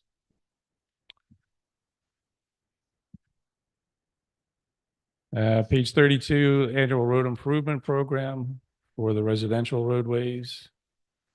Funding consistent with prior years. Towards the bottom of the page, you'll see a list of roads anticipated for 2025 and placeholders for 2026. And this one again, this and the next one, which there's one on collector roads and one on local roads. Is this enough money? that Is we're this, spending yeah, each is year? this? Because I mean, it's a long, long time, 30 years, 40 years to get your road replaced and a lot of. Well, And then the roads honestly, are that's easier supposed to to be the lifetime of the roadway is The- about, What is it, Yeah. 30? it's in the range of 20 plus, as long as they were constructed properly. Okay, but the bottom line is, like, we did a project, they went around, they said there's A, B, C, D rankings of the roads, and presumably we have a. Well, yeah, the inventory, yes. We have a minimum of what we'd consider acceptable presumably, and let's say it's B plus average, just throwing that as a thing out here. So if that's the way we were looking at, are we falling behind, or are we coming out ahead with this amount of money? I wouldn't say we're falling behind. I'd say we're keeping up. So we think we're just keeping up, and with addition of new roads and other things going on, and the fact that the 30 years that I guess Linda just mentioned is, if that's the life of the road and we have all these roads that are now reaching that, is this going to be enough? basically what we're, Well, enough not to fall behind at some. Yeah, I mean, I could tell you some roads that are pretty bad. Not on this list. You know, it's gonna be, so I'm thinking maybe we need to spend more. well, Or certainly roads not if there's a clear. list of roads that you're hearing complaints about, you Yeah. can always send them in and we can let you know where they fall compared to the other ones that are on the list. You got to remember the town, as of maybe 4 or 5 years ago, only committed 700,000 toward roads. We've been increasing up- this. I know we've been, We're we up have to been. over 2. If you add in the grants, we're going to be close to $2.5 million this year just on roadway improvements. But a lot of development occurred in 1990s. I understand that, but you know, Roads are now 30 you have years to plus. weigh certain options. Yeah, understood. That's why we have the road program survey. What is that thing called? Yeah, your road inventory. Oh, yeah, the, just the assessment, right? But overall, when Overall we did assessment. that second assessment about a year ago, and we had done one like 3-4 years before that. We had the. Right. colored- The colored, the one with the colored charts and the maps and everything. If you looked at it in aggregate, are roads same, better, worse than from between the two assessments? I think they're pretty much the same. I think the average, using that program, 5 was the worst condition, 1 was the best, like just redone. And the average, I think before, with the first time, was in the high 2s. And this last time it came in at 2.6, so it's almost right in the middle. So, Okay. I've heard some complaints from some residents on Channing Way because that road was redone last year. And I think there was a gas leak earlier this year and PSEG redid some work and the road was not patched up properly. So I have encouraged them to reach out to you guys. They did? Okay. Fortunately. Right. And the patch that PSCNG did was a temporary patch. It's terrible. It's absolutely. So is that something that falls under Yeah, the word. township, like township to? well, go we back don't and redo? fix it, but we keep on them to come back and repair it Oh, properly. PSEG has to come back and Yes. redo it. They submitted a road opening permit for that one after the fact because it was an emergency. And they have a larger repair to do, because they actually drill holes in the pavement to Find the determine gas where the gas leak is. And so the patch isn't even the worst part. Patch is the obvious bad part. Right, But the holes have to also be, correct. so. So right now it's in a pretty bad shape because, I went over there to see and it's not in good place. And that repair was done during the winter, unfortunately. Right. Interestingly enough, there was an enormous patch right in front of that driveway when we redid the road as well. So we thought they had fixed, they did not. They did not, right, okay. So, but we haven't had appropriate seats for them to repair it yet. So, So come spring. but it's PSEG's responsibility to come back and, Yes, fix it. most importantly, their costs. right. That's what I wanted to know, is like, is that township cost or is that now PSEG has to come back? It's PSCNG gas and we will make sure to get it done.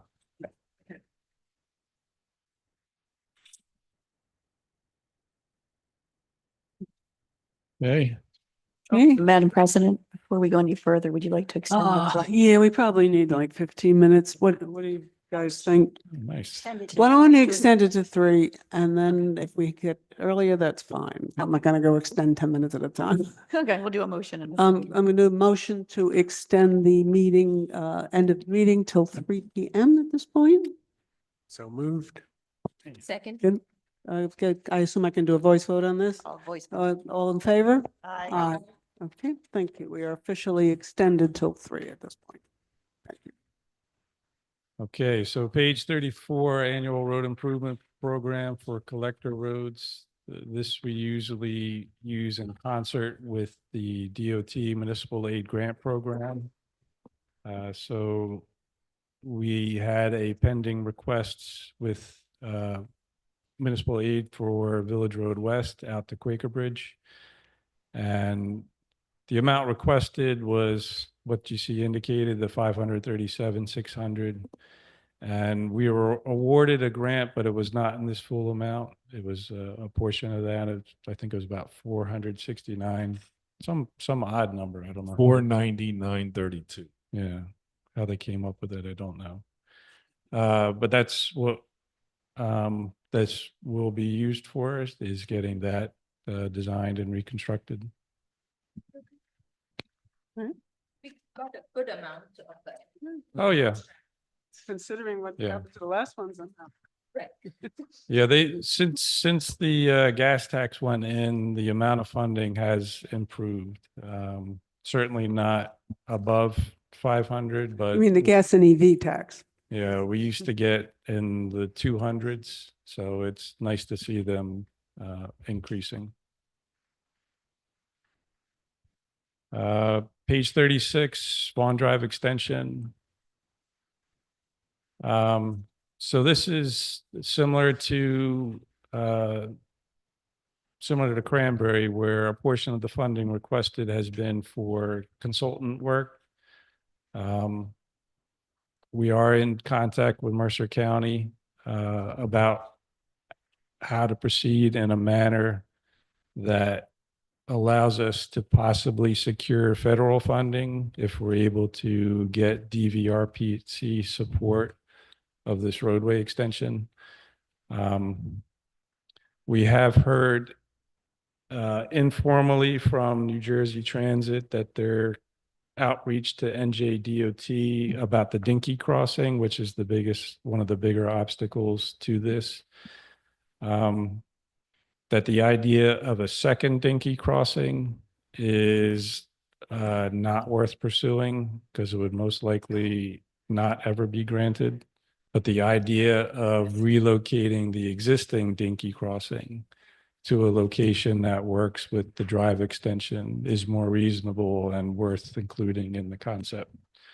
So that's encouraging news. And again, once we have Mercer County feedback on how to proceed with DVRPC. In fact, I think they just did it for what they're doing on the old Trenton Road Corridor study. I think that they're proceeding on their own manner that allows them to then transition to outside funding. So we're working on them on copying that model for this roadway improvement. Did we do a consulting study with that design? Do we have any kind of? So we still haven't put out an RFP or how? No, that'll be this spring. Excuse me? That'll be this spring, putting out an RFP.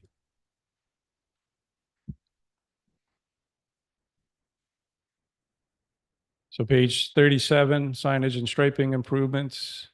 It's a nominal amount for additional signage and striping needed in the township. That's not part of a larger program. So we'll work with Public Works or turn the money over to Public Works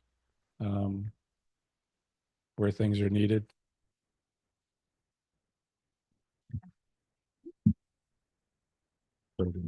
Page 39, Grover's Mill Dam inspection and repairs. So this is similarly to a couple of the other programs where funds are collected for larger projects. Right now, 2025 is a year for a regular inspection with an outside consultant of the dam. Typically, when those inspections are done, they come back with a report that's provided to DEP. DEP comments on what things found need to be repaired at this time and which can be deferred and further monitored for future repairs. And then we'll do a design contract for a repair program and use the funds collected to pay for those repairs.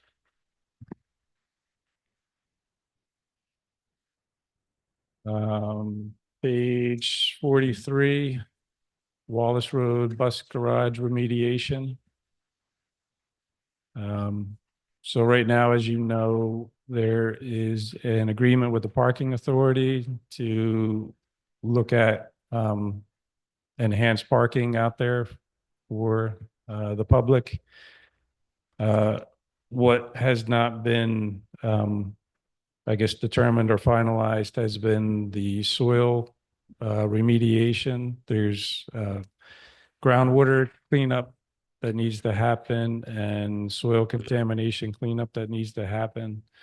So this funding is the requests as per the licensed site remediation professional, their estimate of what would be needed to undertake the soil cleanup that would allow the parking authority to proceed with the parking improvements. The groundwater work can continue with the parking lot in place, similar to what's already happening at the former landfill compost facility. So this is just going to cover the soil remediation? Yes.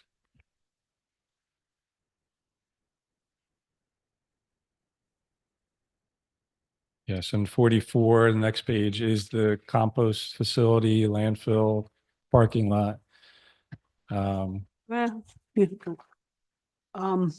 That's the one at the train station, correct? At the, where you go from the lower lot to the, Yeah, upper Upper lawn, lot. it's sometimes called. yeah, the, one lot. Basically it disturbs me every time I walk past.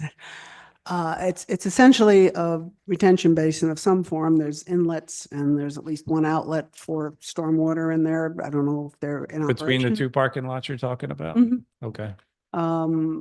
Whether they're connected, I can't see obviously, but it looks like that's what it's there, where there is inlet and outlet of stormwater. Mhm. Is there something we could do with that to make it a more, say, modern type of green infrastructure, even consider turning it into some kind of wetlands in that area? I think it's an infiltration basin. Yeah, It's just a sand filter. It's just sitting there like Right. that. Is there something we can do to make it a little bit nicer, nicer, or even a little bit more environmental, like even into some form of a, Well, technically it is a green design. It doesn't look green. There's not a lot of plant material. Yeah, But that's it's a the sand aspect of basin. the sand, right? There's- Um, But it's not totally infiltration. I know there is an outlet. yeah, At that's least honestly, whether that's it's working or not, that I can't tell you. But that's a discussion for the parking authority or with the parking Mm. authority because they paid to install that and they pay to maintain it.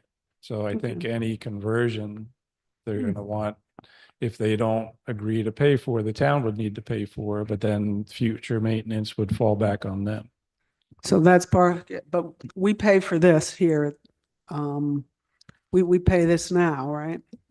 For the, Monitoring. Yeah, right, this has to do with monitoring the landfill. The gas is produced out of the landfill and also for the contaminated groundwater associated with the landfill. So this doesn't do any maintenance of the parking lot. this doesn't actually do anything. It's just maintaining. Okay, well, maybe parking authority would like to do something with that. I don't know. Yeah. So this will be going on forever then, each year? So I thought Well- when we originally did it, I thought it was like 5 years monitoring once the project was done, but it's, well, It all depends on the results that they get. So if there's natural attenuation, meaning that the levels are the same or declining, then at a certain point, the DEP says, okay, you've done enough to show that it's stable. Whatever's there isn't getting worse. And they assume it'll get better over time. That's why I'm Uh, wondering if but- some type of a planting thing would actually remove some of that from the soil and do away with this issue or something. Where the levels are at, I don't think any planting is going to reach the levels. They're still that the high? Problems are at. I'm sorry? They're still that high that it would be an issue? I don't think it's the numbers. I think it's the level that any plants would have to be at. It's not the water running off the parking lot getting into the groundwater. It's the pollution from the landfill that's at the That's- groundwater table. That's So already either you gone have to like lower. at the garage, take all the landfill material out of there, then Mhm. that would stop the groundwater contamination. I think part of the process is that they drill holes deep into the infrastructure to measure.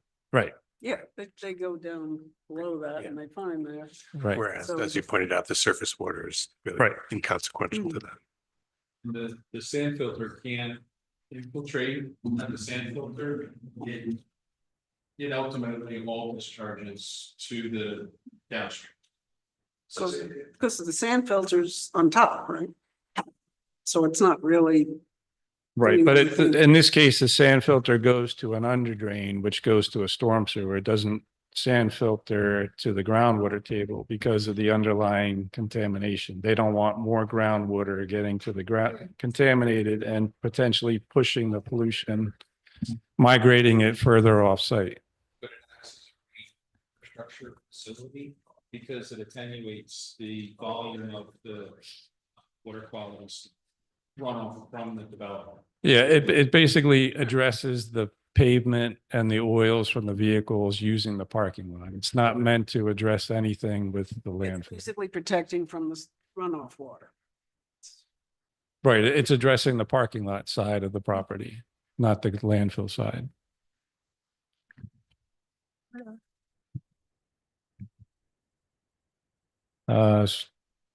Page 45, the flood abatement program. Funding amount requested same as prior years. We have a number of projects that are in the design phase based on residential complaints or public works assistance requests. So we should, and I think that we just had an email about that. We should have something out to bid this spring. On flooding, Indian Run Road and Wellington Road, that area flooded. And we've gotten a series of emails from. Yeah, Indian Run, residents. we just reached out to the consultant currently under contract to ask them either about adding that into the current one or getting us a proposal to do it separate. Well, have you done that or I just want to, you know, Respond. respond back to the latest, it's budget season. Do we have the money to have? Yeah. Currently have the money? We do. Yeah, we don't need Are we doing that? That's on that? not substantial enough of an issue to need separate funding. So it would be covered with this current program. Yes, Right. So this funding sufficient. This year's program is what, I mean. Yeah, we're requesting them to look at it. So depending on what work they say is required, which honestly, I don't expect it to take an overwhelming amount of work, but there may be property owner issues because there are a number of easements, drainage easements that run between properties. So even though the town has a right to be there, we're still sensitive to the people who own the underlying property, that we're keeping them happy in what we do. Do we have enough money to do any kind of construction or make? In this make a program, change yes. For this year? Mhm. We do. We have several years of funding that have. I know there's been some correspondence back to the residents, but I just wanted to be clear. Yes, we're having a consultant look at that actively. and- That's what he and said. then Yeah, we we've have to get the report back asked before them. we can Well, commit. we've asked them to get us a price for what it would Right. take for them to go out and do an engineering assessment.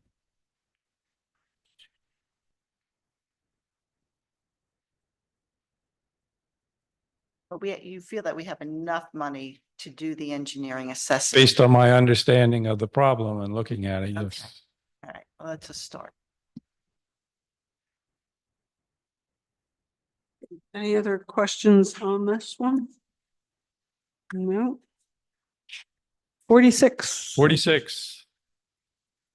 Emerald Ash Borer Management Program for street trees is funding requests for what remaining trees we have currently.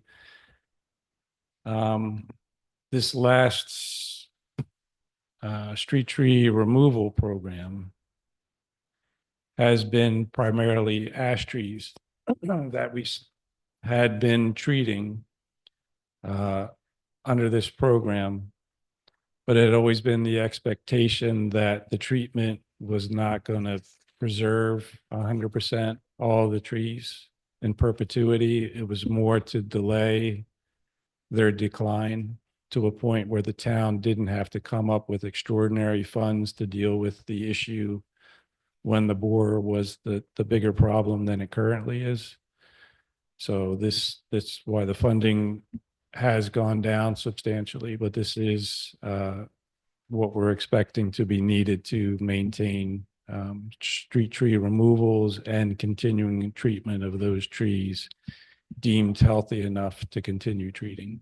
And we did receive all the funding from the state grant to close to 50% of this funding. Is that like 300,000? It's over 300,000. 350 somewhere? Right around 350 off the top of my head. Yes. And so we received all the funds from that. Oh, I know.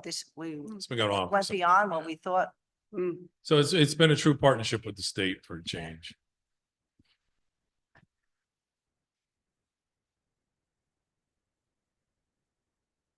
Page 47, utility maintenance and improvement program.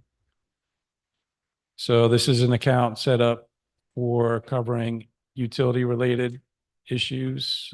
Primarily recently, it's been used for street lighting, expansion, addition requests, addressing areas that were not attended to at this point. For the most part, typically, if there's a utility pole available, we'll take advantage of the utility pole. But where PSE&G has to, or JCP&L has to undertake an engineering design and installation of poles, those get charged to the municipality for that work. But if there's a utility pole out there that they can simply mount a light onto, then we'll just pay a monthly service fee for those lights. But what we're running into again is all the easy projects have been done, and where we have to add lights now are areas where there's no poles available. So There's any particular areas we are looking at right now? we have a number of areas that we have had requests in and agreements for lighting that have not been serviced yet. We're still waiting for feedback. Right now, we have the most recent has been Bennington Drive. There have been a couple poles we were able to change lights on or add lights to, but that being one of the newer development areas in town, all the utilities are underground. So there's not just freestanding utility poles for overhead wires, everything's buried. So in those areas where we need additional lights, they've given us a cost estimate, I think somewhere around 32,000 for the cost to extend lines and add new poles. So did you say you're adding a light pole on Bennington Drive? There's New one? there's a couple that are needed to So two, you're gonna put in add two light. new ones, I'm sorry? two new ones, two new light poles? I don't know the exact number of poles off the top of my head, but there are additional poles that need to be installed out there. Yes, So that's for this year. yes. Yeah. Yeah. What about, So at least one there, right? what about Bear Brook through EPJ? Bear Brook, that's been approved using existing utility poles, and we're just waiting on PSE&G to actually install the lights. Okay, so that's on the way. So speaking of lights, I know that I had gotten a complaint, Village Grand, there were off the top of my head, I think about 14 lights, it's JCP&L. They had contacted them, they contacted me, I contacted the mayor who was contacting JCP&L. So if they still can't get anything through JCP&L, can They can- engineering department help them? If the mayor can't, we would have the same Well, I know. representative Yeah, I that mean, the mayor would has. contact our representative from the company. Right. And failing that, it would be calling the BPU, filing a complaint with the BPU. Which is something their association can do, Right. Yeah. fortunately. So they would be given direction, like, okay, here's how to file a complaint. I never have filed a complaint. I would think that there's at least instructions on the BPU's website on how to do that, file a complaint about a utility provider. Or that they would know to do that. So get back to them and. Right. Yeah, like- 10 years ago, as a private citizen, I complained to the BPU about a utility, and It was an online form you filled out and. And last week you got a, oh, I'm sorry. Within 24 hours, they got back to me Oh. and within 48 hours, it resolved. You have a business card you want to leave? Now, who did you talk to? Who did you talk to? I wanna write that down. Your consulting fees. Okay, It's all accessible through the website, through the BPU website. yeah. See, that's what we have to start doing because we do get a lot of PSE and G complaints. Okay, on page 48, the sewer collection system pump station improvements. There's a funding requests for 2.5 million. There are a number of the main interceptors that are in need of work in the township. Washington Road in the vicinity of the train station is one of those areas. The DNR interceptor out behind Canal Point Boulevard and the Canal Point developments is another one. So, and unfortunately, when you get to interceptors, they're large, they're deep, they're not like your typical residential line, which is 8-inch pipe, a couple feet in the ground. Many of them are also along environmentally constrained areas, which makes construction expensive and permitting required to encroach into wetlands and floodplains temporarily to access them. So. So any of those pump stations, are they getting reconstructed? You mentioned 1, 2, 3, 5 of them at the bottom of the page. Yeah, there's potential where work is found to be required as part of these projects. Again, we'll work with Public Works, who's the licensed operator, to be made aware of issues like generators no longer functioning. And then do planned upgrades for those stations. Currently, with stations, we have our hands full with Southfield and South Post and Duck Pond. Duck Pond, let's not forget Duck Pond. But those are all underway and should be completed this year. So. So all of them, all those 5? Not the ones that are listed on the page, the 3 I just mentioned, Southfield, South Post, and Duck Pond.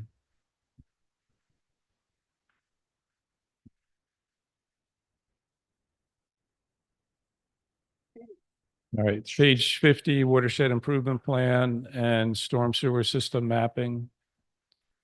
This 2025 would be the 3rd year of the actual mapping, infrastructure mapping that's required by the state. I think Andrea, you had asked for. Yeah, I had asked for council to have a little summary of what MS4 and the dates that things are due and how it's going to affect future budgets. Yeah, so the DEP permitting for stormwater discharge in the town, with the last permit update from 2018, and the latest permit granted to the townships, all the townships in the state by the state DEP had implemented this watershed improvement plan requirement. It's a multi-stage, multi-phase, I guess, improvement plan that needs to be undertaken. The first part of which is this mapping program. So municipalities are required to map all publicly and privately owned stormwater infrastructure and relevant data by 2026. And this includes outfalls, inlets, piping, interconnections with other entities, improvement coverage, and where the state has pollutant data on waterways that needs to be included for any waterways within the municipality. So basically, it's a starting point of knowing what you have and where it is in your town. And then the next phase between 2026 and 2027 is a planning requirement where communities are supposed to outline potential water quality improvement projects and provide an estimate of funding necessary for the improvements. And if we choose to undertake any of our own water quality sampling or testing or studies, that we also include that information to them. So basically with the mapping, you understand what you have and where it's at and what the DEP says is polluted and how it's polluted. Then you're supposed to look at that information to figure out how you can reduce those pollutant loads in those waterways by projects within the drainage areas in your town that go to those waterways. The idea is what they're encouraging also for the planning process is to do it on a watershed basis where it'll be a consortium of towns who drain to a waterway, to do a more holistic approach about what each town can do to improve the waterway instead of just looking at your own municipal boundaries and confining yourself to your municipal boundaries. There has been some work on the Assunpink River or Assunpink Creek within the municipality. There have been a couple of meetings. I think the Watershed Institute had put together about that. But with these deadlines approaching, I think that's going to ramp up and get to the point where towns are going to need to come to some agreement, or whether they're going to work in concert with each other or independently, and then how those agreements would be structured for working together. Watershed, I don't know if you read that one where Princeton Hydro presented a proposal, and at the watershed meeting that was a couple of months ago, and they're trying to figure out the cost based on what the amount of impervious surface you have in the watershed. I think we came out at around 5% of the total. So they just sent a quote on, they said something like our contribution to get in on that report, which would just be for the Assunpink, was $13,000. But I sent them back a note saying, does that if everybody agrees to do it? And then they said, well, yeah. Right. So I don't know.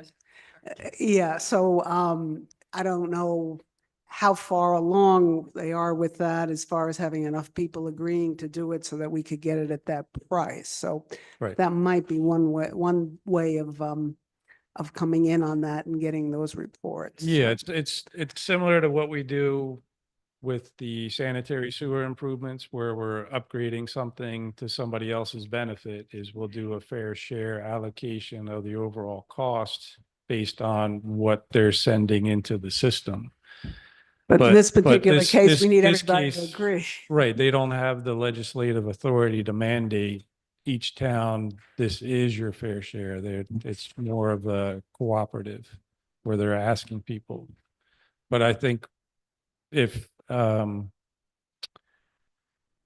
people understand what the overall individual cost would be compared to paying a minor share, I think they would agree to work together. At least that's my hope, but we haven't yet experienced it, so I can't be sure on that. I know they got Trenton in to the last meeting, and Robbinsville, I talked to them, Robbinsville came into the last meeting, so maybe but no, everybody's waiting, I guess, for everybody else to actually sign on. So yeah, I think some of it too is there's waiting to see if the DEP is going to offer any funding for this. Like right now, the funding's been very sporadic compared to the costs of what they're asking people to do. And they've kind of said the DEP may be more willing to offer a regional funding than an individual town funding. But yeah, I think that would help to incentivize and encourage.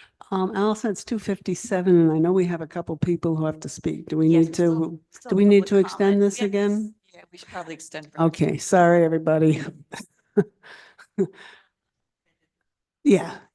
And Yeah. all right. Can I have a motion to extend till 3:30? So moved. Second. Okay, all in favor? Okay, thank you. I'm sorry, go ahead, Francis. That's okay.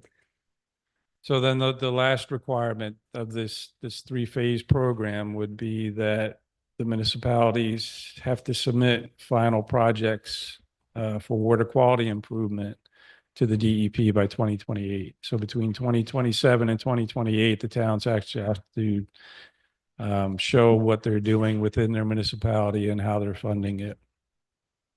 So at this point, there's no actual requirement until later on to actually implement any of these programs for a while, right?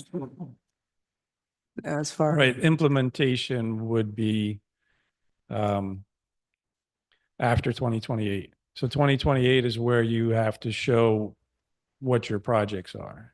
Okay, and obviously you don't want. And projects that are then big. subject to funding, towns would implement them. But by that time, also, I think the next iteration of the Tier A permit is to be issued by the state. So Okay. they may mandate in there. So is this money just going to be covering this mapping that we're talking about, which is the second, which is actually the first stage? Or do we have a budget to cover these next two stages that are coming up? pretty There's quickly? projections for the next two stages that are in the 6-year plan, but what's anticipated for 2025 would be primarily for mapping purposes. Map, but we do need to start getting into that next stage pretty soon, but then, no. So is there any money that we need at this point? Or do we have enough money to cover moving into that next stage? I think with the numbers, especially you're talking about that with the town's portion. And that's just Assupink. With Millstone's probably a bigger piece for us, I would guess. Right. It depends on all the watersheds they study. So there's Duck Pond Run, there's the DNR Canal, there's Millstone.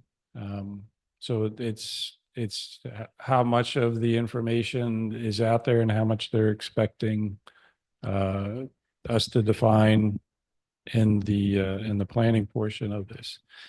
So I think until the mapping's further along, it's hard to project future needs, but if we need more money for 2026, it'll be shown in the 2026 budget. Yeah. Other than money, you know, in the budget, there's nothing that council has to approve. As far as, what do you mean? The ordinances or anything. Just when they award the consultant. Yeah, there'll be consultant Yeah, I mean, contracts that'll come there, but if that's one of the determinations in the planning that changes to the zoning ordinance for land use coverage or changes to the stormwater regulations would improve water quality in some of these watersheds, it may come to that. It may be showing that certain portions of the township have different stormwater management requirements for water quality. Eventually, we have to come up with a plan to say we're going to improve the water we're sending into the watershed, and that can cost money. Yeah.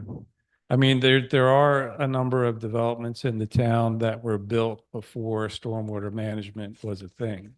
Like Berrien City is a perfect example. All those streets and homes get piped directly to a stream. So trying to do something in those neighborhoods would, of course, result in improvements for water quality to those waterways. But whether there's any excess room to even do something, or now you have to have things done on a lot by lot basis, you know, that's part of what the planning study would undertake.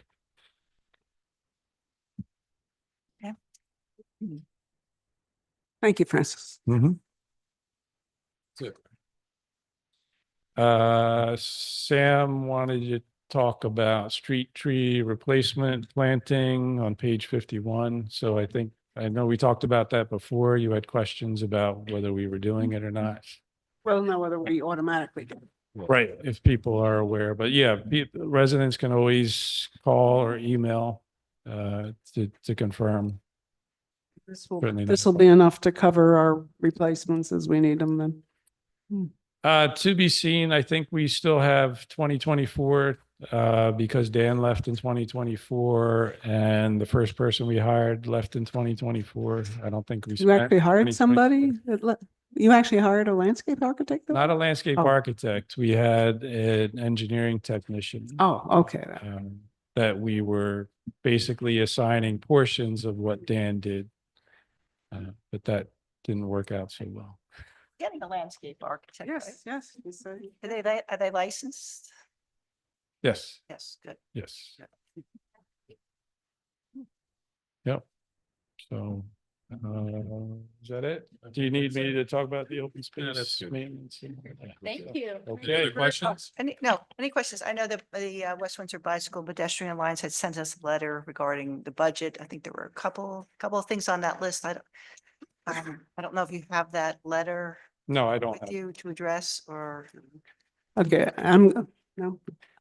I'm going to ask one thing that actually, for some reason, is under community development. There's something here for landscape improvements to the municipal complex, and there's like no money in it till 2028. Yeah, that's in Sam's budget, and that's typically what, how it's been funded in the Yeah. past. And Yeah. we, There's some funding available from 23, if you look at the notes.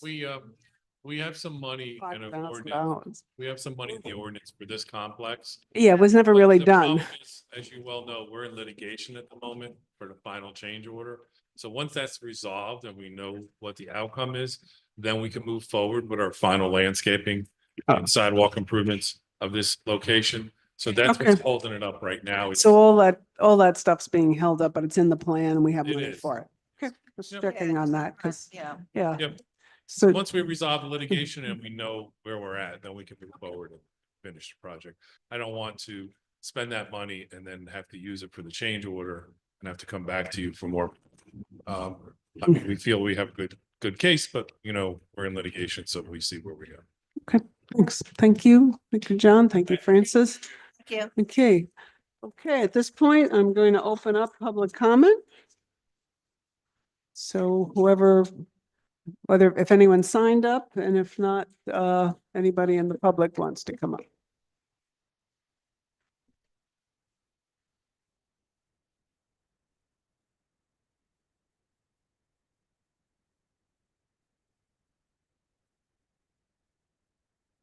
No, I'm good.